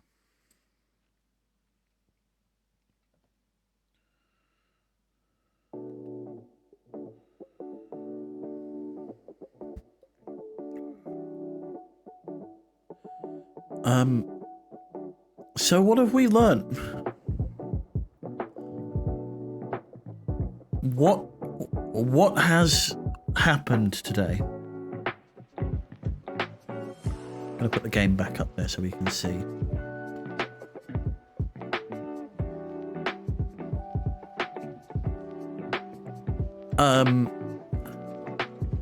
So effectively what happened there is the game made us complicit.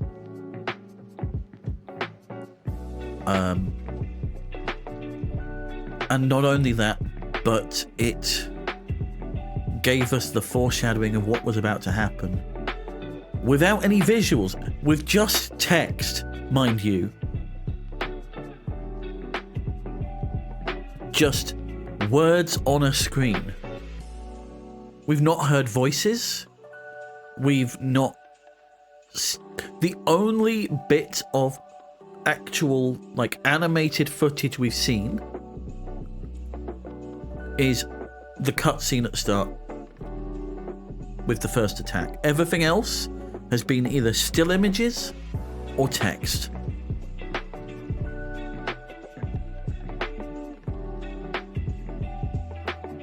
And yet somehow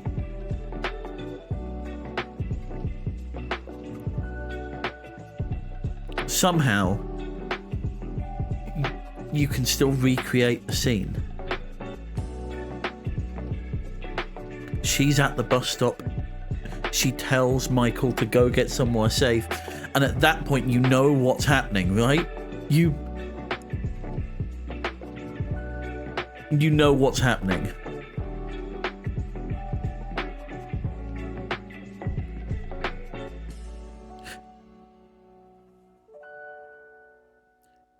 If we'd got her before the kid had... Before she picked up the kid... it may have gone differently. If we'd not told Science that she had a gun, it may have gone differently. They may have gone in less aggressive and been able to talk her down.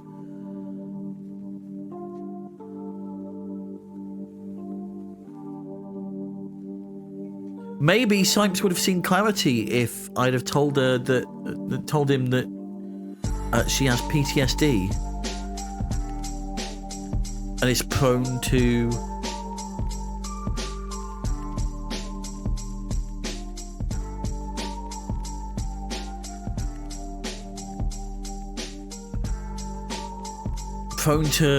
wild actions.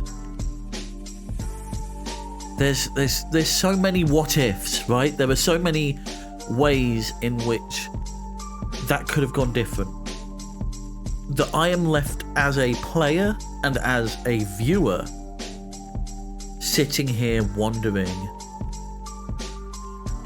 what could I have done?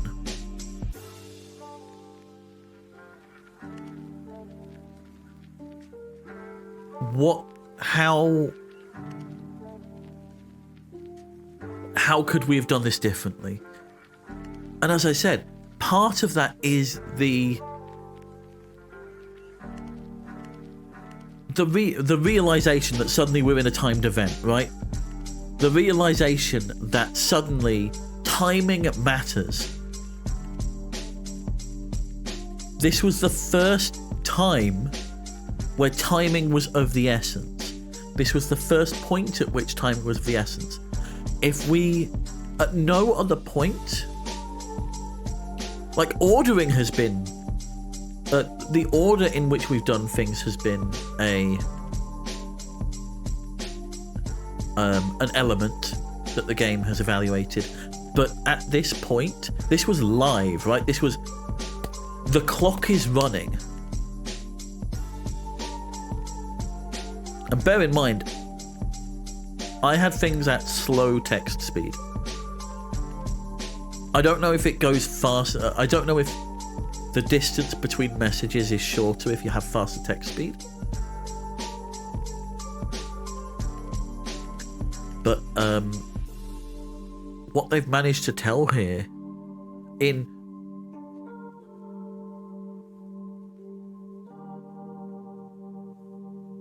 just one episode of this saga. This is someone whose life was torn apart by the safety bill, right? They were in military service, they got a medal for bravery. And then they left, and then the party came in, and this safety bill meant they were going back to Pages to do a peacekeeping mission, which is where they got injured, their partner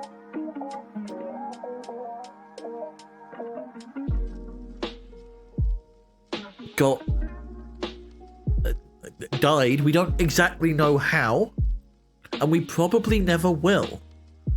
That's the other thing. There's a lot of loose but that doesn't matter.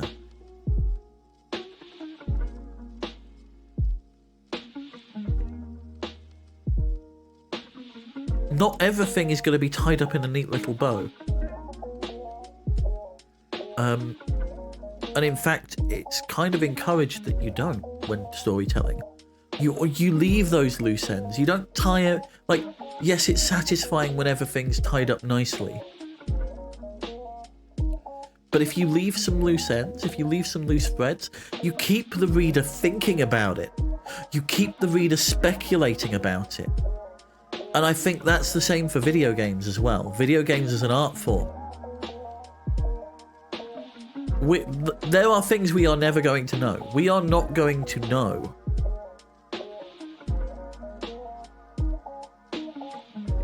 what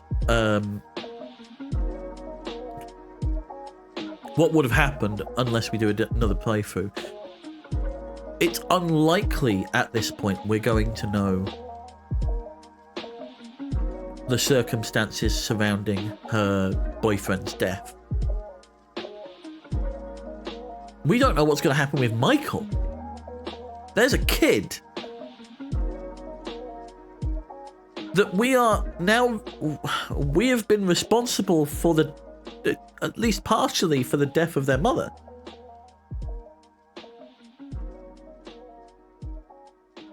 That's going to be harrowing. That's going to be awful. And we've done that. That's something that through the game we feel complicit in.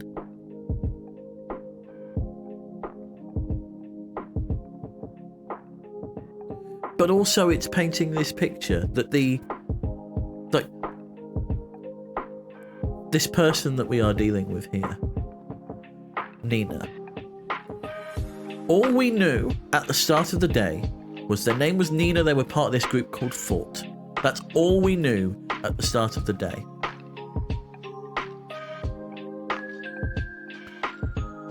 Oh, and the kicker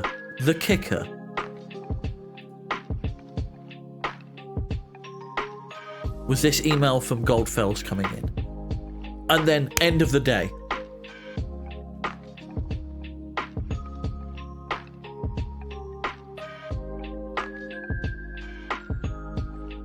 So this sort of slightly takes the on one hand this sort of slightly takes the edge off, because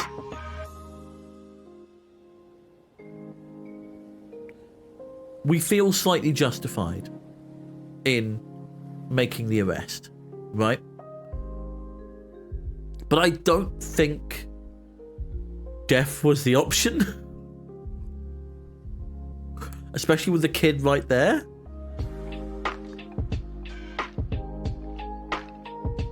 In a perfect world, like, there was a point where I was considering letting her get away and just letting it run out.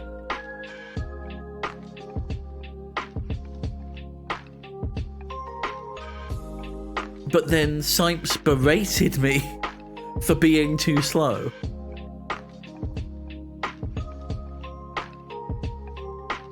I wonder what happens if you do let her get away. I wonder what happens. And again, I'm going to be left wondering. It might be something that we revisit in a second playthrough. I don't know if this game lets you... I'm assuming it doesn't, because some of it must be branching narrative. Some of it must be based on previous days. So maybe it's not really something I'm going to do right away, but maybe we revisit it at a later date and we try and do things a little bit differently. We run it back and we see if we can save Nina. Maybe.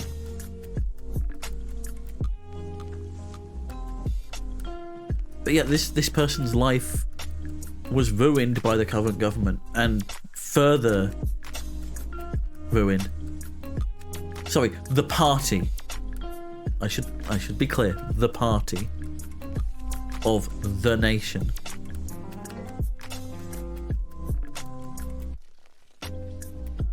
Because that's the thing, when you're in military service, you are sort of at the whims of the current ruling party.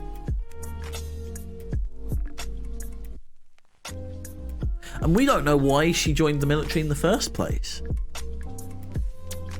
It might be because she needed the money.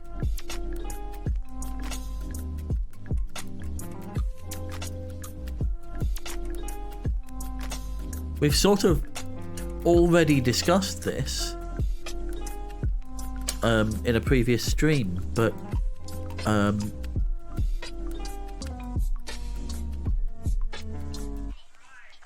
is bulking up your nation's military through forcing people into debt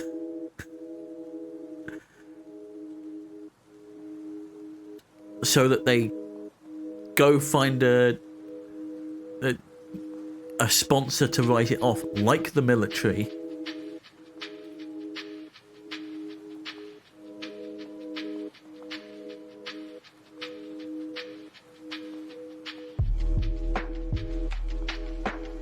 Because that's the thing, right? As a student, I mean, this sounds like somebody who, I mean, who knows? Who knows? Who knows what could have or should have been? It's very difficult to tell at this stage.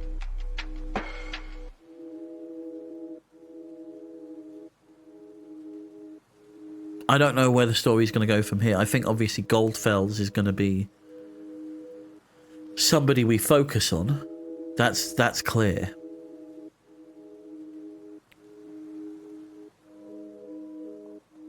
Let's go back in. Let's go back in a second and sort of go through everything.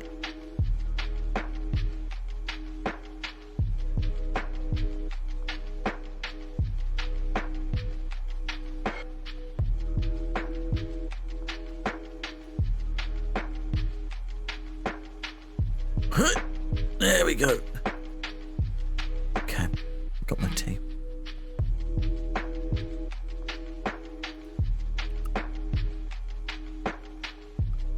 What we have here is a picture of tragedy, effectively. Somebody pushed to the brink by their situation.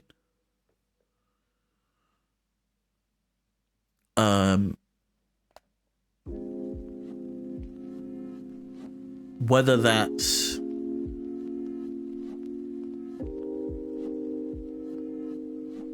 through...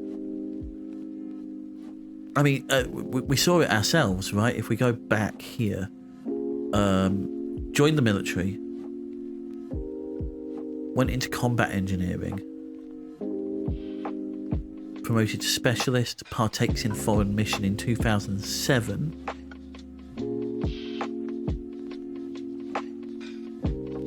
Promoted to corporal and awarded the Bravery Medal for saving a lot of lives in extraordinary danger. There's nothing for a couple of years. Is then sent back on a foreign mission, gets wounded, considered AWOL. Who knows what they were doing when they were... And that's something we're never going to find out. Maybe they were grieving. Maybe they were pregnant. Right? Like, that's the other possibility. Is that she was pregnant with Michael at that point.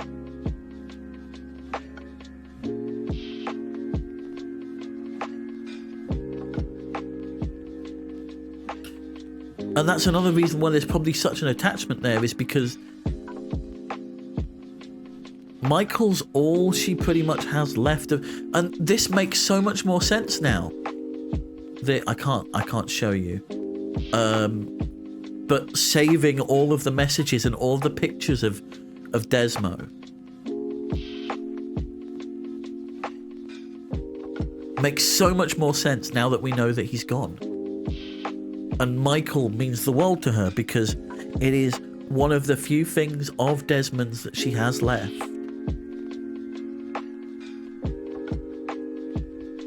And also it's her kid, right? Like...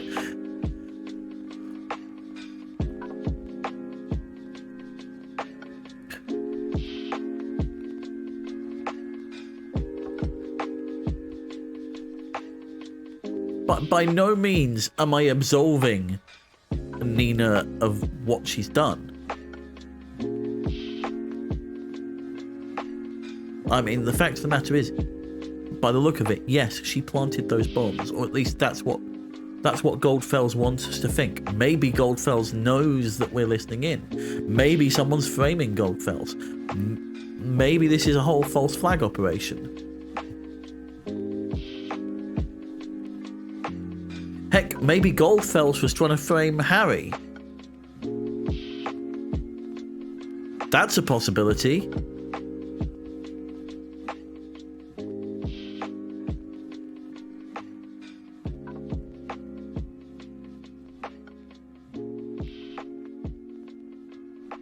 And then there's this poem that keeps recurring everywhere.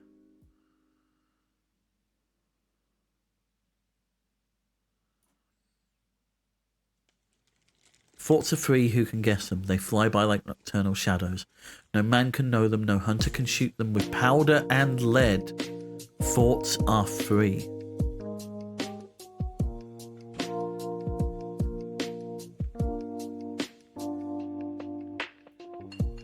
I think what I want and what delights me, still always reticent, and it is suitable.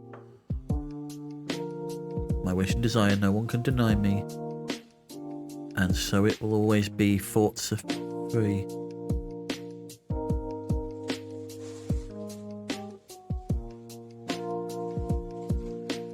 Oh my god. Okay. Sorry, I had a moment. The Steam achievements for this are references to this poem. And if I'm thrown into the darkest dungeon, and all these are futile works, because my thoughts tear all gates and walls apart, thoughts are free.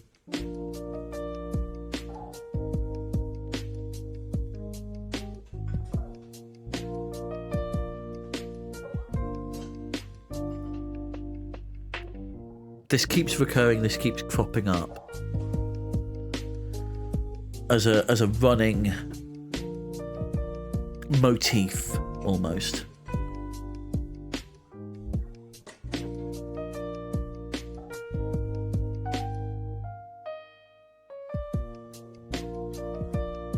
We have, unfortunately, killed someone. Like, that's a fact we can't get away from. And by the look of it, it is someone who was responsible for what happened. But at the same time, you can't help but feel sympathetic to them because we've dug through all their personal effects. We know who they are. We know why they do what they do. We know a lot about them. We don't know enough about them to fully flesh them out as a person. We never met them, but through listening into calls and texts and, well, not even listening, watching the text appear on screen and seeing their desktop and putting those pieces together.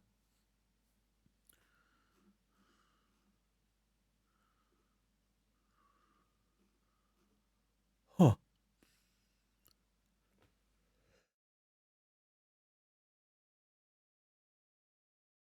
We've built this profile of a person who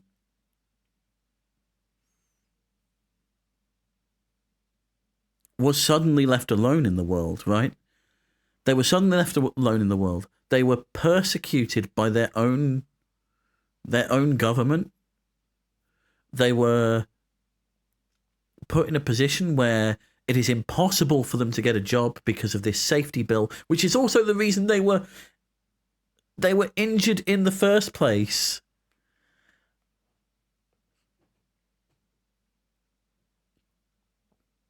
There's a lot to think about here and a lot to unpack.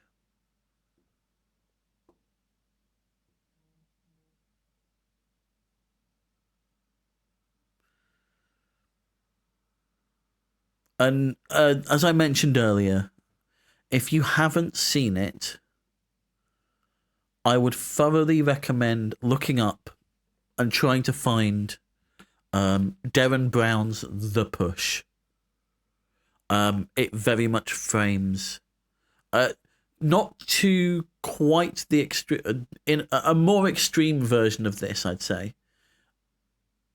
With Nina, it was over a series of years, right?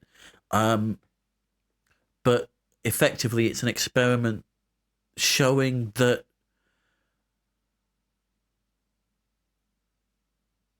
circumstances and peer pressure can make potentially even the most good-hearted of people do atrocious things.